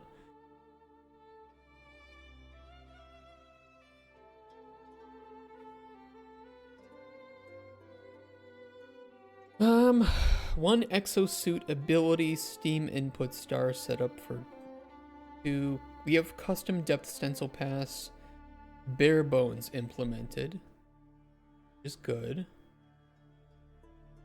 Yeah, it listed all your project.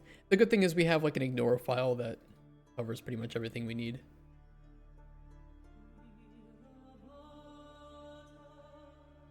A sprint boost? There is one that I think modifies that. Am I wrong? There is a sprint speed increase.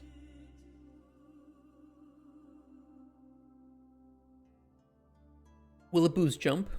There is a double jump ability that you'll get. It'll boost your jump distance natively, but not your jump height.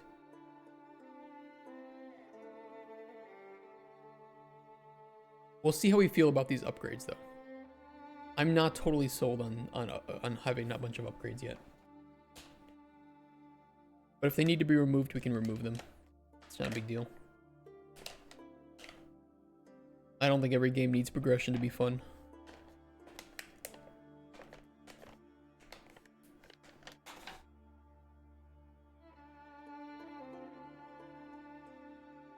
I mean, it's a story-driven game. Like, the progression in the game is progressing through the story.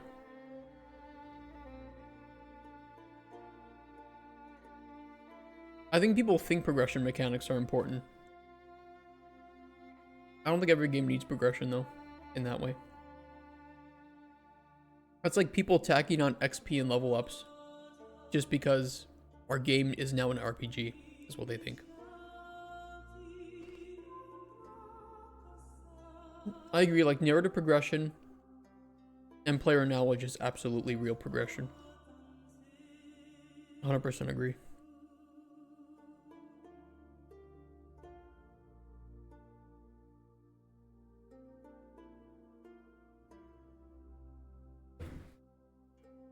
Providing the player with like new tools too. Like I think like the abilities here in a platforming game is progression. I don't know if we need upgrades necessarily. If I had to cut one thing, I would cut upgrades. But I don't think I would cut abilities necessarily, because this changes the way that the player approaches platforms.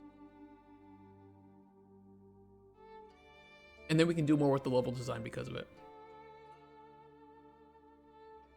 But yeah, it doesn't need to be like systemic to the point where we now have an abilities screen and you have perk points. It's like, no. Just make it old school. You pick up the double jump thing, you now have double jump. Now all of our platforms and level design after this point, think about double jump in mind.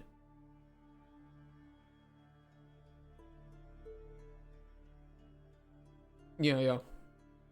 I really, it's almost like the immersive sim choice where it's like, well, in an immersive sim, you find a tool. And it's not like the game tells you how you can use this tool. It just says, use this tool to fire goo balls. That's it.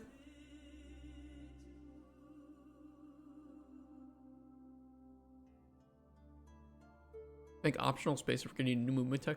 Provides dynamic difficulty adjustment. To me, I'd rather like to me, this is like a level design game, right? This is player versus environment. And if I want the player to have a different experience in a level, I design the level around an interesting mechanic. So like for level 5 is going to be the cryogenic storage, but cryogenic storage has burst. Now there's liquid oxygen on the floor, and some of the platforms are iced over, and so you slide on them. So it's like, for me, this is the progression, is the player now has this thing to deal with that they didn't have to deal with before. But some people will still say, hey, where's the XP level ups? Where's the enemies that I can shoot to, you know, it's, you have to know what you're making. You have to know what you're making and who it's for.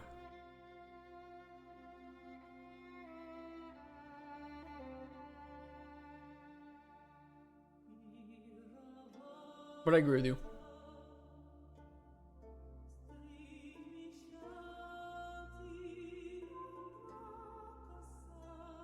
Sorry, I was having 5 almonds. That's my magnesium for the day. I don't even know how many that would be. It's like 2% of my magnesium. I had 5 almonds. That's 100%, right? It's like 5.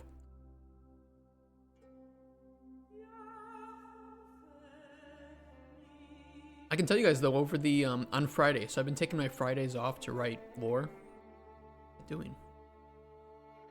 Where did Opera add now? I've been taking my Fridays off to write lore, and I had a really productive Friday. I wrote up about our star Batsu, and most of the things we are going to keep completely accurate. This is what the naked eye visibility of Batsu would look like, so it mostly outputs UV light, which we wouldn't see. But maybe we could find a way to make some UV based, I don't know. We'll look into that. We'll look into something like that. And then I described and expanded on our flares and coronal mass ejections. I had to make a universal scale that they use to classify CMEs, because there is no universal scale to classify CMEs in a non, you know, that it would relate to any star and not just our sun. And then I explained a little bit about how flares and plasma ejections happen.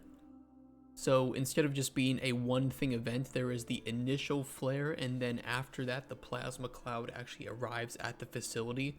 So you have both as part of these upcoming spec events. which is the initial flare, which is always a bit shorter, and then the plasma cloud arrives a little bit after that, and that causes the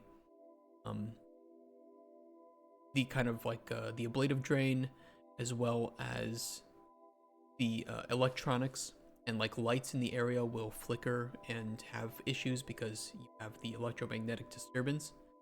And because our shaft is oxidized, you would have some local ionization, which would cause some of that green plasma wisps that you would see from like a like the aurora borealis, right?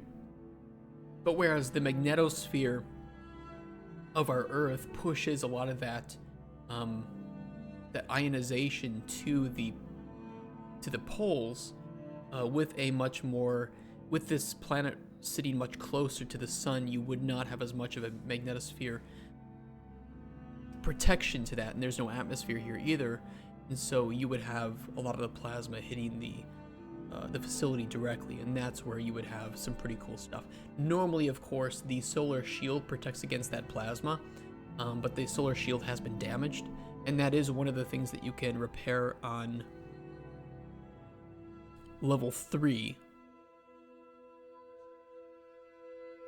You can repair the solar shield, which will protect against that plasma smack. Making gang signs, oh yeah. Put my stream calendar in Kua time is very silly. It's 11 hours and 11 minutes. It almost exactly.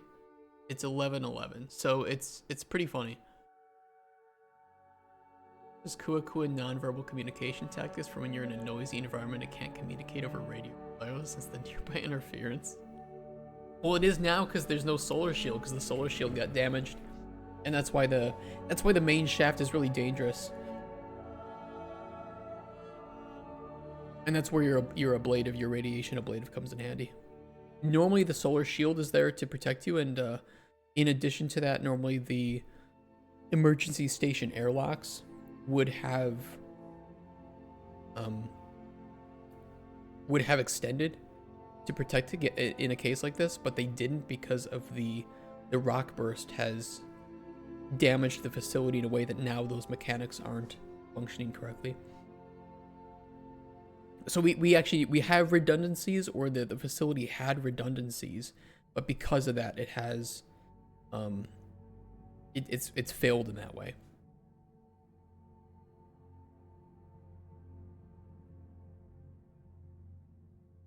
It kind of sucks. It sucks that you have to, when you make like hard sci-fi, you have to write redundancies and then break those redundancies. So you have to find this like weird middle ground between writing something that's realistic, but not realistic enough that it would have prevented your entire story's premise in the first place. And I think you kind of, and maybe end up with like a bit of narrative dissonance between people who are really into hard sci-fi, where it's like, well, they never would have designed it this way. It's like, you're right. You're right. Under optimal circumstances, we wouldn't have designed it in a way that our game ever would have been possible. That's why it's sci-fi. Who designed the facility? What's their design philosophy? What's the greatest flaw? The greatest flaw of the philosophy is humans, and cutting prices in order to not have to implement safety measures, which is about 95% of natural or non-natural accidents.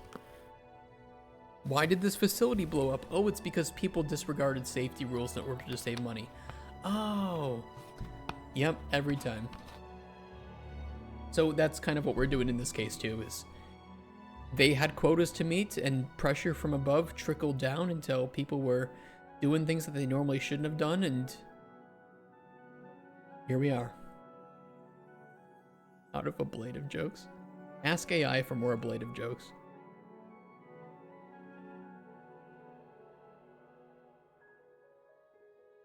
When I agile my construction team. You know what's funny with agile is if you don't use agile smartly, or if you don't use agile enough, you might not have a clear plan. But if you use too much agile, you're too rigid and therefore become non-agile. And I've been in teams with both. I've been in a team with absolutely no plan. No plan to the point where not even the game director could describe who the game was for.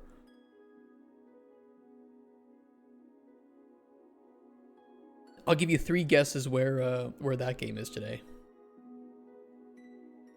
Or yeah, you have Waterfall. Like, you need to tell me exactly how long you expect your design documents to take, because otherwise we can't plan out your design documents. Like, I wish I could sit down and say, yes, this design document will take me 4 hours to write. Wow, I just absolutely wish I could come up with the perfect design in the perfect amount of time. What do we still need? Yeah, I gotta get this. I gotta get the logo moving forward. Rex is still working on the beautiful corner. Of the beautiful corner meshes, Rex. Do we actually do it? Did I merge that to main yet? Or are we still working on branch for that?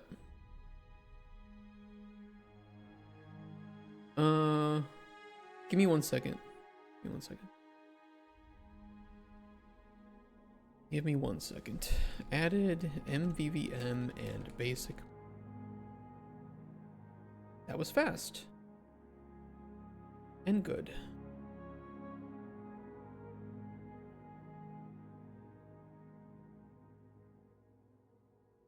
Ooh. People actually use waterfalls nowadays, or during the last 10 to 20 years?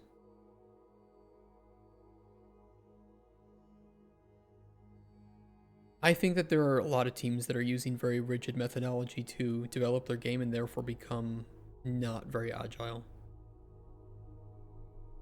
And I think that there are teams that are, if you have a team of really knowledgeable people of the right size who know exactly what the phases of production should be and what their game should look like at those phases, I don't think you need to go into it with a strict plan of we have these sprints and blah blah blah blah blah. You can just have criteria for milestones and do it. But you know, if you're working in like AAA, they're going to get more strict with that.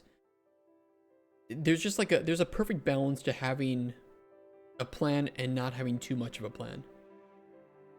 You need to be able to pivot, because that's the entire point of agile as a methodology, is saying this isn't working, cancel sprint, do something else.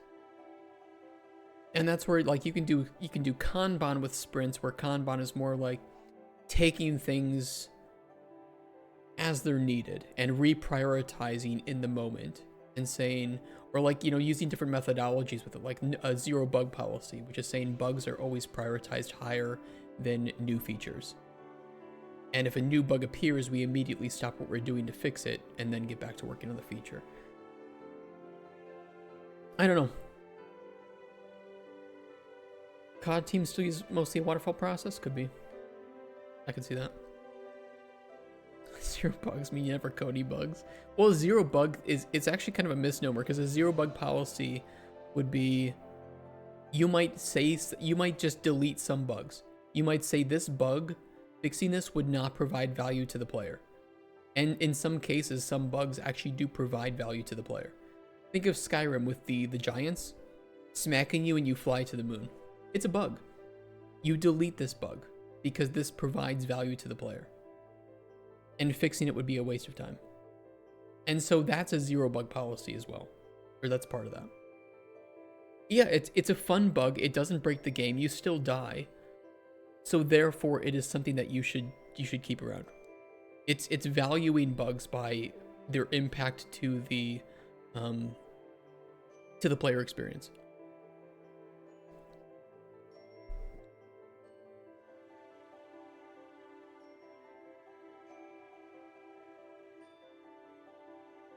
If that makes sense.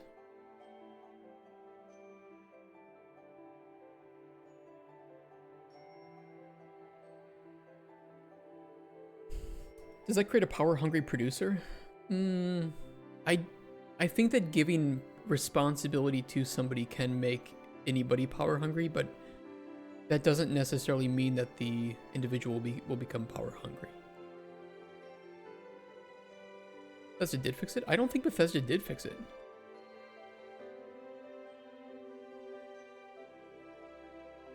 But I have worked with power-hungry producers, yes. But also some who were very good at their job, and while they had a lot of power, that didn't mean that they exercised it in a toxic way. And you do want a producer, much like a game director, that is a bit controlling and very defensive. Because that producer has one of the most important jobs in the team.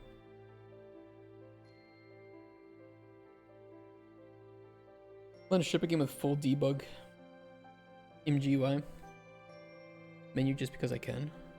Hey, if it works, it works. Fixing bugs usually go by 3 steps. Does this affect a player playing the game as we intend? Does this affect a player who may be playing the game as we unintended? Does this affect a player intentionally trying to abuse the game systems? Yeah, I would say that internally I kind of do the same thing too. It's like, am I okay? Like, is this, or I rank 2 things too. Like, is this a cosmetic bug? Like, for me, the player's hand clipping in the wall right here is a cosmetic bug. I could give a shit about this bug. Or I guess the correct grammar would be I couldn't give a shit about this bug. I could not care less. What settings do you have Lumen on? We have no settings, because it doesn't matter right now. I have no lights in this scene.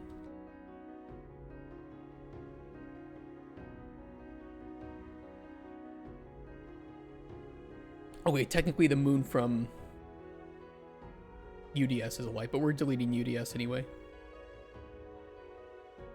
With the next milestone. You're gonna put yourself behind if you try to patch every single tiny thing a player could exploit.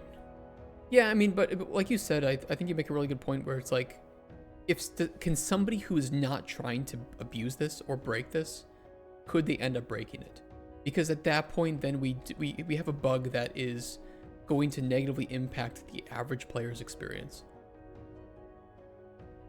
I had one person testing who was trying to find ways to break my mantling system, and he was able to break it by like not looking directly at a platform and jumping and not applying any input. It's like it required you to do like 10 million things to save like a second of time for speedrunners. I'm like, okay, fine by me. If that saves time for speedrunners and it requires all this input, that's exactly what I would want from this case. Yeah, multiplayer could be pretty important. Only produced for a little bit of time, overall went really well, but I had some of my team who questioned every choice I made and made my job harder. They really shouldn't do that. Did not try to break mantling, but I didn't had to learn not to break it. Did you try with the new mantling changes? Or only the previous mantling system?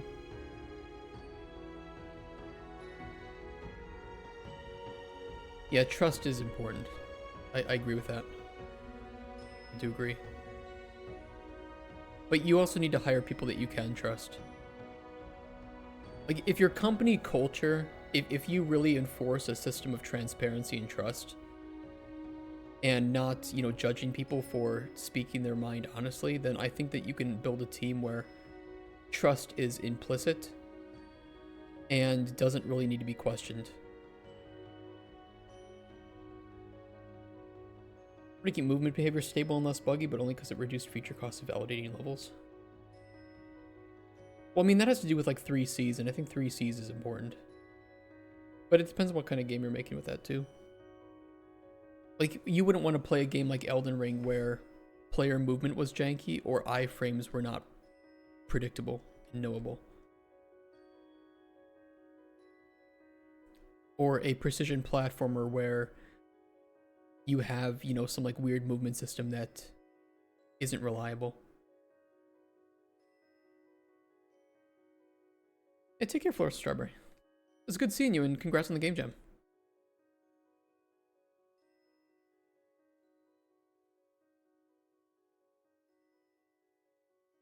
Only previous? Okay. Yeah, so with the new system, it should be a lot better. I can show you like some like Discord thing. I made a video about it. Okay. Where is it? Redlock internal. Sinking platform. No.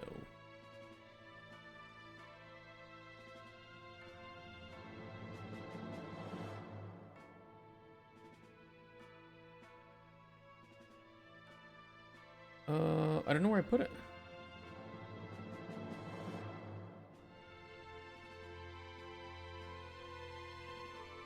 Oh, here it is. Found it.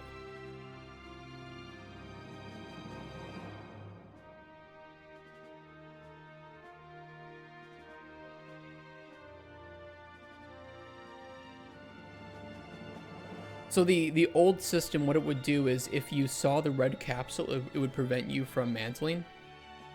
So the old system was like this, where if you were not directly looking at the platform, it would prevent you from climbing up there. That was the issue.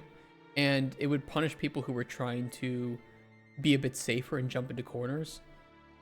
So we made the change so that it now if it detects a hit with that first capsule, we run a second capsule check along the normal of the hit to see if the player could actually fit up in that corner like that. And so if you see the yellow capsule, well, you won't see it as a player, but internally with the yellow capsule, that means that the player can climb up there. So we basically fixed all the problems with jumping into corners and onto weird surfaces.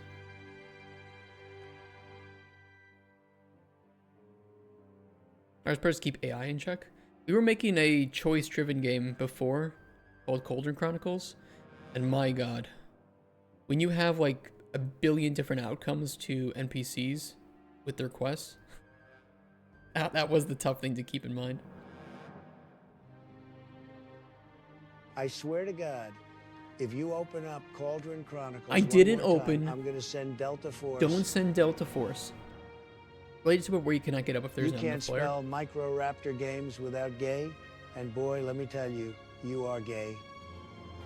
It's similar to that, what we need to do with the player not being able to fit up in places, and that really only happens in like the lift, in the elevator area. That one we just need to say, does the player have enough crouch room? And so when the player jumps, we do the jump, but then put them into the crouch. So that should be something that we can fix up with a little bit of extra work. We won't need to do a full refactor, just a separate check for the capsule's half height. Or whatever the height is when the player crouches, which I think is half height. That shouldn't be difficult to do. Yeah. And we're going to backport that to the Immersive Sim toolkit as well, because I think that's pretty core to that.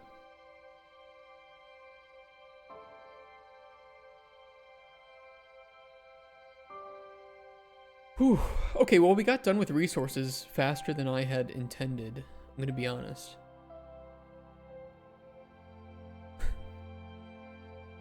I didn't think it would take us, one full day, but I wasn't expecting my estimation to be correct there.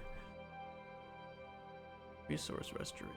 We do need restoration stations, but I don't have a way to deplete resources. I might want to make hazards before I do resource restoration, because now that we have a way to deplete resources and track them, we should implement that so then we can have the resource restoration station. And those will be very easy, just interact to restore the resource. And it just plays an animation. So that's not really complex from implementation. Won't take more than a couple hours maximum. We don't care about how they look or anything right now. Just basic implementation.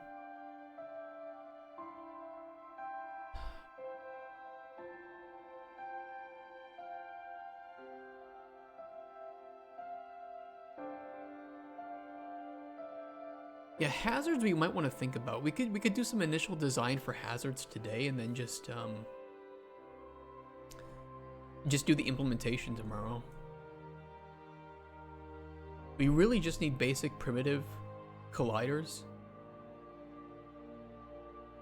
that then run some script in them, like one-off or tick-based, and then the tick rate. We can implement the same time stepping that we do with, or that we did with, what did we do the time step for? Syncing platforms. Yeah, syncing platforms, we implemented a custom time step to separate them from tick. Although I'm thinking instead of the syncing platform, we can just do like a timer by function.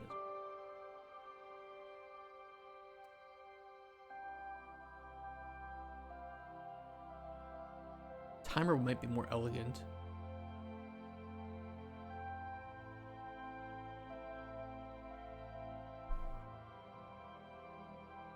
Ability we're not going to do, but we have the hydrogen setup for that.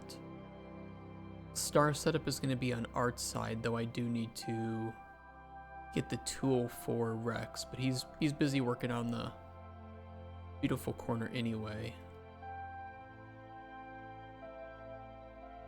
I'm kind of hoping that it goes on sale, but I don't know if it will. I'm going to add here to delete UDS UDW. We probably need to add two things to this milestone. One thing I need to do is the full camera rework.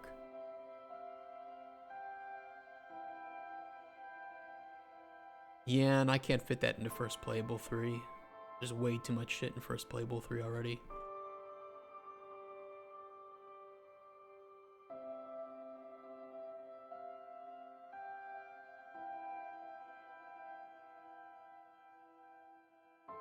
Custom gameplay camera. We probably need an article for this.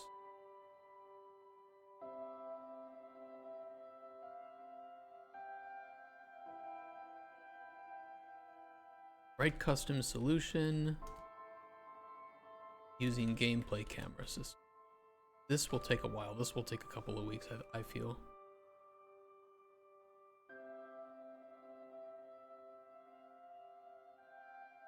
I hope I'm overcomplicating it, but I'm a little worried that I'm not.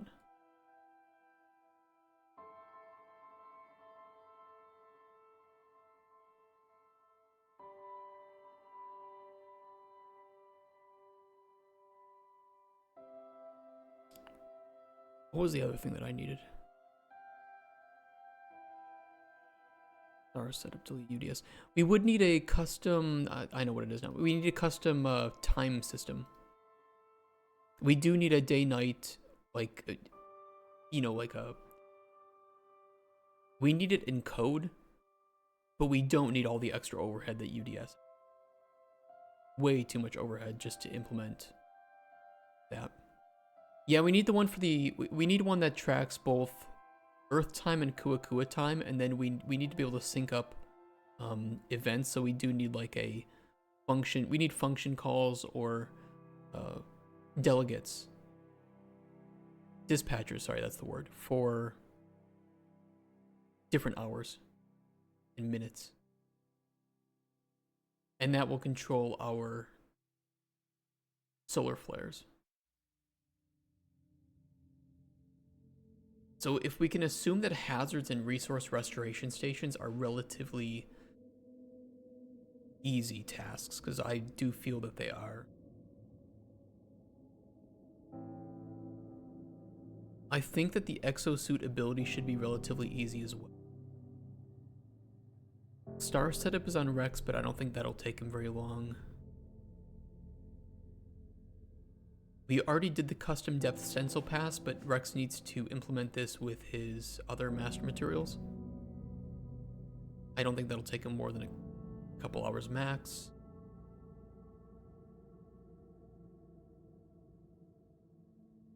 Input is a code issue. We'll see if Kotspur has enough time. He's been super busy lately. I wish I could pay him full time to work for us, but I can't.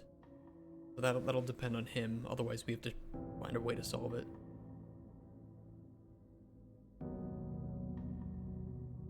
I think we'll be okay. We have 2 full more months.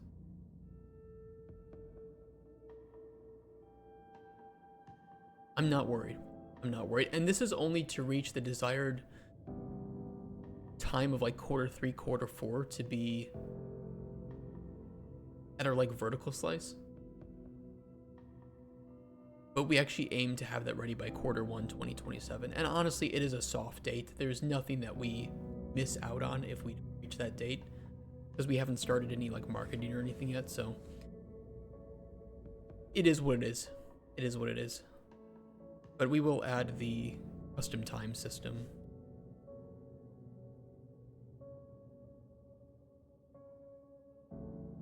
To first playable 2 as well.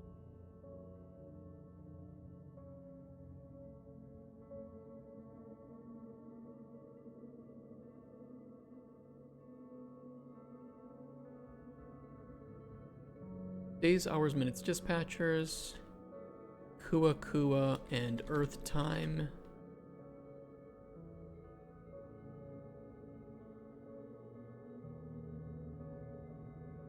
We're not going to be implementing solar flares here, so we just need to design it in a way that it should be able to support solar flares once we make that. We'll probably need a technical design document for that.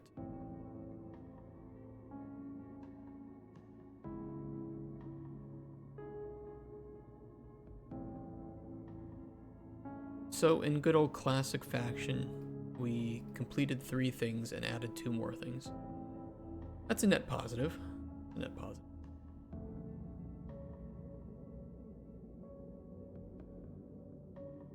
That'll prepare us for death condition.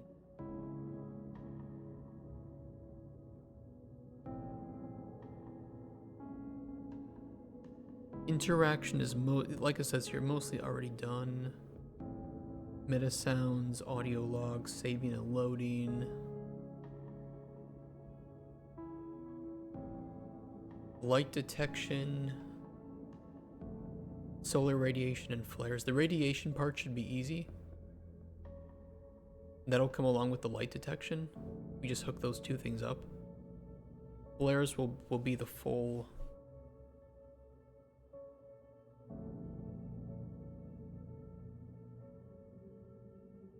full time managed system of flares and plasma with basic clock. First playable, so we don't need to care about how it looks right now.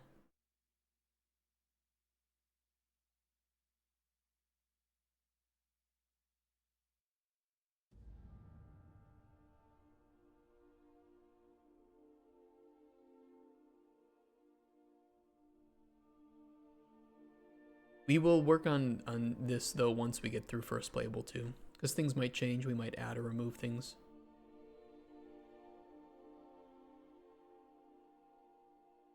I have death conditions appear in the design. I think this is the actual code and implementation of proper player death.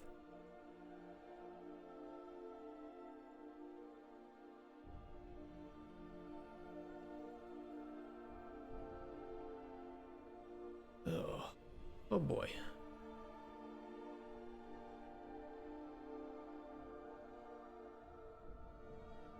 So let's do some basic technical write-up on hazards today. So we're prepared for tomorrow, and tomorrow we can implement with primitives.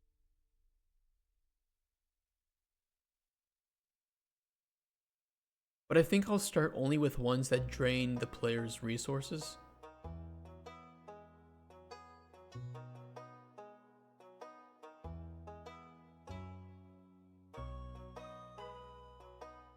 Just so we can implement the resource restoration stations and test those out.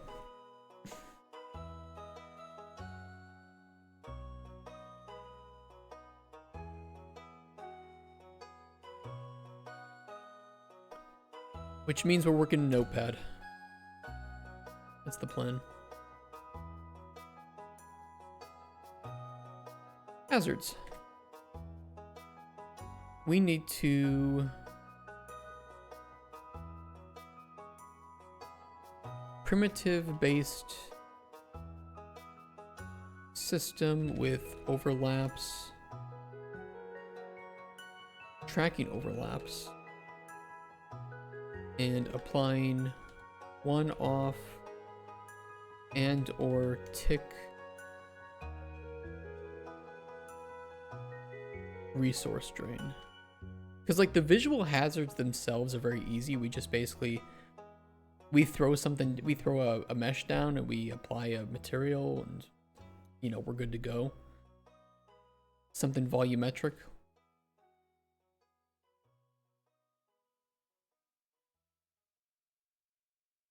Primitive based system though could get interesting because if we overlap primitives,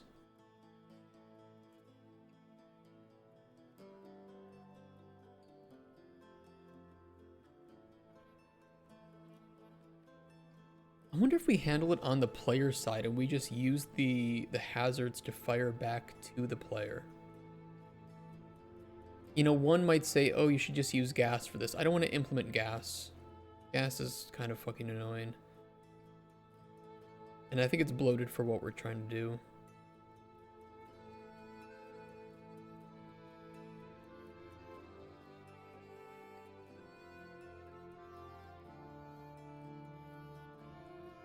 Yeah, I wonder if we could just get away with running it on the player themselves or on a component, realistically. In gas visually, no, gas is the gameplay ability system for Unreal. It is a very, very, very solid bit of back-end code for handling network, or let's say networked gameplay abilities and effects, and different statistics for different players. There's two things I have that wrong with it that I think might not be great for this kind of game is number one,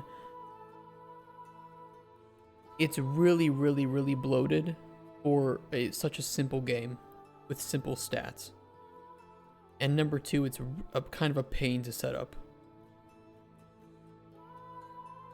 I think it's too much for what we're trying to do, and instead I could make something that handles some of its capabilities, but I could just make that custom, and I think it would end up being cheaper to run. It would be cheaper for us to run in the game than using gas, even if gas would allow for it. That's what I'm saying.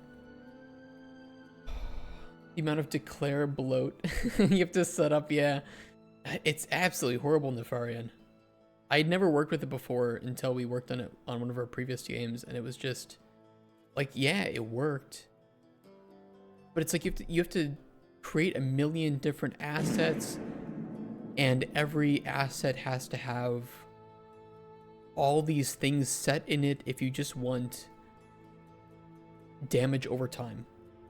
Like, if that's all you want, you have to do all these things before you do that. And instead, it's like, can't I just do a timer by function, or what's the issue with this? And just check if the player dies. I don't know. I didn't have the greatest of feelings about certain parts of gas. Not that it's bad. And apparently somebody in our community shared some code recently where they made a de-bloated gas.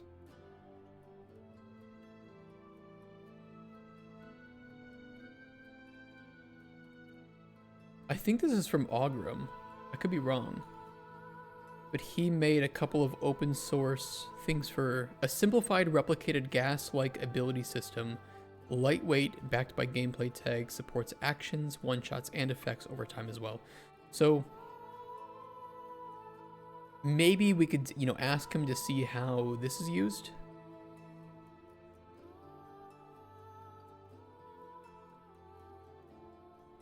Or make something similar ourselves, but we'll see.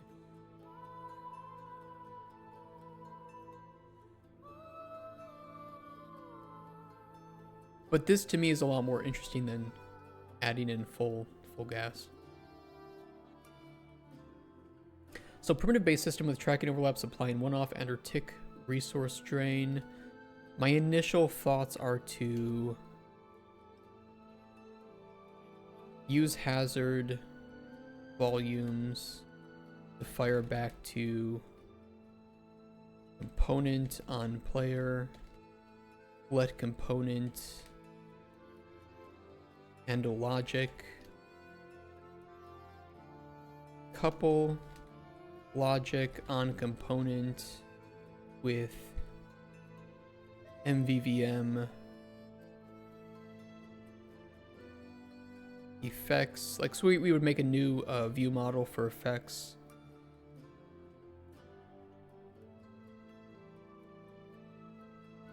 MVVM setup for future HUD implementation.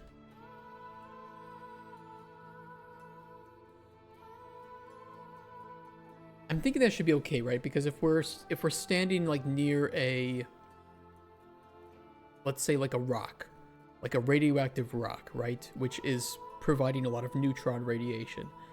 The LB4 ablative on the player should protect against that very well. So it wouldn't drain super fast, but what we need is a volume or even a separate blueprint in the case of maybe like a radioactive rock or something, whatever, that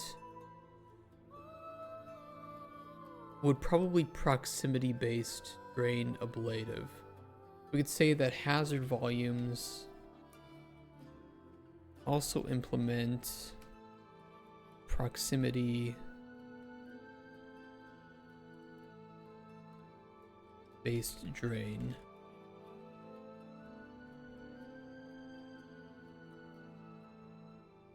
As option, because not all should be proximity based, of course. That can be to like root of the primitive.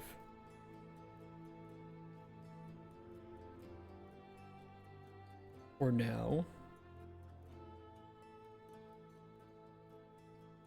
Multiple overlaps need to be handled too, so I think that the component should handle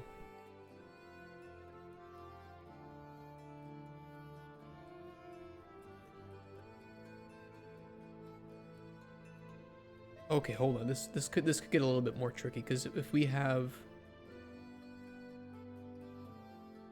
maybe we could do ID sources, because our idea is to use, let's draw here. I'll show you what I'm thinking. This is like a top-down view of a level, right?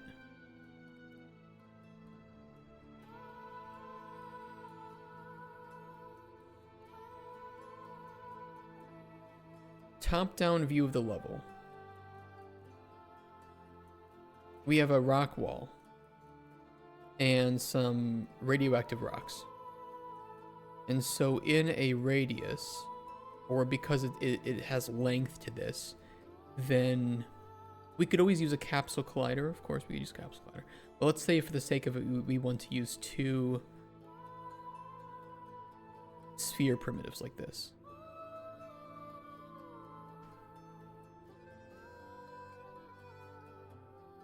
We'd want to use proximity-based damage over time, or ablation damage over time, ablative damage. But we only want to handle one instance of this. We could use an ID system, and we could give these hazard volumes an ID, and so when they are sent to the player's component to handle the damage over time, we remember not the individual actor that is applying that, or we could handle that too, but also the ID of the hazard, so that if another ID is attempted to be added to that list, we can just ignore it.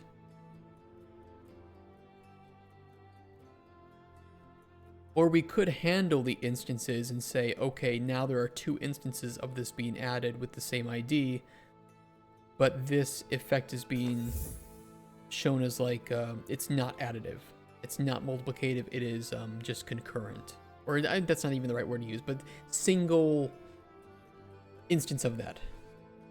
Hey, Bane Trapper Dev, thanks for the follow. Happy Monday. Hope you're staying warm. Cold in a lot of places in the world.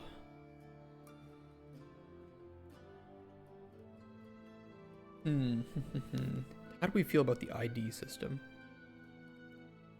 Is there any case where we might want to...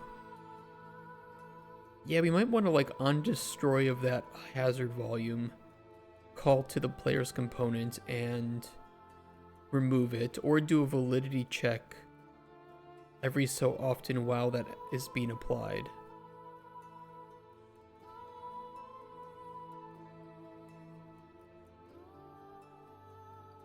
In order to do it well, we might have to implement it with a little bit more care.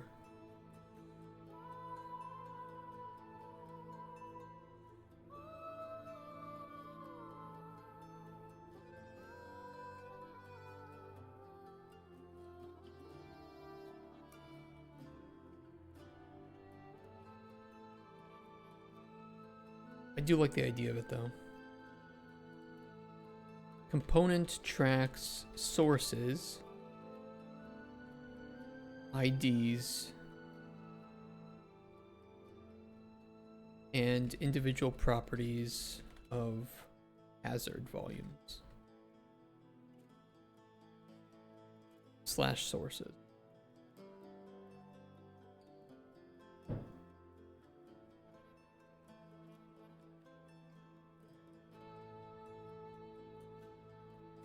Individual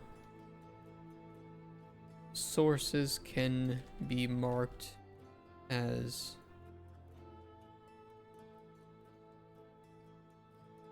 unique, additive. We wouldn't need multiplicative, we just unique or additive to other sources. Unique sources will only apply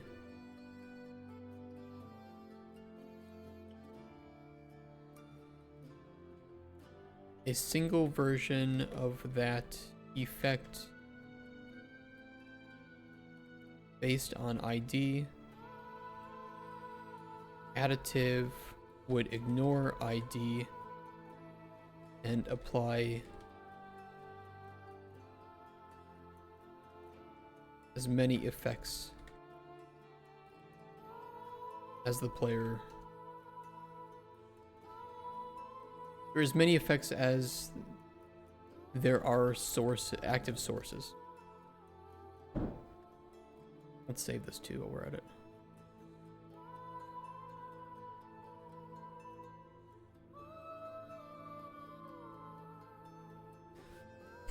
How do we feel about that? So for this specific case, let's draw two here. So let's say that there's like another wall here and another radiation source. And this one is a bit more simple. We'll use a different color. But it's applying radiation. Let's just say it's applying effect, right? It's doing bad thing to the player. It's draining something. We might use two separate IDs here, but both mark them as unique. So this way we are tracking and only applying one effect per ID.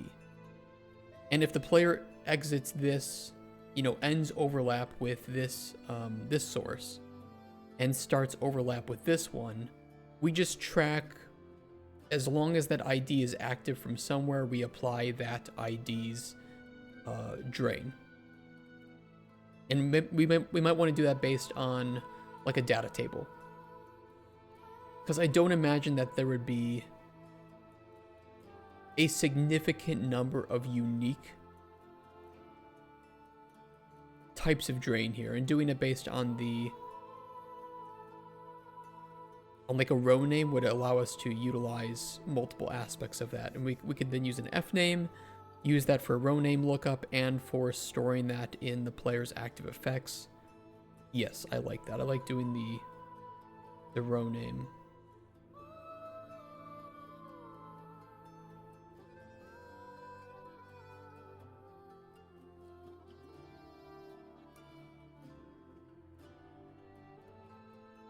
IDs are row names. Pulls info from data table.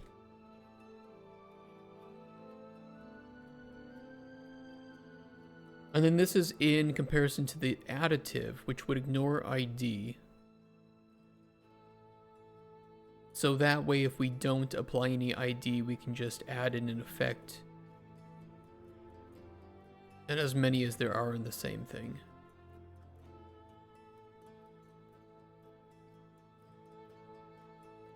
Can we accomplish that just by leaving ID blank? Well,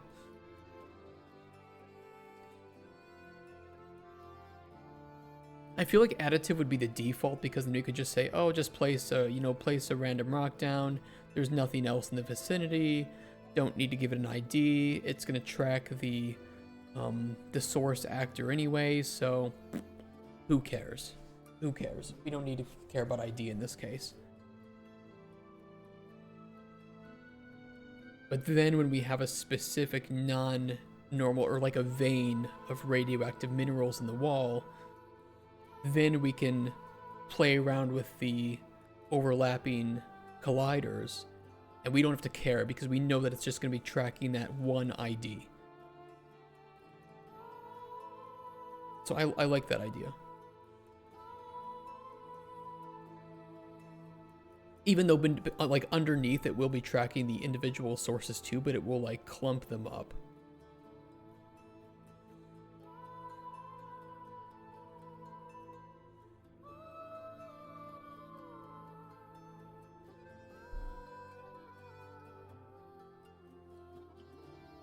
We later wanted to refactor this into a spline-based system, but I don't think we need to. Like, that just might be wasting time tooling for a case that we wouldn't need to tool with. It would be a lot more accurate, but I don't know if it would be necessary to do spline-based hazards. I suppose for visual purposes it would look a lot better, so maybe it would be worth tooling for visual purposes. Yeah, I think it still would be useful to do that for visual purposes.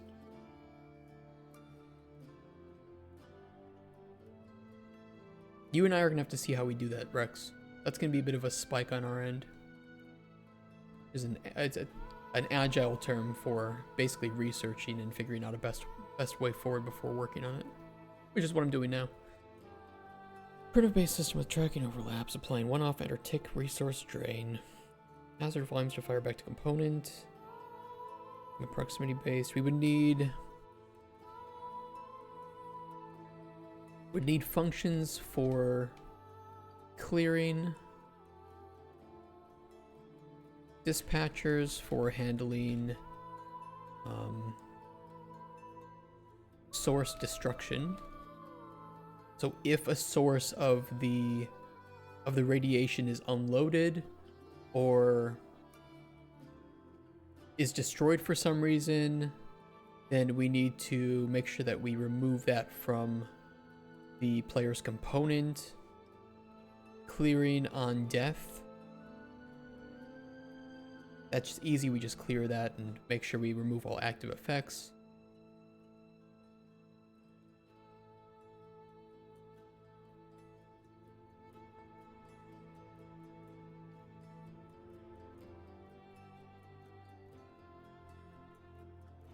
It should be doable though, because we kind of already handle that with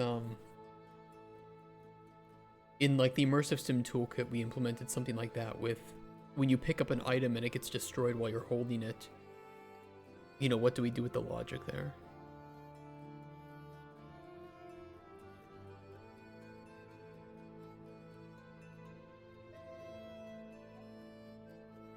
Yeah, that sounds doable to me. It's a bit of work. It might take us more than one day to do fully, but I don't imagine it would take us more than 2 days. The visual side is something we will need to consider, but this is for Rex, so I can implement the code to it.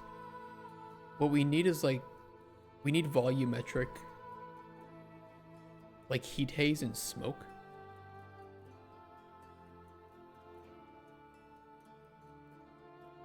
That we can apply into that. Oh yeah, Rex, did you see this, by the way? Epic just released this Niagara examples pack, which you might have fun playing with one day and seeing if there's anything useful in that.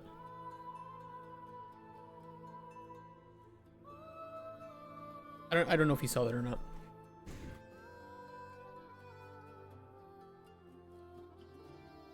Features examples on setting up the game logic for writing to Niagara data channels, impact systems including projectiles, teleportation pads, physics impulses, and many more.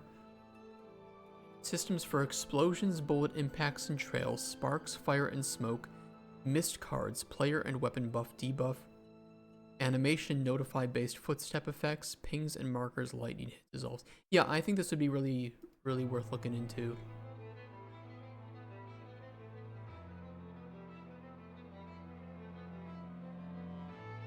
+50 Niagara systems. Maybe something we can learn from that, or pull from it.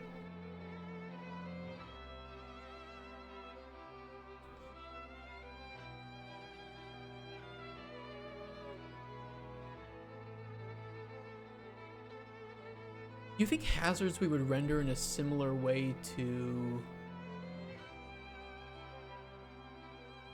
We'll have to make sure performance of hazards is on point, because if we have like volumetric anything with visual effects, it could get pretty nasty for performance.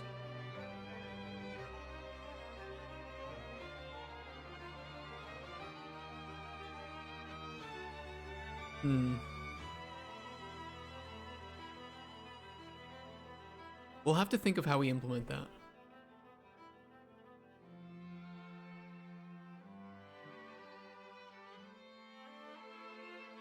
Let's say we're debugging until visuals are implemented.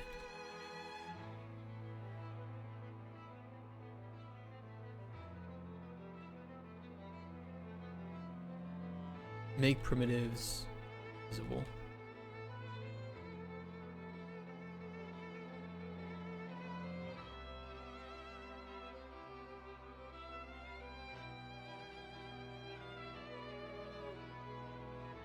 That'll work.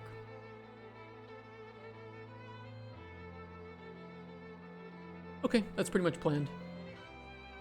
There is one bug we could fix with one of our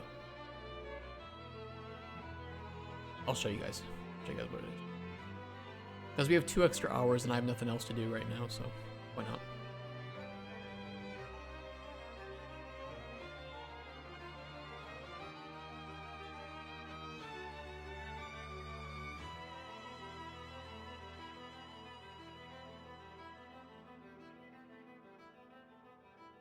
We can merge player resources to main too. Merging player resources to main.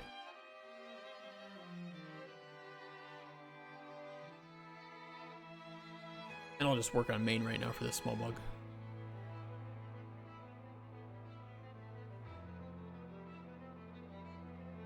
Alright, let me go to the bathroom. I'll explain what it is. Here be.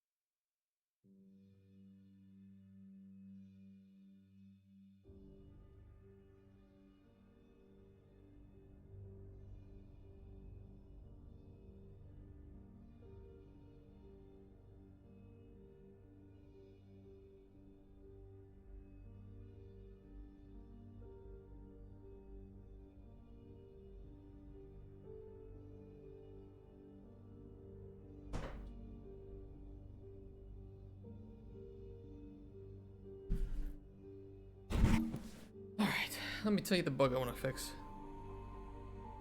It might be very simple. It might not be. I'm not sure. Ooh. My stomach hurts since yesterday. So I ate half a bag of pretzels. That's about right. It's this bug with the component bounds.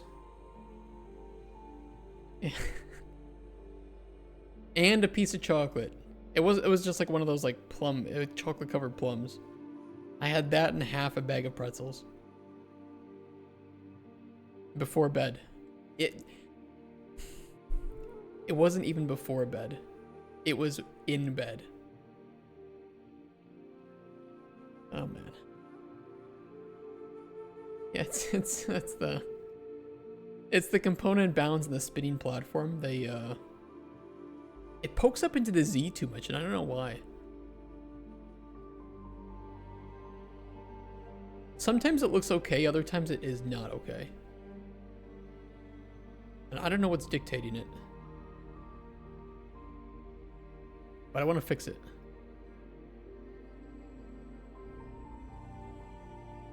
I don't like it. Yeah, I shouldn't have done it. I love pretzels. I can't get enough pretzels.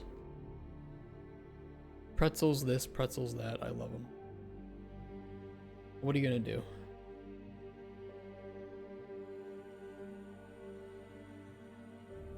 It's like it's not even accurate here. It almost looks like it's doubled in size.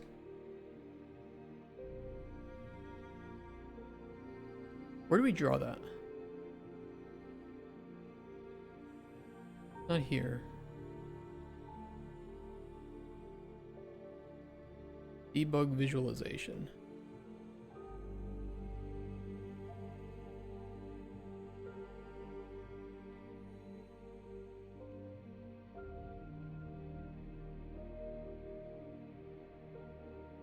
Interesting.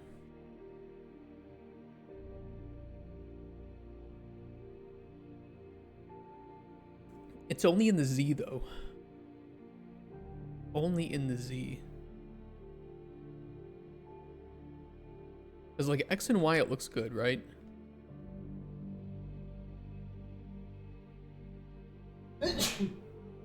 Right. X and Y it looks good, it's just the Z looks doubled. But over here it looks way worse than doubled. And I'm thinking it's because we're not getting the bounds according to the rotation of the actor.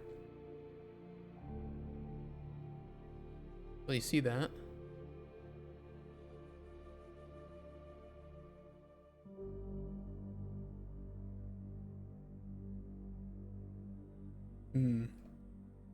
Bless you, thank you. I do need blessings. For not dying after eating pretzels in bed. Let's start with the Z problem. I'm gonna try halving it.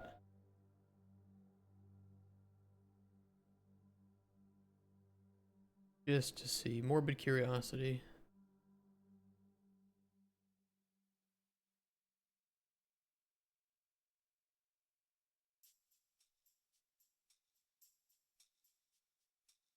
That definitely looks correct.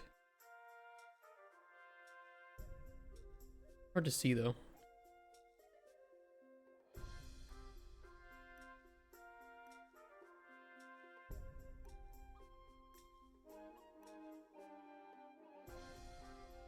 It's still a bit bigger.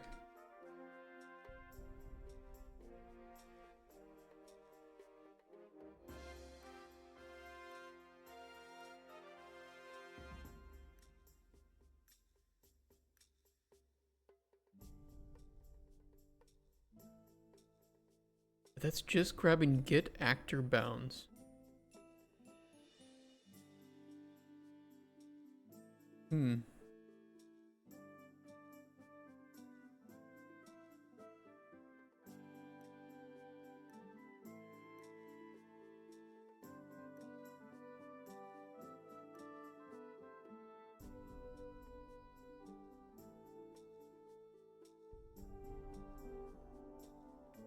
That's weird.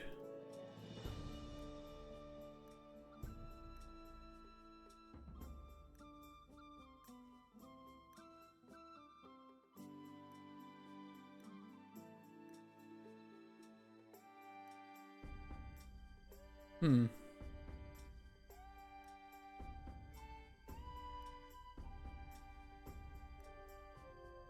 I mean, there's nothing out of place on this that I think would be pushing it up on the Z more.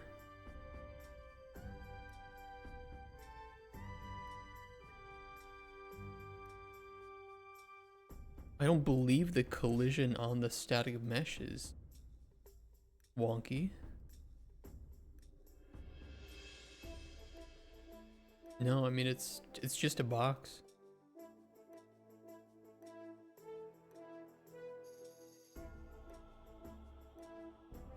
Hmm.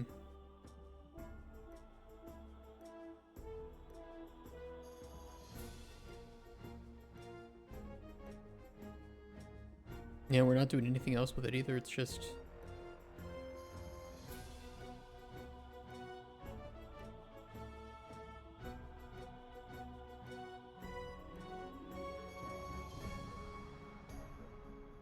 bounding box of all components that make up this actor, excluding child actor component. But then you can include child actors. We have the billboard, which is just in the center, and you know that doesn't have any, hopefully, weird boundaries to it. Doesn't it? No, it's not including the billboard. Can't be.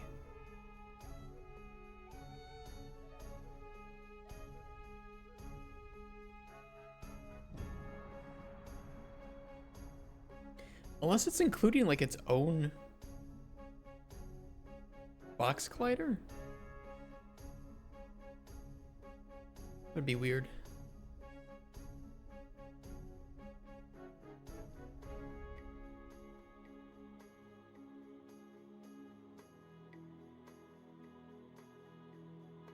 The Z is weird because you would think that would.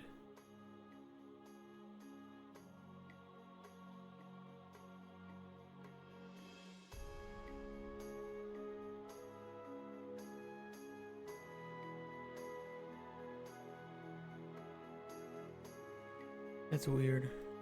Weird.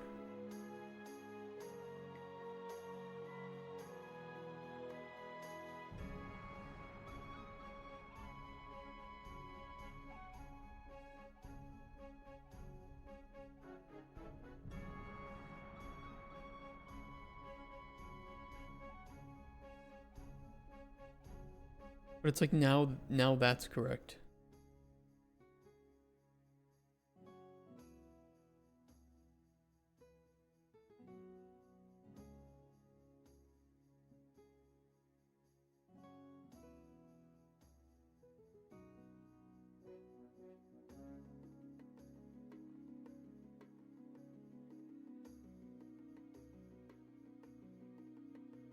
Oh, it's way better now.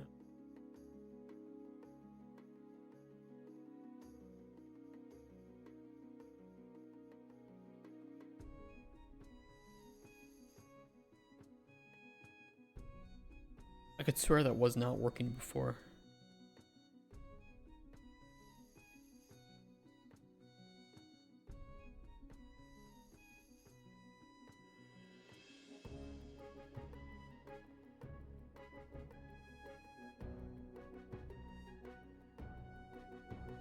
But now it looks okay.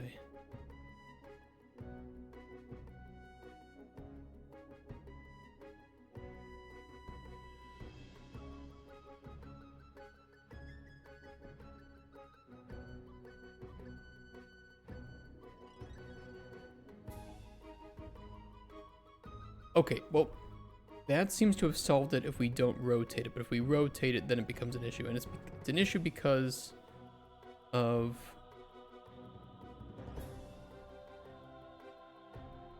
the extents not matching the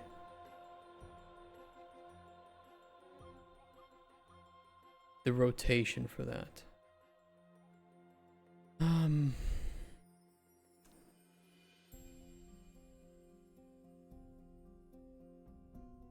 I don't know if we can fix that.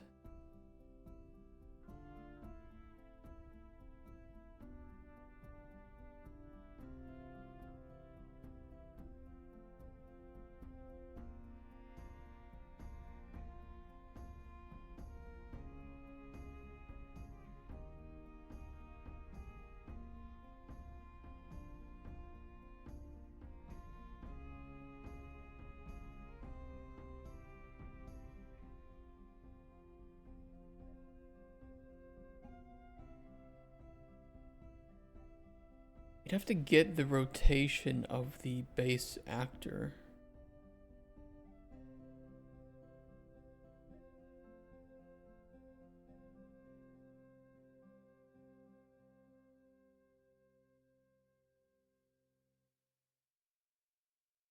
Well, would the extents be, if I plug this in XY here,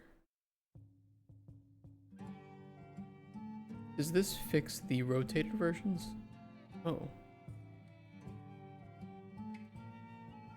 Oh yeah, that's right.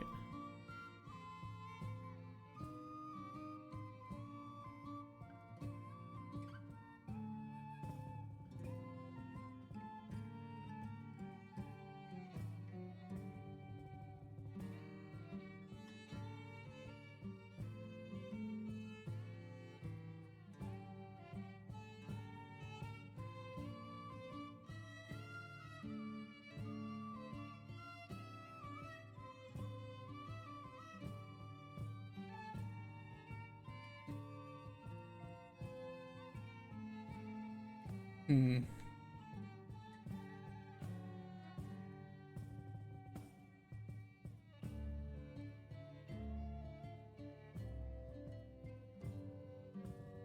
You know what this reminds me of? This reminds me of our box problem in Immersive Sim Toolkit. Is this not kind of the same thing that we're wanting to do here? Just in editor and not in runtime? Fuck.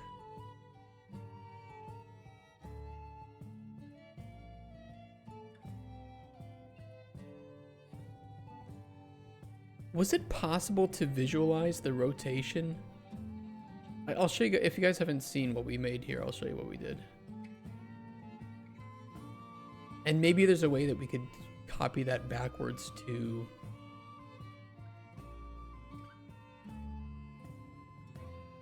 Redlock.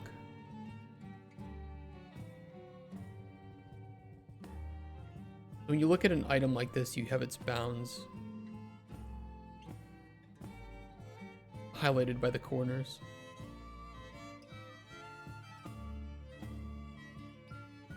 That's essentially what we're trying to do here, and it works with the rotation as well. So if I rotate the object a bit, you know, it properly scales and handles everything.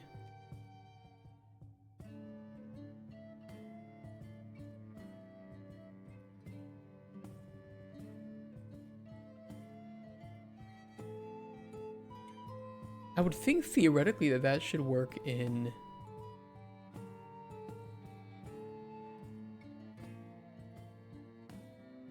editor too, as we're just grabbing the component bounds.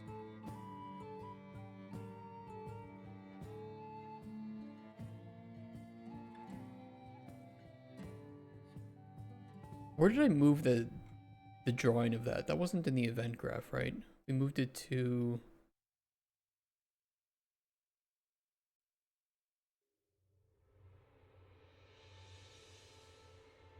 It's the scale mesh, isn't it? That's doing that.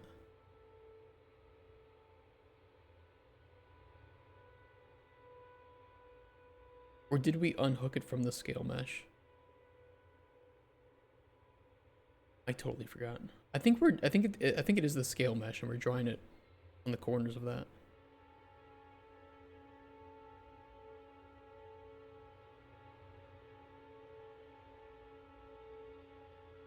Update scale mesh.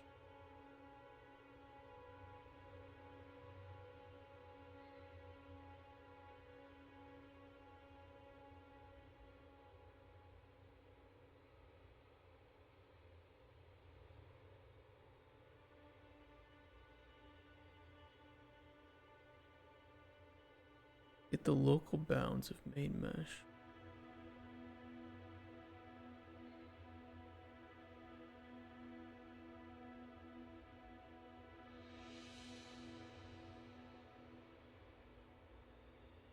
That's the local bounds, though. I wonder if that would actually functionally work for multiple actors in scene.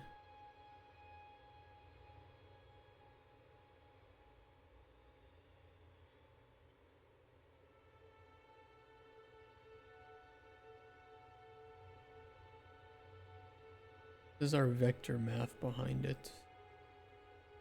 But it's literally, it's all based on the main mesh. Assuming that the local bounds are correct.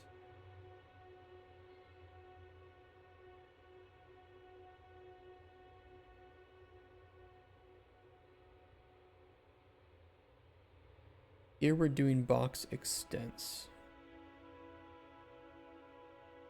Well, that would also be the local bounds. Extents and local bounds should be the same thing. I mean, it's giving us the vector anyway. I'm pretty sure we already... Yeah, it was just the box extent.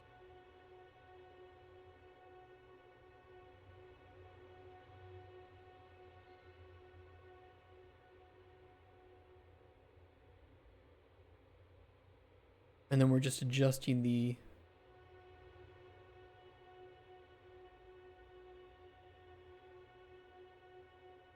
scale of this box to it.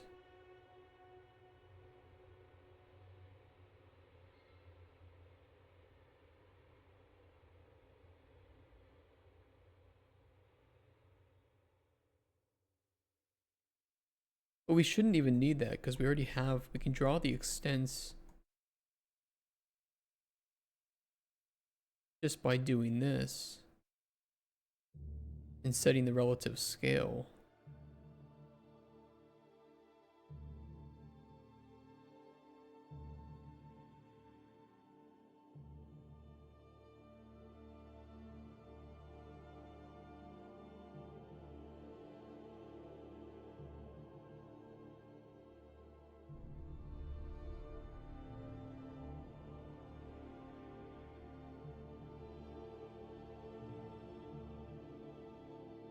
And we know it's a box too, so we can just add in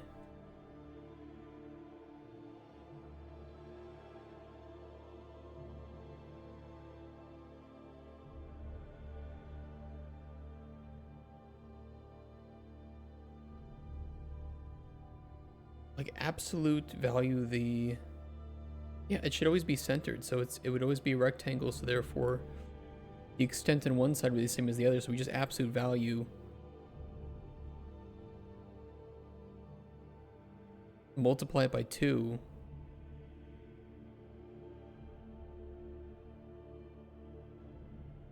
Run the divide, and then instead of setting box extents, we set the scale.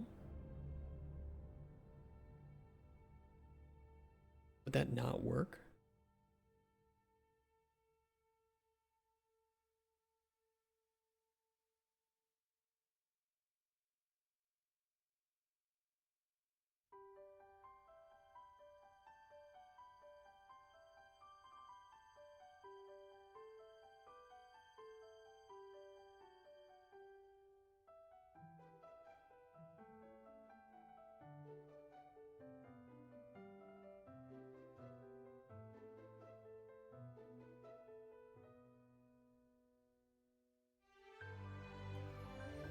Oh. Forgot the divide.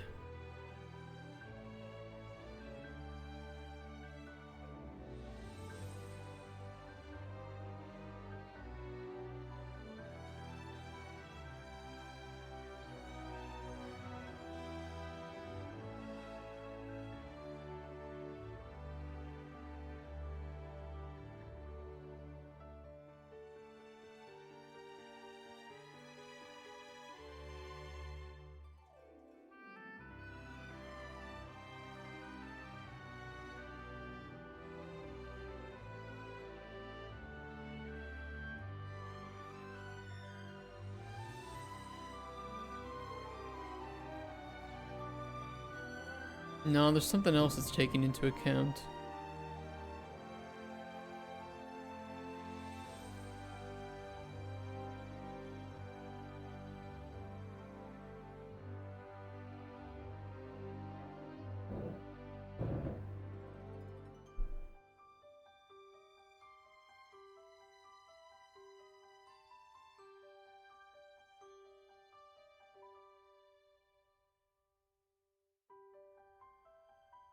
What is the extent of that?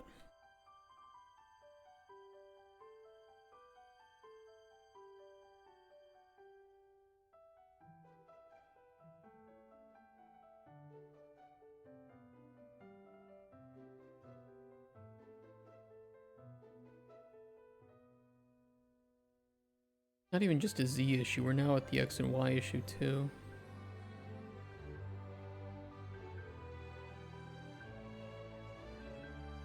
N10.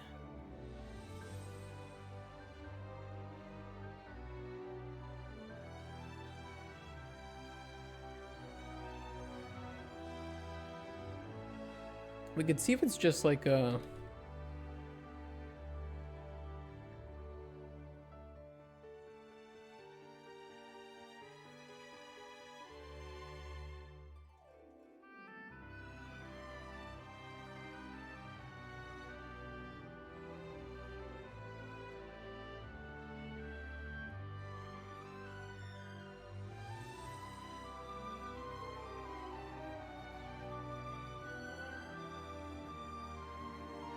Oh god.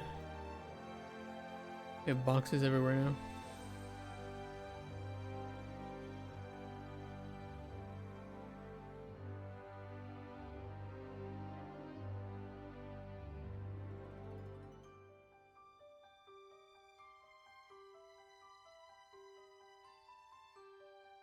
And like even just trying to use extent as scale, I think it's the issue with trying to use extent as scale.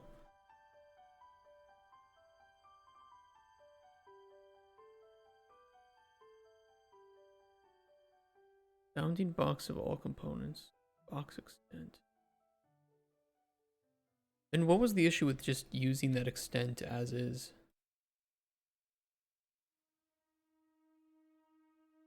Why was this not functioning?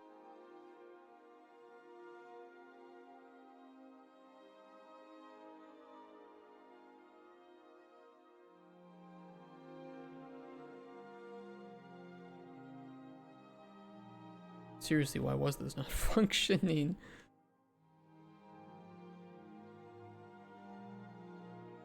Only really an issue because of the... Oh yeah.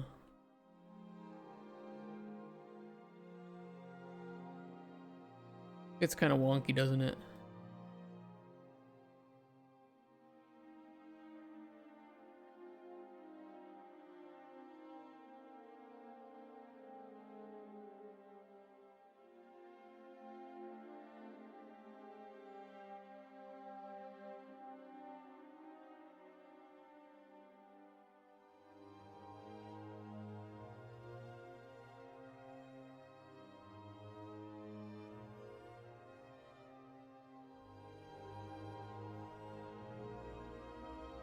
Well, that's weird.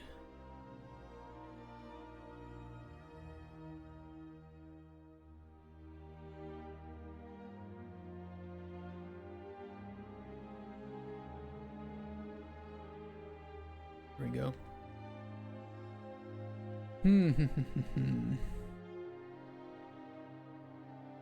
Yeah, it handles it with no rotation. I wonder if we can rotate, if we can try to do the rotate vector around transform that we did in ImSim.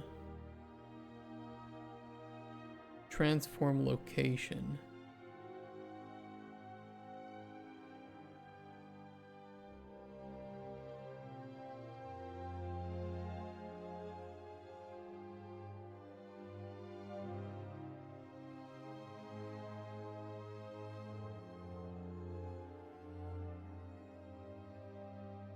I have no clue if that'll work.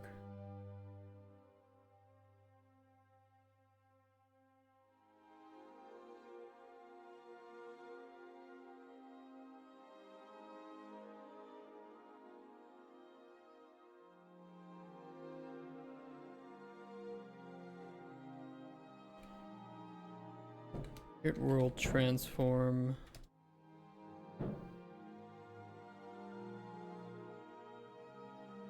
You guys hear them moving shit every damn day. Every damn day.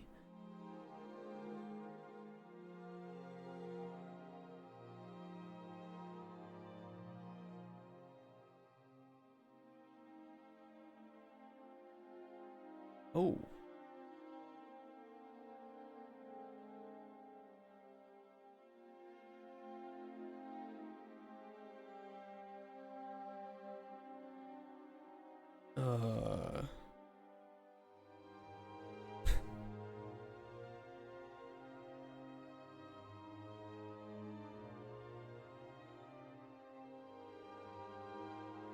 Okay, that is not working. Is it perhaps scaled weird?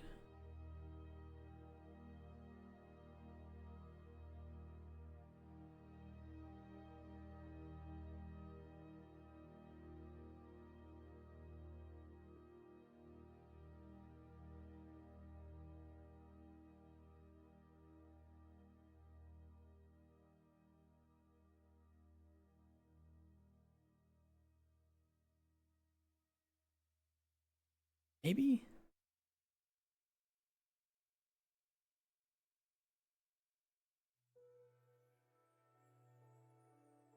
Is that even actually doing anything?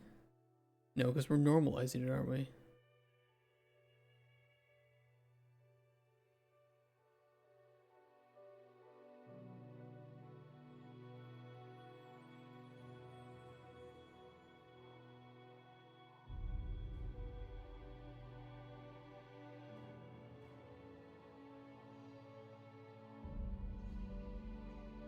Yeah, it's a location, which would be the initial transform.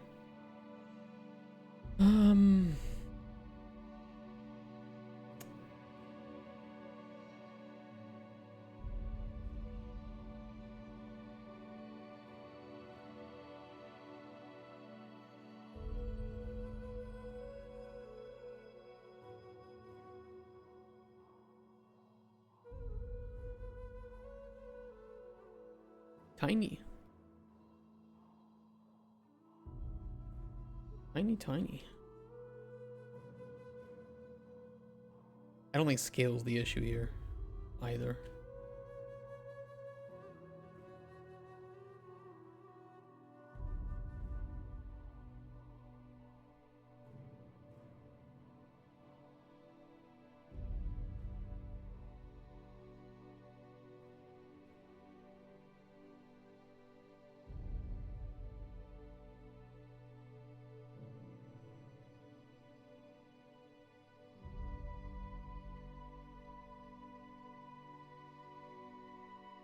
I mean, it is rotating it correctly.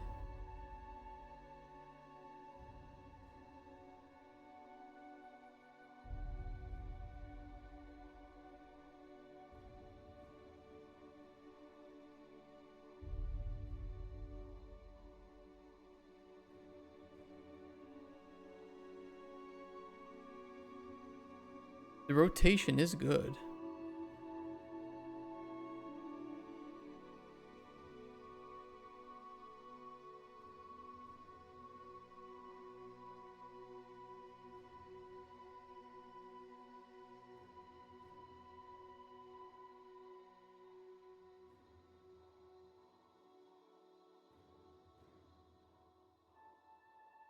Why are these so big, though?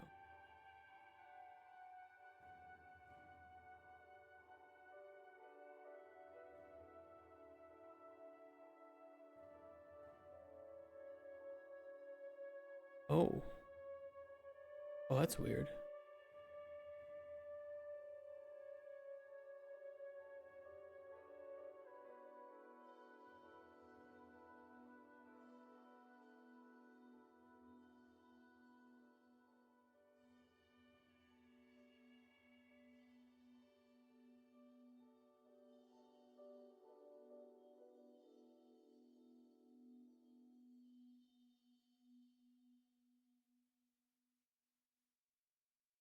I don't see any box now. I see the box. Tiniest dicks.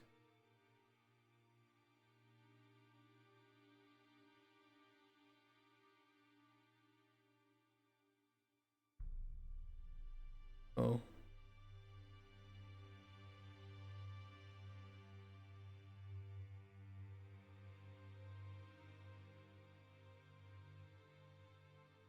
We're just back to square one now. And not even square one because there's still issues. Negative progress.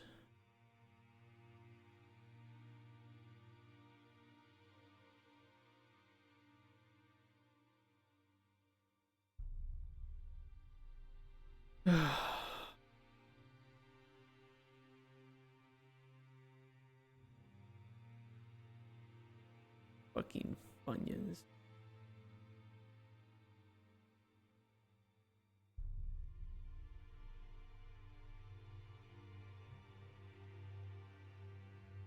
Well, this one has the same problem.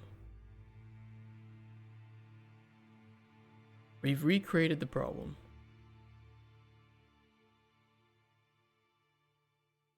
But slightly different. It's less bad here. Somehow. Like, why is it offset? It looks offset. But only sometimes.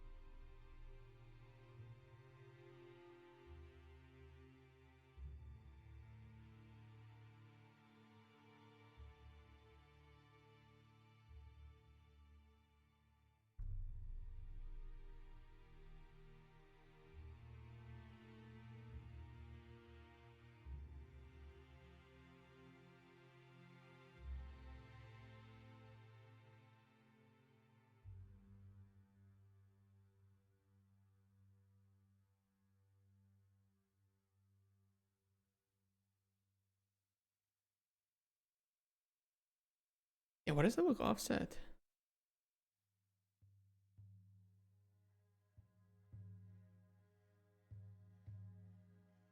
Oh, that's weird.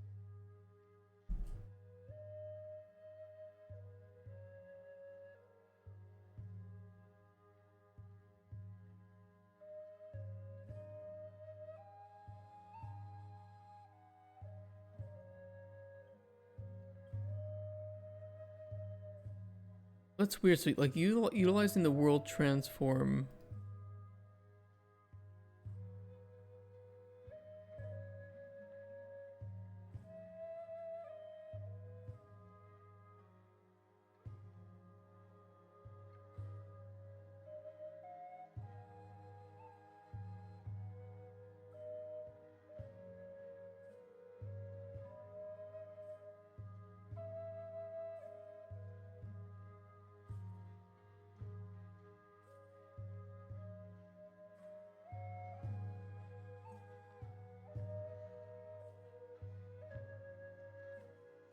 Oh, let me divide this.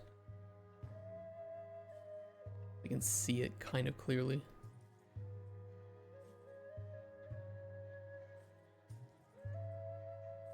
Yeah, see, that normalizes the Z extent then and makes it rotate properly. But it's not actually setting it to the Z.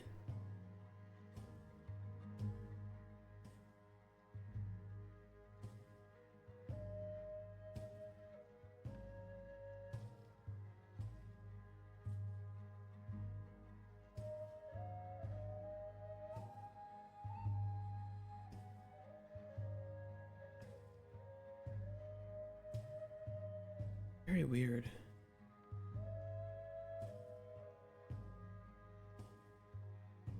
And that's because it's transforming that around the location.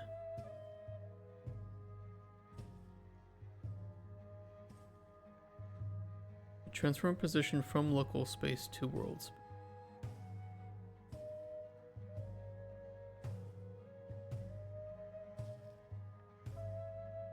There's an inverse transform location too.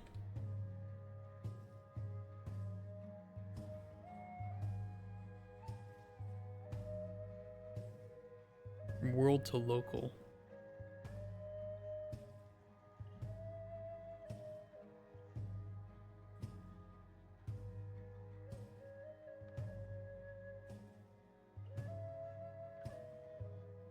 What if I do that for the Z?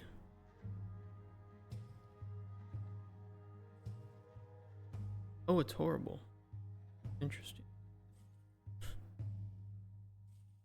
Thanks, I hate it.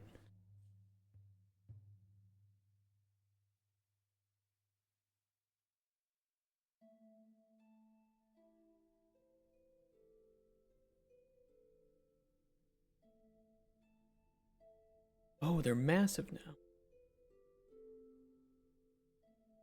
See.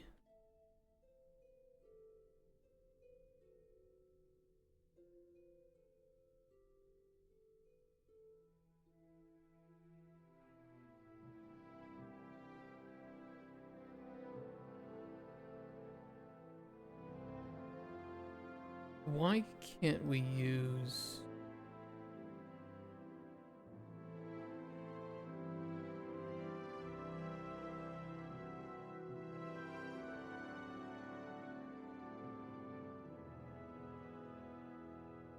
Can I see the extent of that in real time?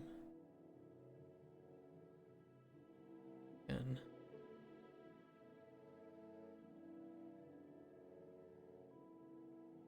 So it doesn't look... Oh, because I was spinning that.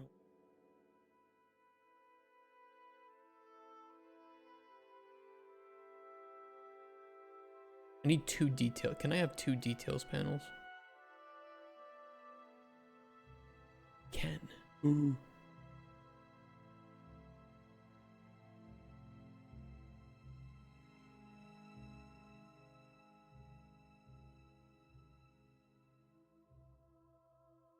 Oh, but I can't click one here and then the other there.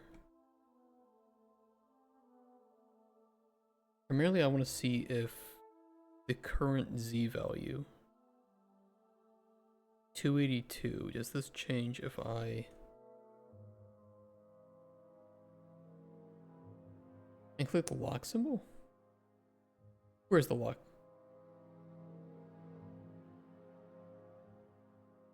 Oh?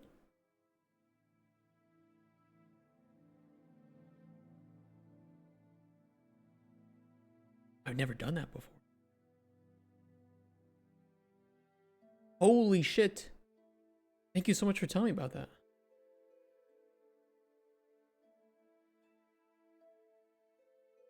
That changes everything. Yeah, thank you for doing that.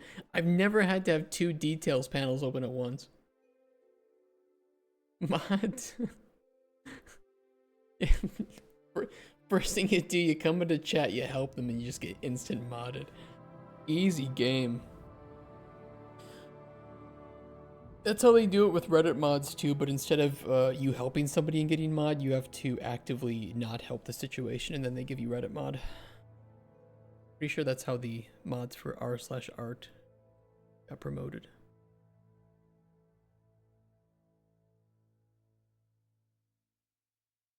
Weird, it is changing the Z, not by a massive amount.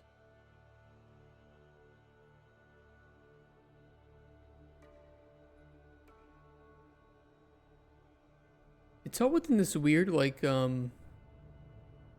it is scaled up, like, the changes in X and Y is about 50.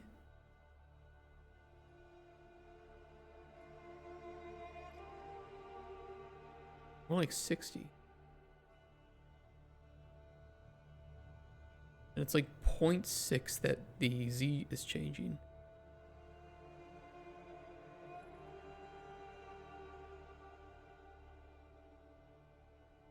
I don't think there's any significance to that.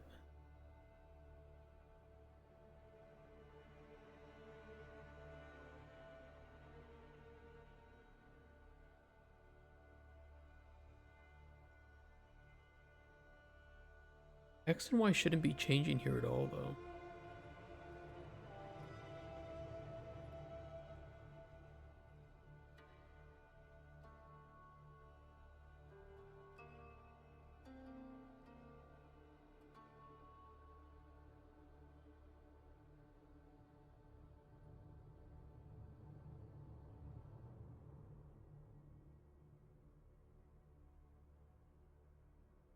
Hmm.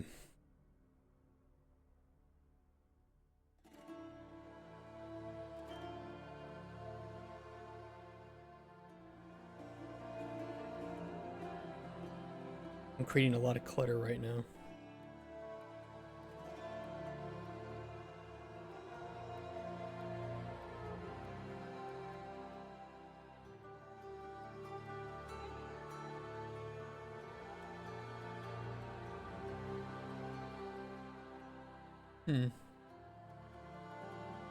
I'm gonna sound like a Minecraft villager for a little bit here.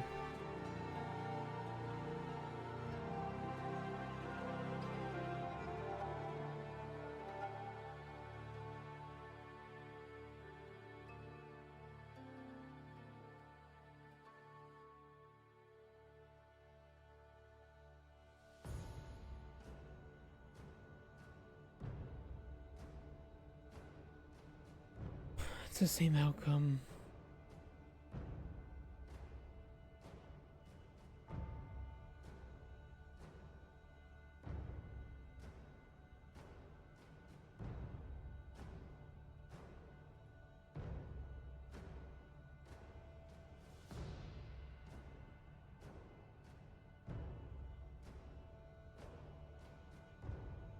Even here, it's like changing the X and Y a bit.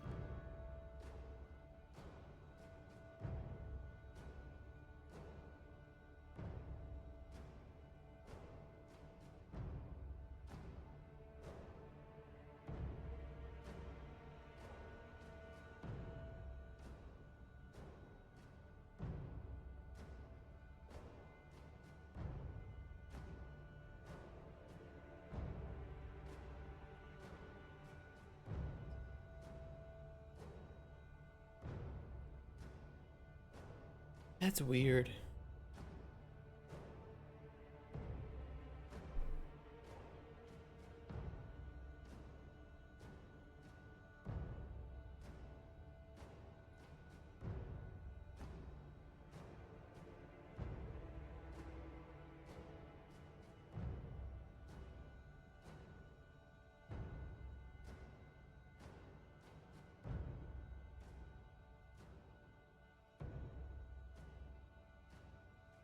I guess I could see the extents changing.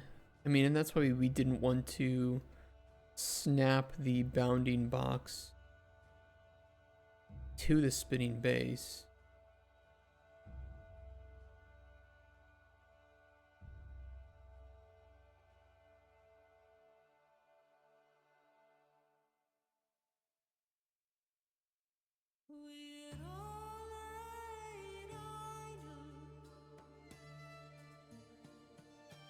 But I mean, even there we still have the problem.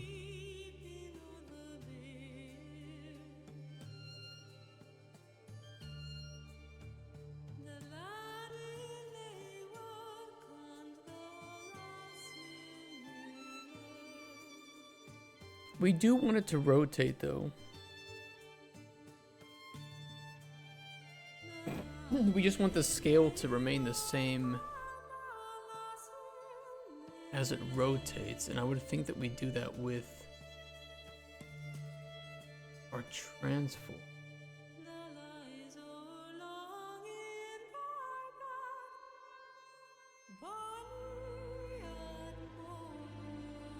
I thought we solved it with matrices here.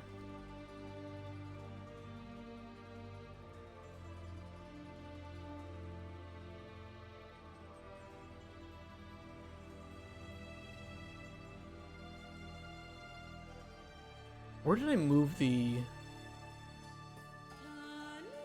Unless I moved it all here. But I thought that I had kept it somewhere else too.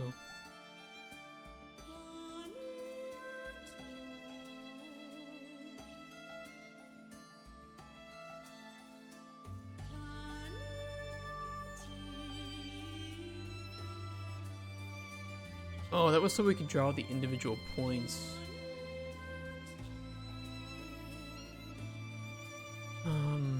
Wait, is it still there?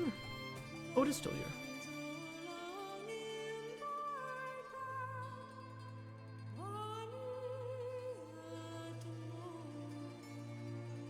Yeah, but that was just to draw the rotation. We shouldn't need that if we're just drawing a debug box.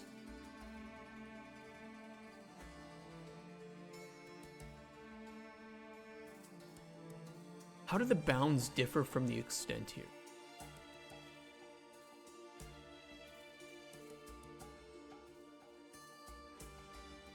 assumedly they would be different.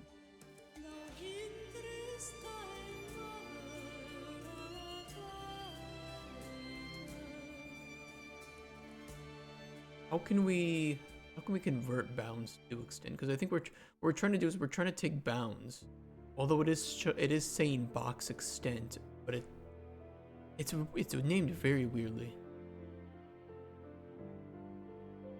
It's named get actor bounds.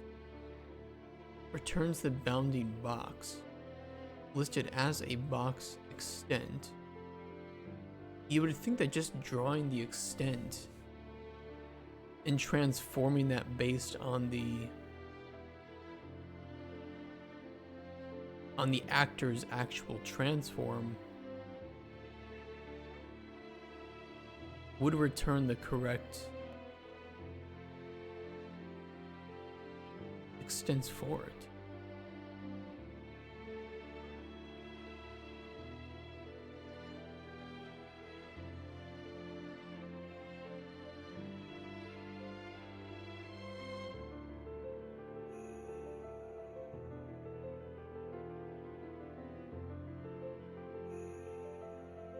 I've got way too much stuff here.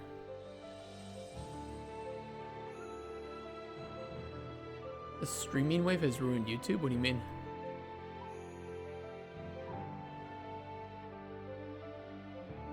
YouTube is just Twitch reruns?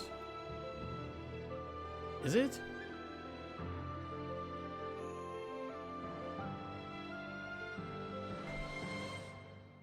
It isn't for me. I don't know who you're watching.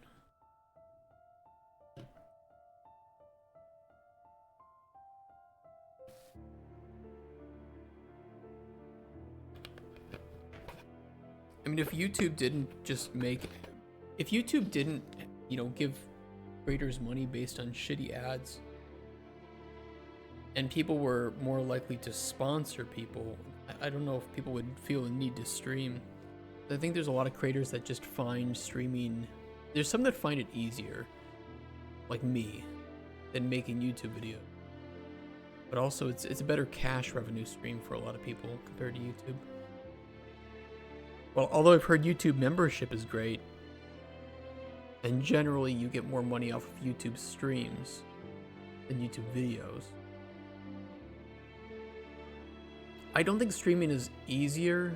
It's easier to put out direct content, but then if you want to edit it down to something bite-sized, that still takes the same amount of work.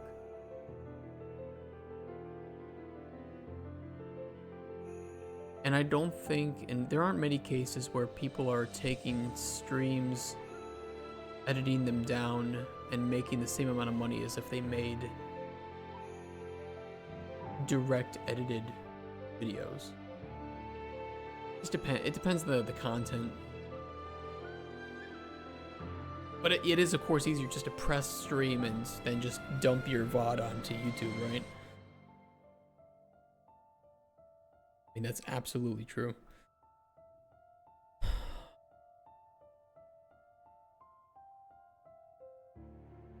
The origin shouldn't matter to us.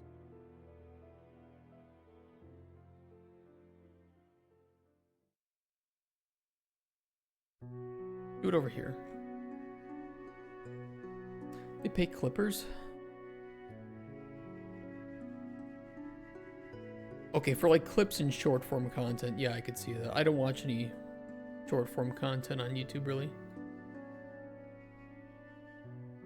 I would love to see an average video time of the videos that I do watch, because it's probably close to an hour, or even potentially more. I'm not the norm, for sure. Average duration of watched YouTube videos. 2 to 5 minute range for many channels, regardless of total video length. That's absolutely wild.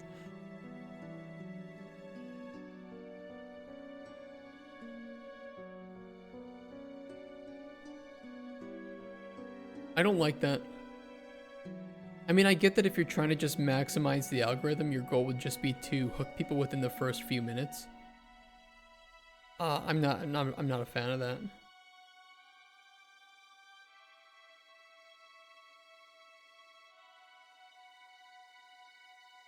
Most of the stuff that I watch is long form. Oops. Oh my god, sorry about that. That must have been loud. That'll wake you up, won't it?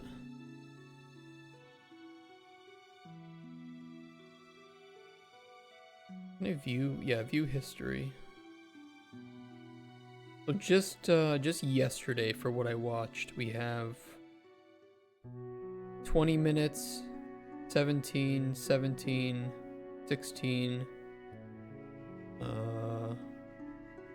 1 hour, 40 minutes, 30 minutes, 20, 33, 27, 25, 20, 1 hour. Yeah, I bet I'd be within like 30 to 60. Watched or listened to? A mix. Some listened, some watched actively. You know, if I'm watching like a, you know, like an Asmon video or something, it's mostly just listening and like looking over. But then there are other creators where it's I'm watching constantly. A bit of a mix.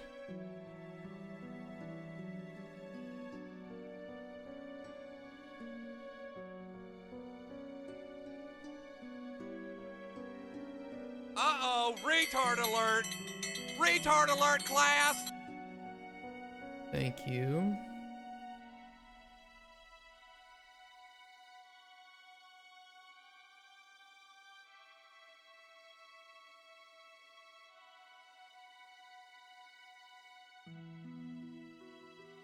We shouldn't have to do this, but it did fix some problems.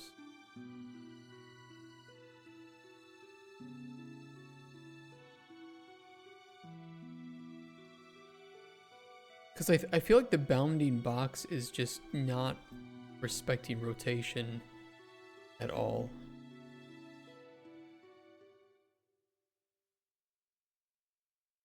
Unless it is and I'm crazy.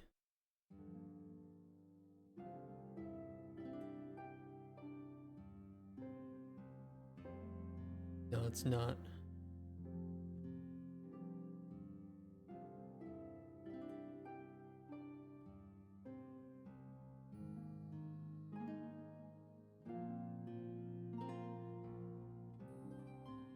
And it works totally well when it's flat. Or mostly well.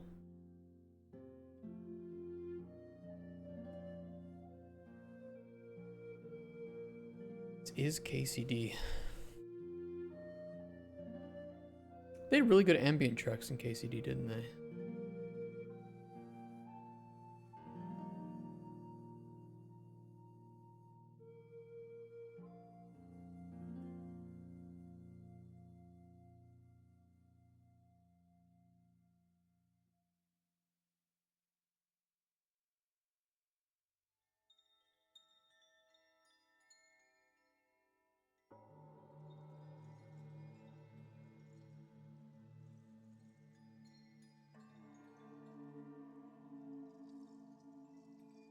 We were doing this before. It makes that absurdly large Z value.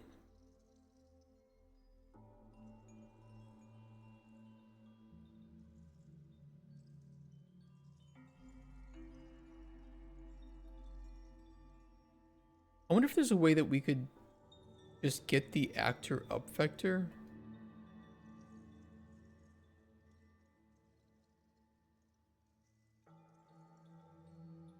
And take half the box extent.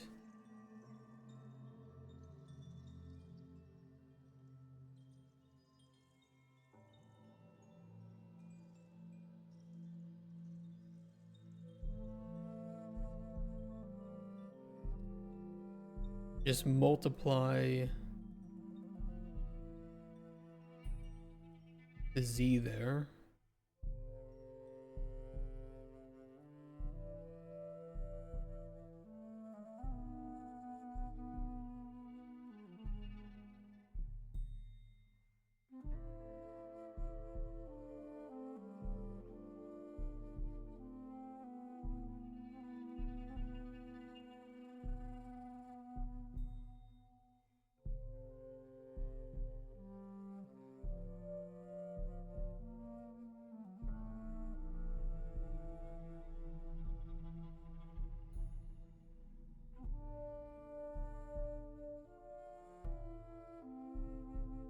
Music really wasn't that great until the 20th century. I think people who like classical music would probably beg to differ on that one. Beauty's in the eye of the beholder, isn't it?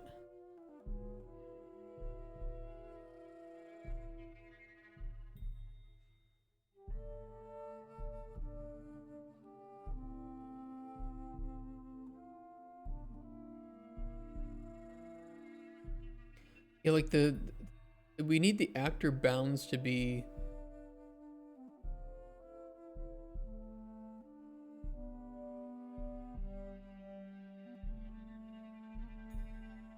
we almost do need to draw a mesh, because the moment we try to draw the extent of a box,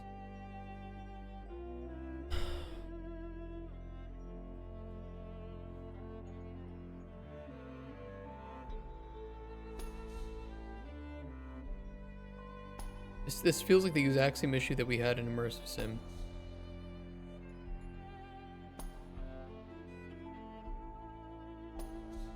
And the moment we attached like some basic static mesh to, although it was only one, it was not,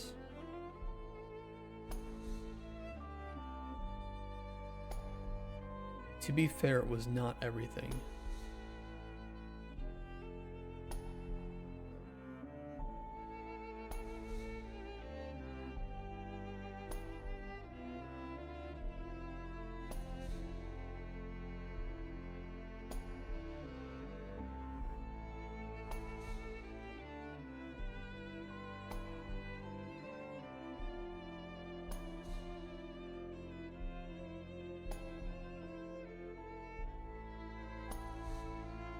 Cube. Where's my cube? Basic cube. Oh.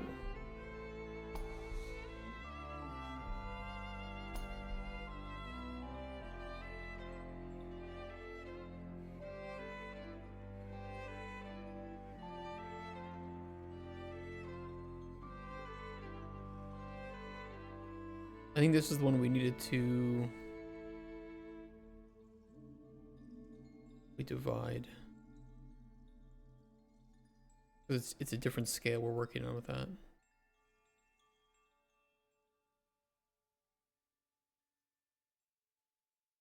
Okay, well,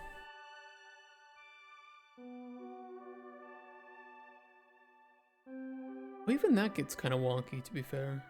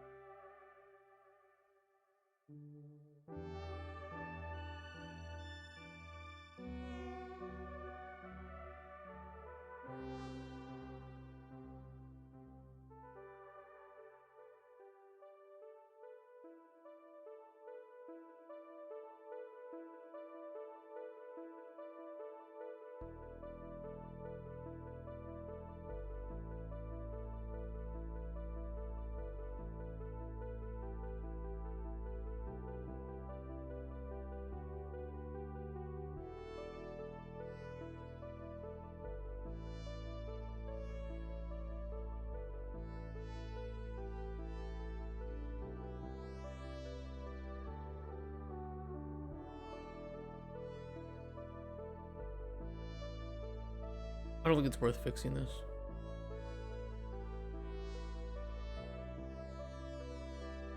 I don't want to. I don't want to. I give up. Going back. What do we have before?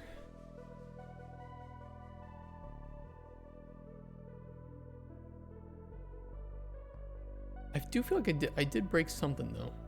Let me check what I broke. Yeah, I mean, at least with the corner material, like that was part of gameplay. This is just debug visualization.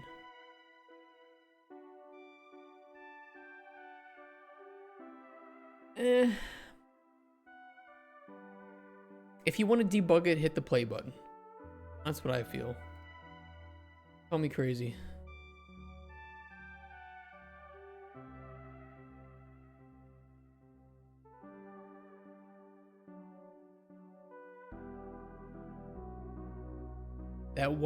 That's part of the visualization in the game, okay? And here it matters. Here it matters because you see the object. We need the outline so the player knows what they're looking at.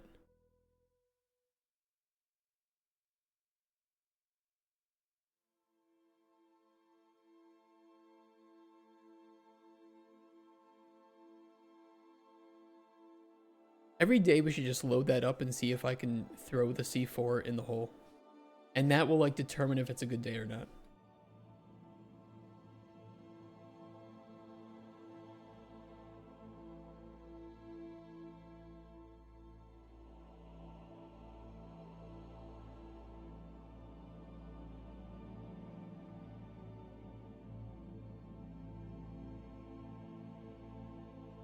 All I did was change that, and that definitely did not fix the problem.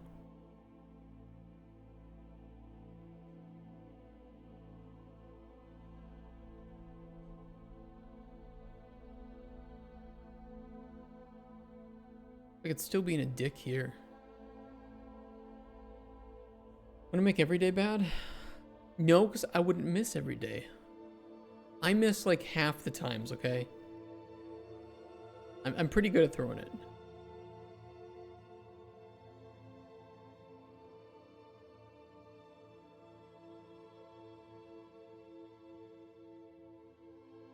Oh, not today though. Today I'm not good at throwing it.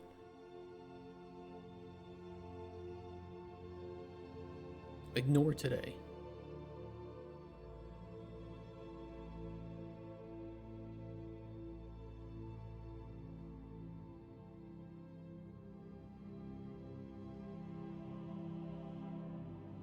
Bad week stacked up. Don't say that. Not true.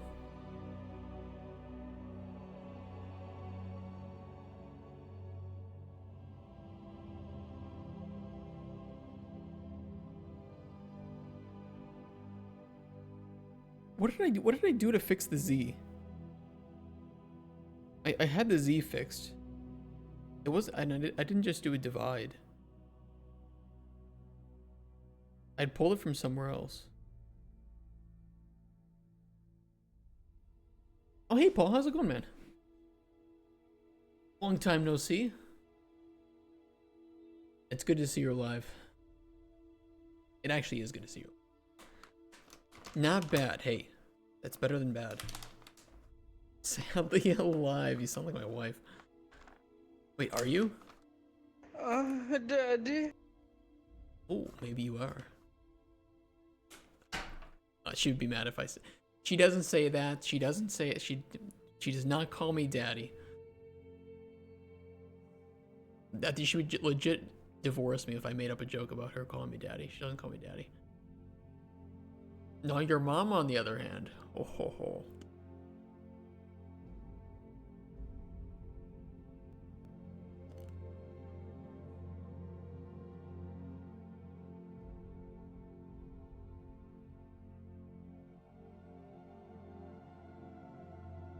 Order shock, order shock, order shock.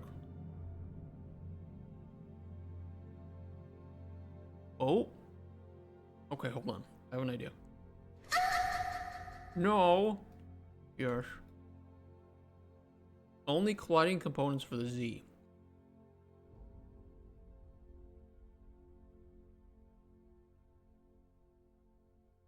Your mom died. Sex was so bad it killed her. My dick's so long.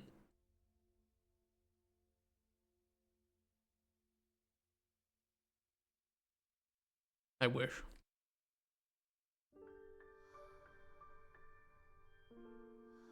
Well, that's a bit better. It doesn't solve the rotation problem though.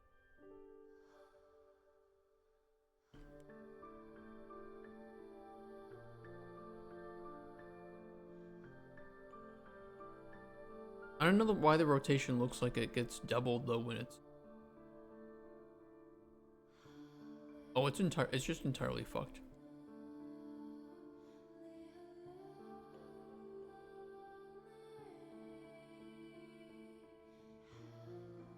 Why is it like that?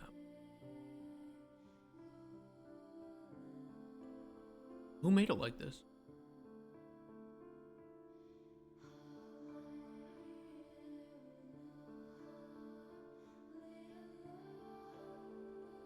Oh, it's completely borked.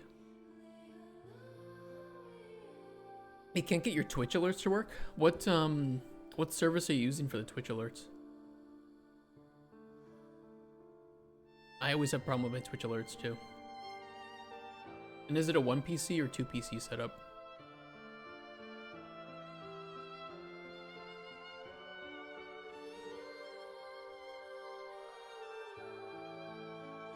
The Twitch alerts. I've never used Twitch's built-in alerts.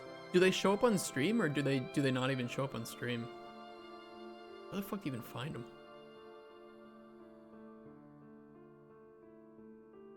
Isn't there extensions or something? Streaming tools.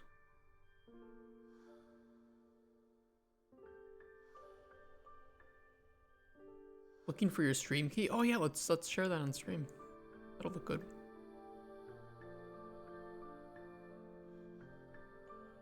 Where did they put them? Charity? Oh. I am the charity. I remember seeing them sometimes, but I don't remember where. Where's the porcupine? They show for you, but nobody else.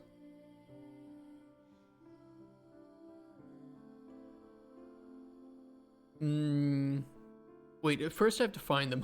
Hold on, I have to find them first. Oh wait, alerts. Oh wait, okay. Create alert box. Followers, edit alerts. Where is the browser source that it gives you? Oh, so down here in the bottom right, you have the browser source URL. And you would you'd make a new scene on OBS, or not a new scene, but a new browser, not scene, like the component that you put in the scene. And you can paste that URL in, and then it'll show up. You've done all that, okay. Wait, so you see, do you see them on your, you said you see them. You don't mean like with this open? Or like with this in the...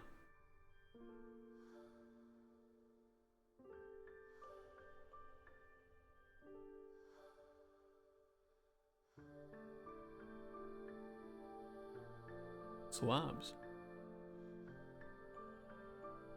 Did it autocorrect OBS to slabs? Don't tell me it did that. Or is that like a separate thing?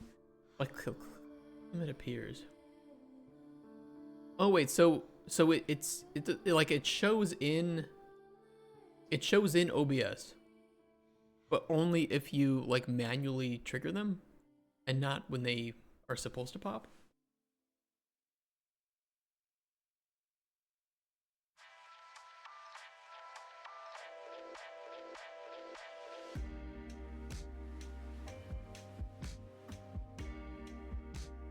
That's weird.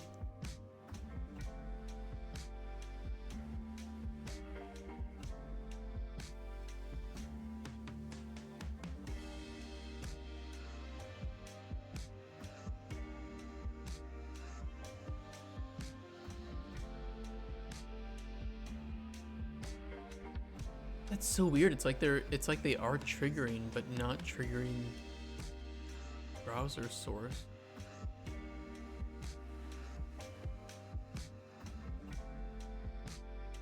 Where do you see, oh wait, are you hitting the alerts? Dude.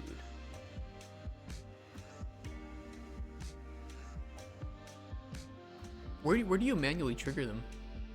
Out of curiosity. Activity feed controls. Hit replay or block Twitch. Maybe I don't know. Maybe this is related, like this activity feed controls. Skip, replay, or block Twitch alerts with their activity. Yeah, but that would just give you more controls to do it. In the dashboard.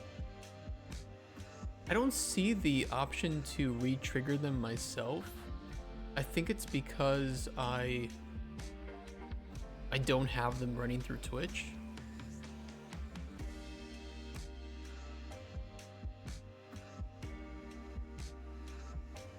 I can report people though. I should do that more often. For all of you.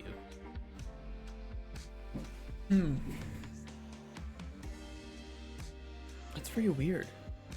Yeah, so it's like you verified that your OBS browser source is working correctly. It seems like it's something on Twitch's end where it's just not... like it's not sending the information.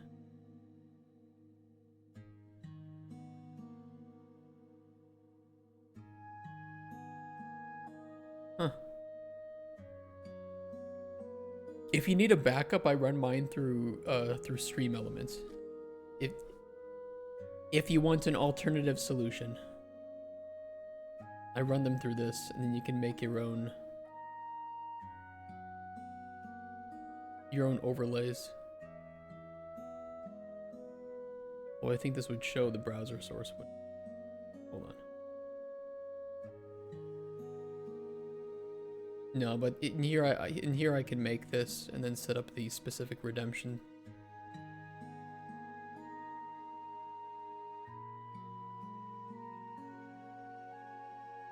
Dude, setting up OBS is just cancer. Never, I can only say never get 2 PCs. Never do the 2 PC setup. Whatever trouble you're having now, multiply it by 10. Oh my gosh. Well, I guess did you have to, if you ever streamed like console, you probably would kind of have to. No. Oh. Eh. What are you streaming tonight though?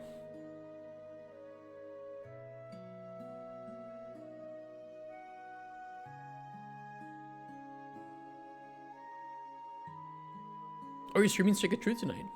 Oh shit. Do you have the stream replays turned on for Twitch, so it'll automatically save the VOD?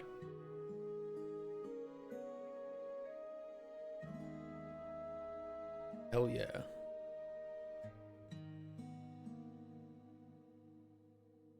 Because sometimes I don't get the time to watch them during the time that they're streamed, but 100% I like watching the VODs, or if they get thrown up on YouTube or something, if you have a dump channel.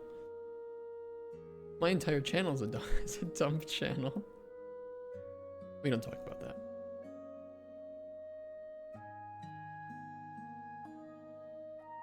Sir, how much effort do you put into your YouTube channel? Effort? You can do that?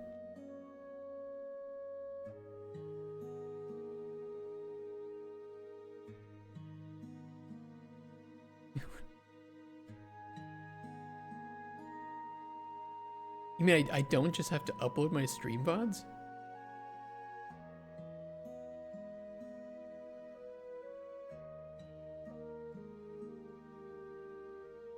We do plan to change that. If we ever like start actually making some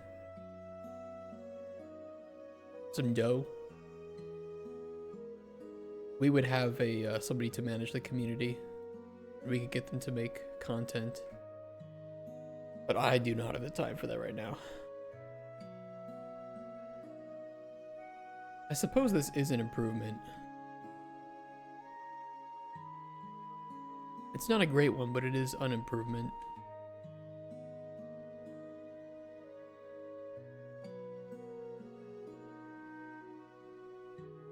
But I might need to look into it more.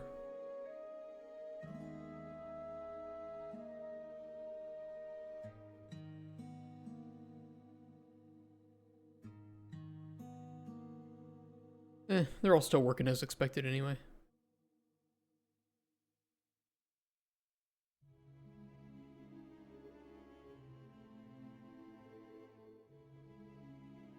Oh my god, I forgot I made those bouncy. Completely forgot I made those into bounce pads.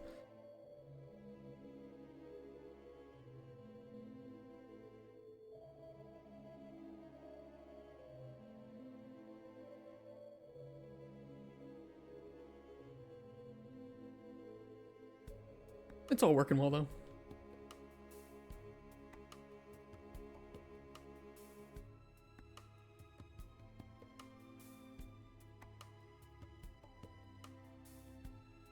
Why is there a wall here?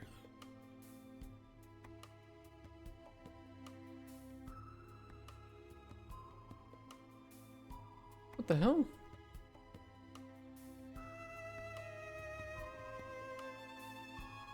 Who put the wall here? Who's... Why is there a wall? I wasn't here this today, was it?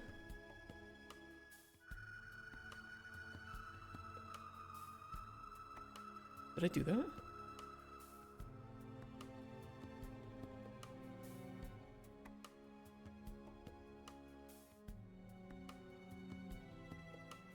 How are you liking Stick of Truth so far?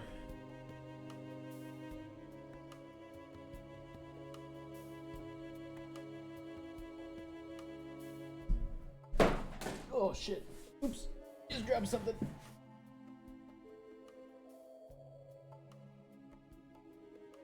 Oopsies. We're okay. It was not a disaster.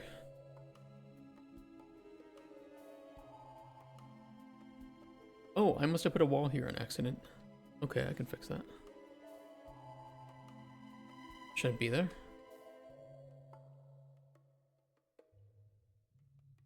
I must have been moving stuff over and I accidentally did that. What's up, Bleacha? How's the progress? Progress is good today. Today we implemented our MVVM with our resources. I can show that in a sec. Small, non-perfect solution to spinning platform bounding boxes. Deleted 2 boxes in test map.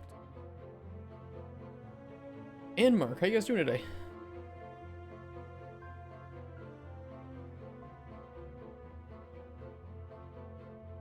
Oh, I merged it to main. Merged it to main. We have it then. Yeah, pretty fast stuff today, but we also then planned out what we're gonna do tomorrow with hazards. So now that we have player resources, we have health, ablative, hydrogen, and building components. And functions to remove those and add to them. It's very simple. It's just on the bottom of the screen right now because I don't need it to look pretty. I just need it to work.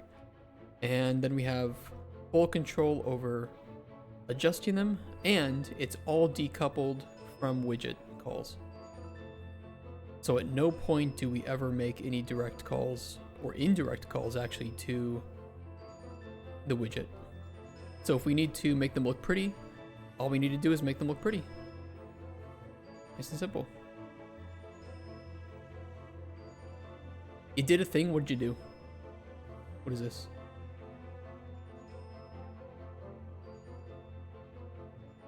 Better sight.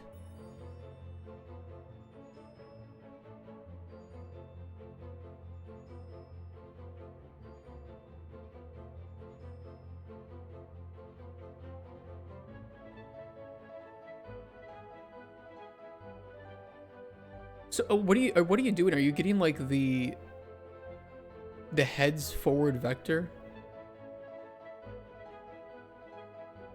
and then doing additional traces here to see if the player is within sight, and if the player is within that range, run the sphere trace? Or it looks more like a direct line or a set of line traces.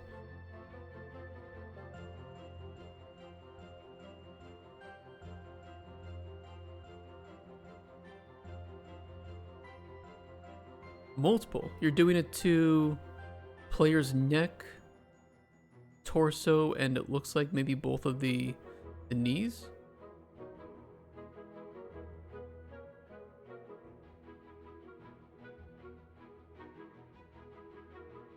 Or maybe even to the arms too, but I can't see.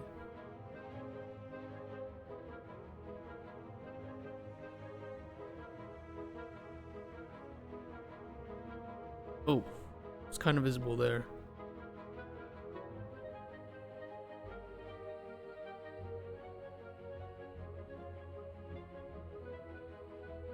It almost looks like knees, torso, and like head or neck.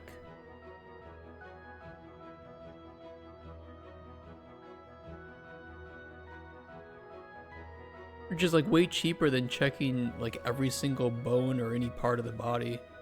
Because then the player just needs to worry about their legs, body, and head.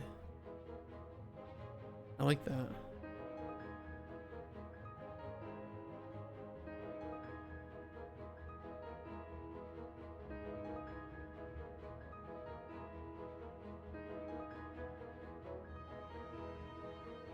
Huh. Moved AI perception to a defined socket, so it moves with animation. It checks against a user-defined list of sockets or all the bones. Registers it with AI perception. See, I was wondering if you were using AI perception or if you had made your own thing. But you like tweaked AI perception to the defined socket. Yeah, I like that a lot. It looks really natural too, because then it's like, you know, is the guard looking around or something?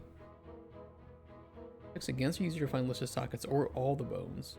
And it looks like here, correct me if I'm wrong, but you just did 4 sockets, right?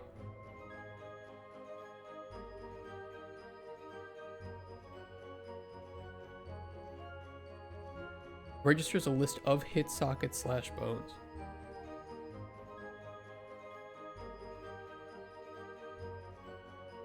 So is AI perception then by default only checking forward vector of the actor?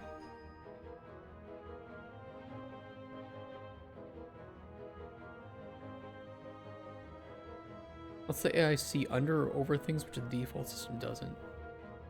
Yeah, because you're just running the OR check, right?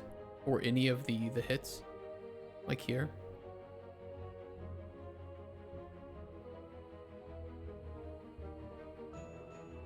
What's the yellow return?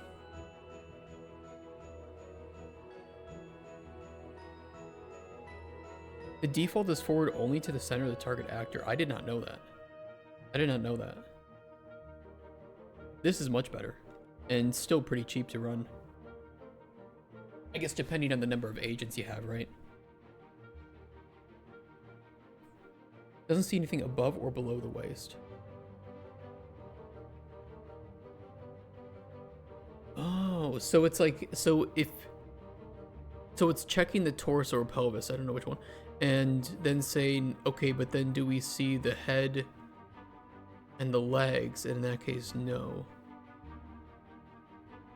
Unless I'm mistaking that. Oh, it's just debug? Okay.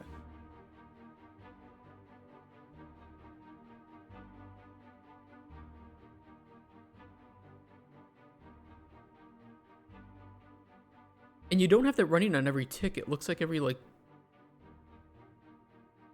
250 milliseconds or something? Balls. Ew. Don't say balls.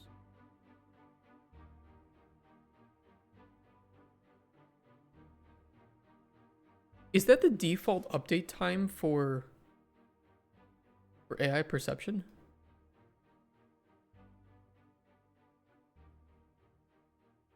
Why is this so laggy too?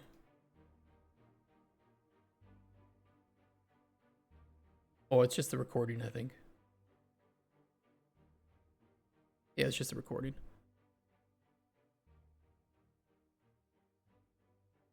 I like that. That's a really nice change. I really like that change.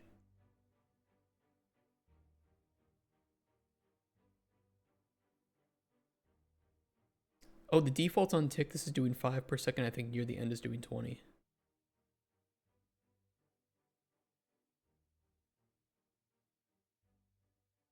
Yeah, I mean, for something like this, you definitely would not need to run it. I mean, if it was like, if you're checking like shooting or something, you would want to run something like that, like a trace for shooting every tick. But now for perception, I think you can definitely get away with 5 per second or even fewer, maybe.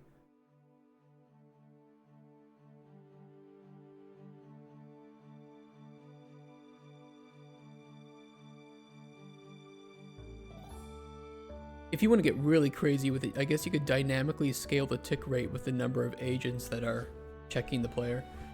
But that would be needless, if you ask me. I like that. I might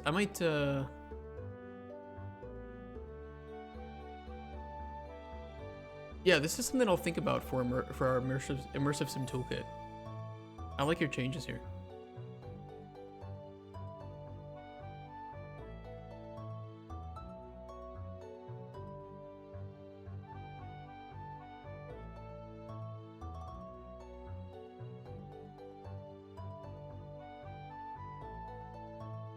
Are these for sure just line traces? The balls are debug? Out of curiosity. Yeah, they are line traces.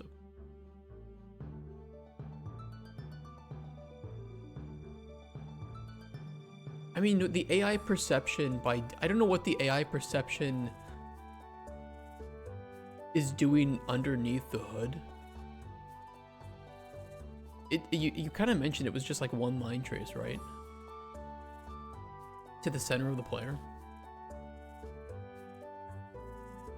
Optimization can be a sphere trigger. Well, AI perception already works in a range, so I think that there probably is something like that already in AI perception. I could be wrong about that though. But I don't know if it will only start ticking once the player is within range. Probably so.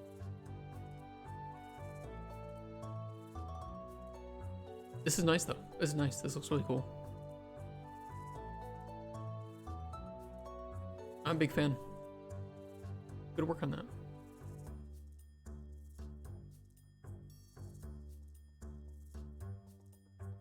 Yeah, I've never looked at what AI perception actually does beneath the hood. I kind of had thought that it would be based on something a little bit better than just checking if the player's body is in view, because that's like the most bare bones basic bitch.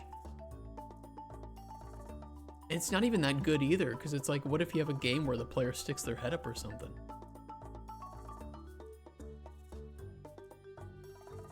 It's all in C++. Yeah, that would be then really cheap for the line traces. I like it. Yeah, looks great.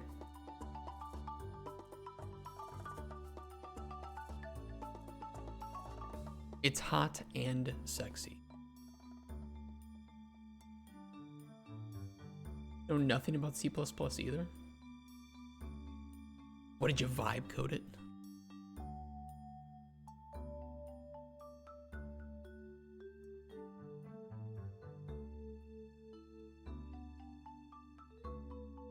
Used Epic's assistant.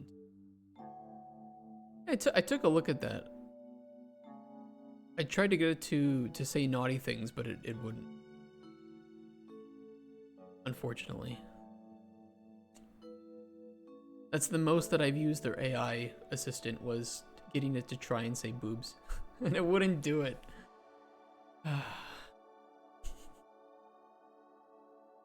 Oh well, what are you gonna do?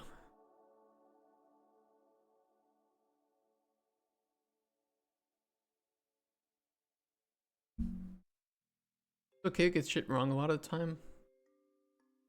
Solve the errors that VS gives you and you get a fix.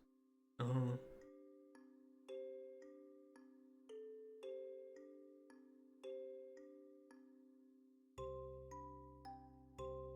I'm actually out. I'm out. I was like, okay, what are we doing? And I'm like, oh wait, I don't have anything. We have our plan. You know what? The good thing is we have our plans for tomorrow. Maybe I can just leave a little bit early today. Plans for tomorrow though would be hazards. And I'm thinking that's like 1 to 2 days to get done. Once we get those done, we can do resource restoration stations, and those will be very easy. Those will not even take a full day. But I don't want to have those until we actually have like our resources getting drained. Once they do, super simple to get working.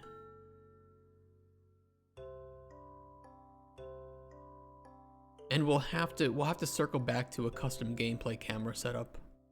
But we need to design that. I'm not really looking forward to that. But we got to do it.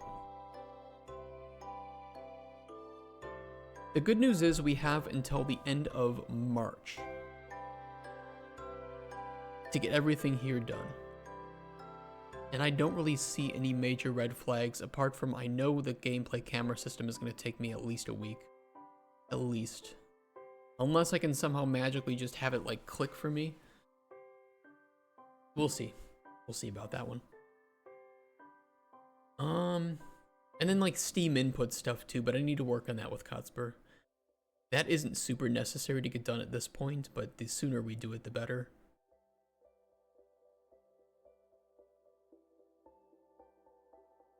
And then we have until the end of July.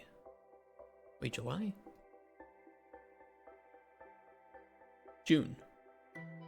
End of June for first playable 3.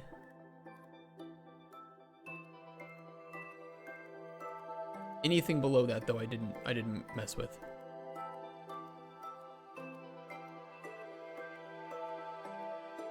I should probably change this too. Quarter 1, quarter 2 for first playable 3. That would be the...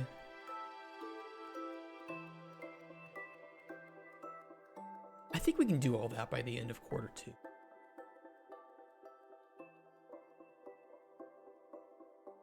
Meta sound? I don't know anything about meta sounds though. Basic saving and loading, light detection. Yeah, I think we can do that by the end of quarter 2. But then down here, I'm going to move this to quarter 3. And then quarter 4, because early access is going to be quarter 120.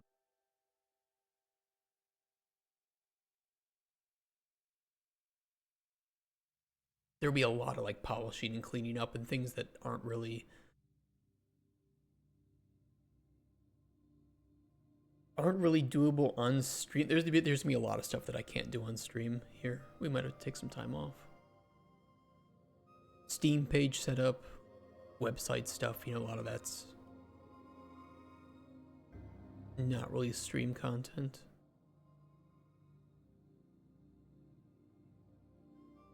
Did you get it working? What was the issue?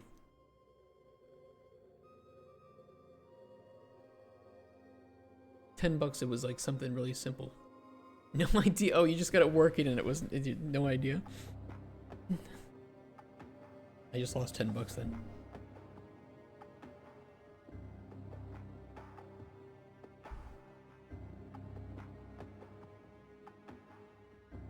Yeah, keep sharing it with me, Mark, because I'm really curious about that. There was another like light detection solution that I was gonna use before the one that came out on Fab. It was this one,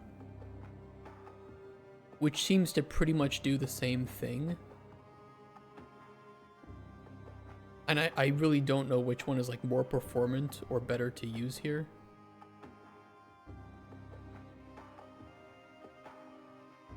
I will, but look up light awareness. UE5 light awareness. Because maybe one of these will end up being more performant for you.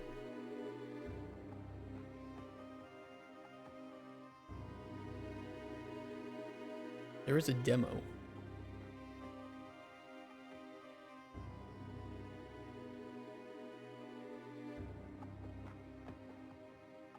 Did I download this? I did not.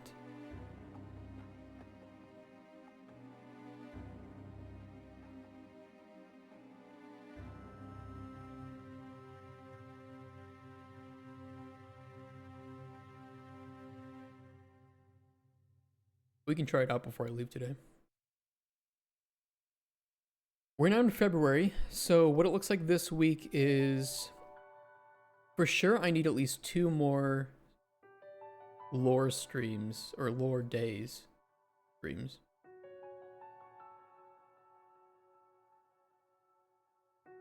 We'll see if I need more than 2, but I'm for sure 2 should be fine. Neo 3 comes out on the 6th. I don't know what time of the day it comes out on the 6th, but I played the demo. And I love it. I love it. I think it'd be really fun to stream this game. We are ahead of schedule. So I am starting to think that might be a possibility to stream that. We'll see though. We'll see. So what we might do is, because I played this for 5 hours, we could try playing it again for like a full day, because it is only like a well, I say only, but it's a demo with 5 hours of content. This was really good, so we can maybe judge it from there. You think LXR would be more performant? This also runs on the GPU.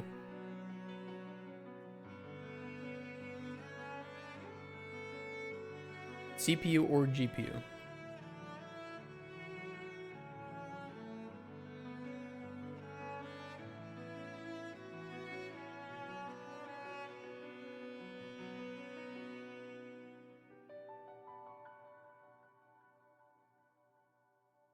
Right, so I do not know.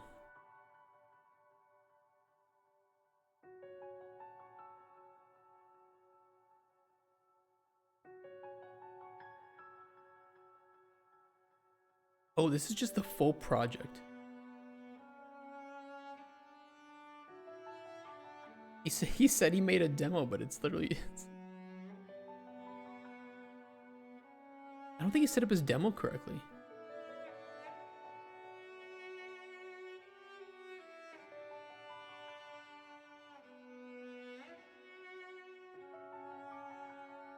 Wait, does the demo not work without the...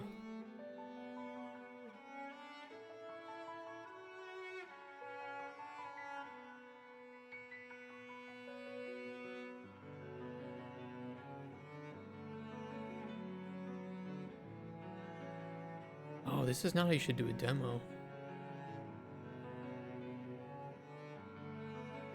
Why did he make a demo if you have to download the project and rebuild it, instead of just building a shipping version?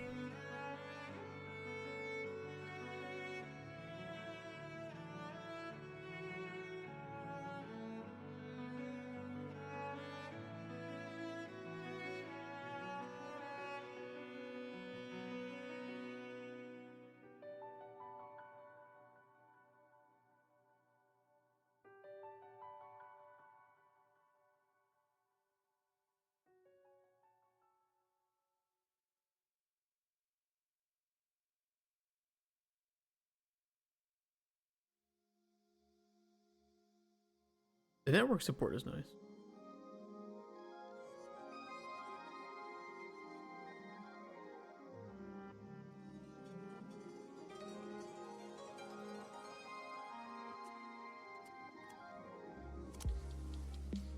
Yeah, I'm not sure which one's gonna be better.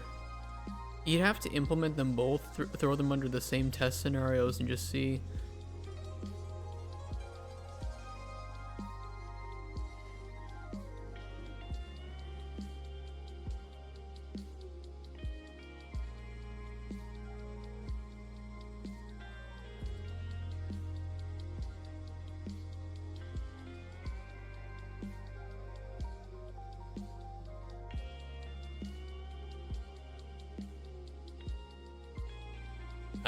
I don't know which one to use.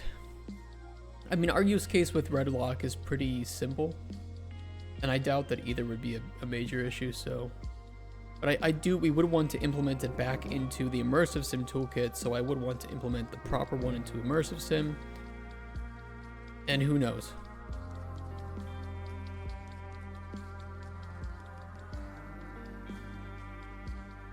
Tech audio tools.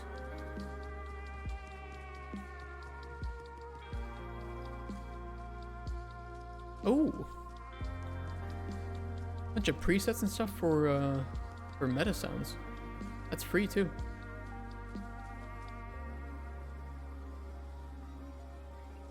They both probably do the same thing, or very similar things.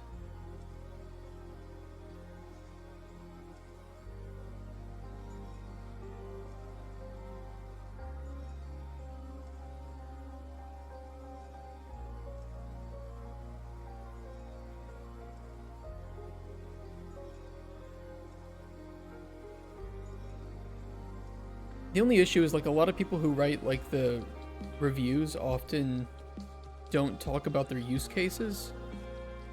And if they're just using it for light detection, that's fine. But there's so many nuances to it. Like, you know, how does it work? How does it integrate with EQS? It says it does, but I just like, does it do it well? You know, how easy is it to mess around with?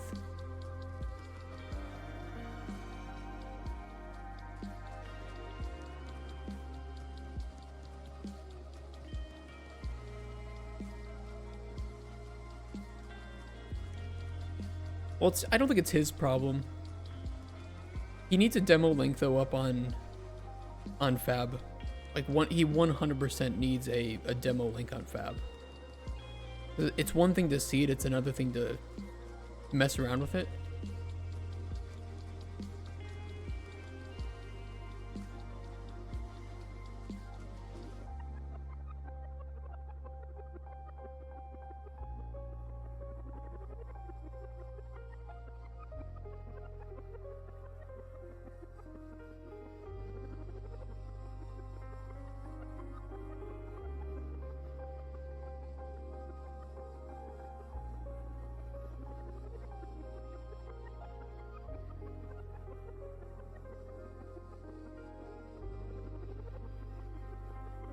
Tim jump scare. Oh.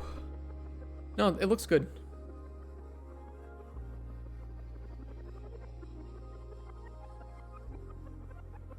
More detailed tutorial. How does the documentation look?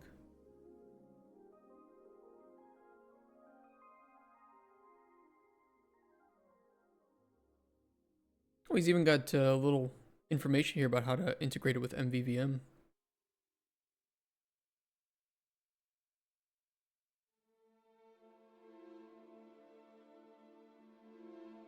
That's pretty nice.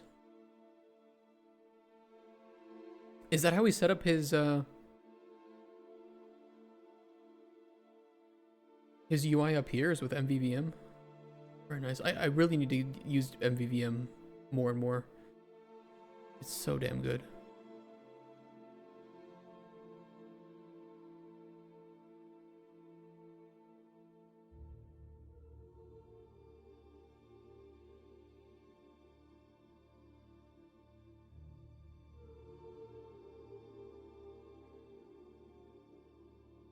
I'll probably check his Discord and I'll see if I can find like a demo that he's built.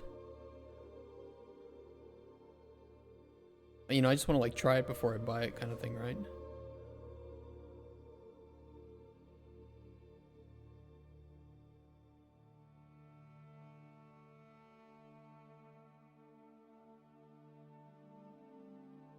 But it looks really nice. It looks very, very nice. I'm surprised that he's giving this away for free.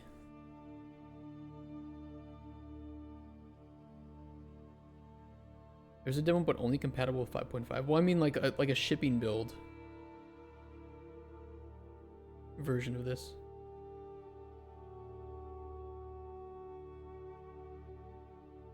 Because that's really easy to make and it would help a lot.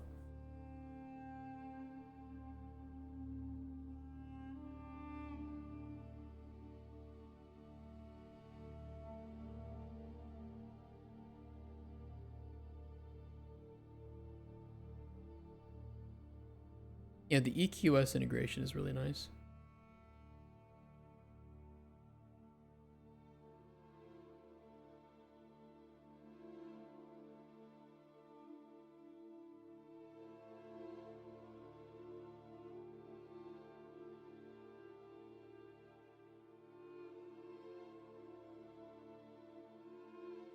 I love these acid trip like level setups here.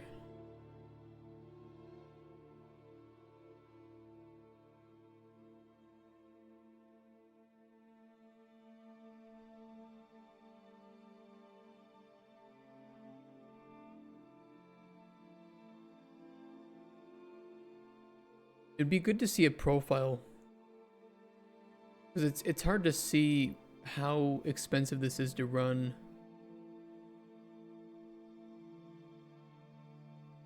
When we don't see like one profile of its frame cost.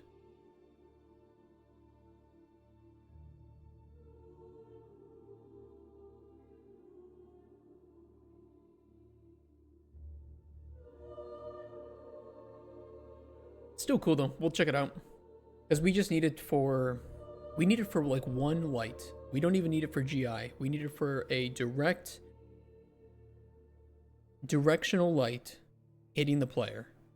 And as long as any part of it is hitting, we apply some ablative damage. That's all that Redlock needs.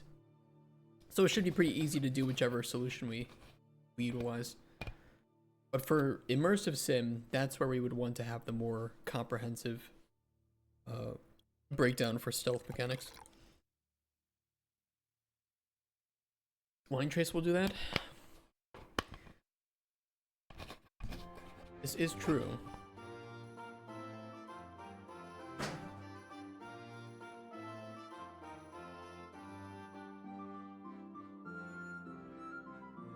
We'll see if this is cheap. We'll see if this is cheap. Because if it's really cheap just to basically tell it to ignore everything else and just do a basic luminance test from that one light, I'm okay with it. Like, our game is not going to be a CPU bottleneck anyway. If at a certain point you need like a relatively modern i5 to run our game, but then a RTX 4080, you know, it's like... What's really the issue here? It's the RTX 4080 that requirement that's the issue. So optimizing GPU cost will be more important to me, even if I have to throw this on the CPU instead.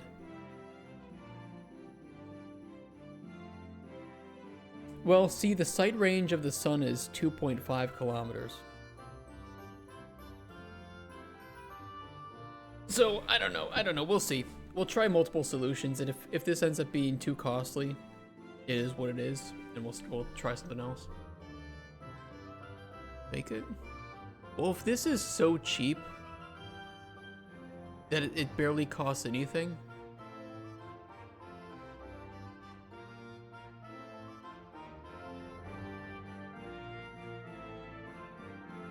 if, like you said, the guy in Discord is really responsive, then I can just ask for like a frame timing and just say, hey, can we run this on the CPU?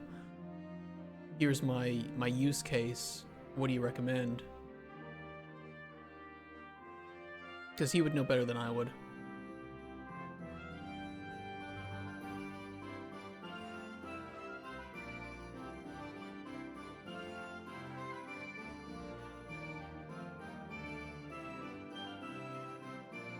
I'm out of work though. I'm out of work. So, okay, so here's what it looks like. Today we did the resources and it's working well. MVVM setup, beautiful, ready to go, has dispatchers. We made all the functions we need to. Tomorrow we will do the hazards. So we have some initial documentation of how we can implement that, and as long as we don't run into any problems, which of course we will, we should be fine to finish that either tomorrow or worst case on Wednesday. Thursday then we'll circle back to the resource restoration stations, and that will be very much doable in a day, meaning we will have quite a bit knocked off from First Playable 2 already. We did MVVM basic inventory resources today, hazards, resource restoration, and yeah, those two will be done for the end of the week.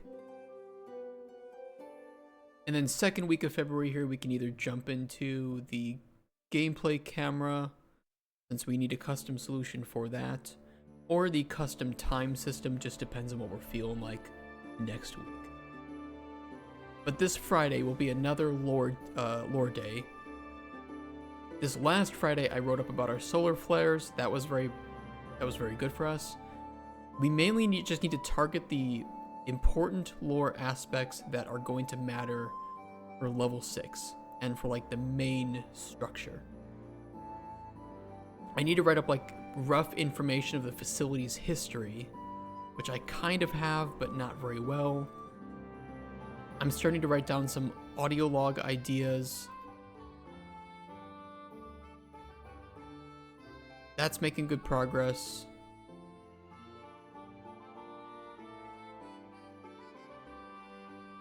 Oh, and some oxygen shielding. I had started on this, but this is work in progress. So, a lot of things are just kind of like being built up slowly. It just takes a lot of time to write, so. One Friday at a time is how we're handling it.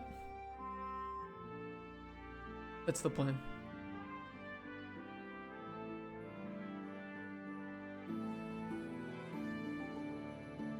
Yeah, thank you. Thank you. It's one day at a time. And if we decide to play Neo 3-2, we will either start that on... We'll see. I need to see how much playtime there is, if we can fit it. You know, I want to get this game done this year. And we already have Crimson Desert slated for March. And then Lego Batman for May and June. And then, of course, we will have GTA 6 here in November, so... Let's not push it too much. We don't want to end up with the same kind of year as last year, where it's just we have like 2 full months of gaming. It was fun, though. It was fun. You have a PS5? I do have a PS5. I have a PS3, PS4, and PS5. And we will be playing GTA 6 on the PS5, but it is a base PS5, not a PS5 Pro. But it still looks pretty good. I'll tell you what, we played Death Stranding 2. And my god, did that game look good on the PS5 base.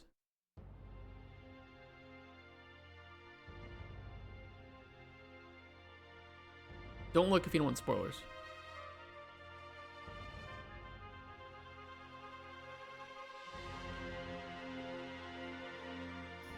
Not loading.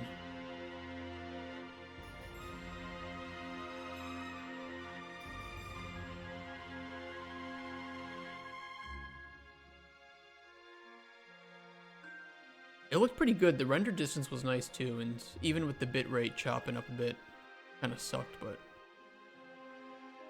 it is what it is. Bitrate's gonna bitrate. And I was running that on performance mode too at a solid 60.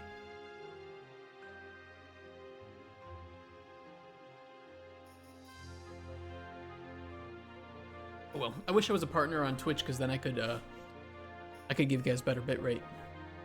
I have the upload for it.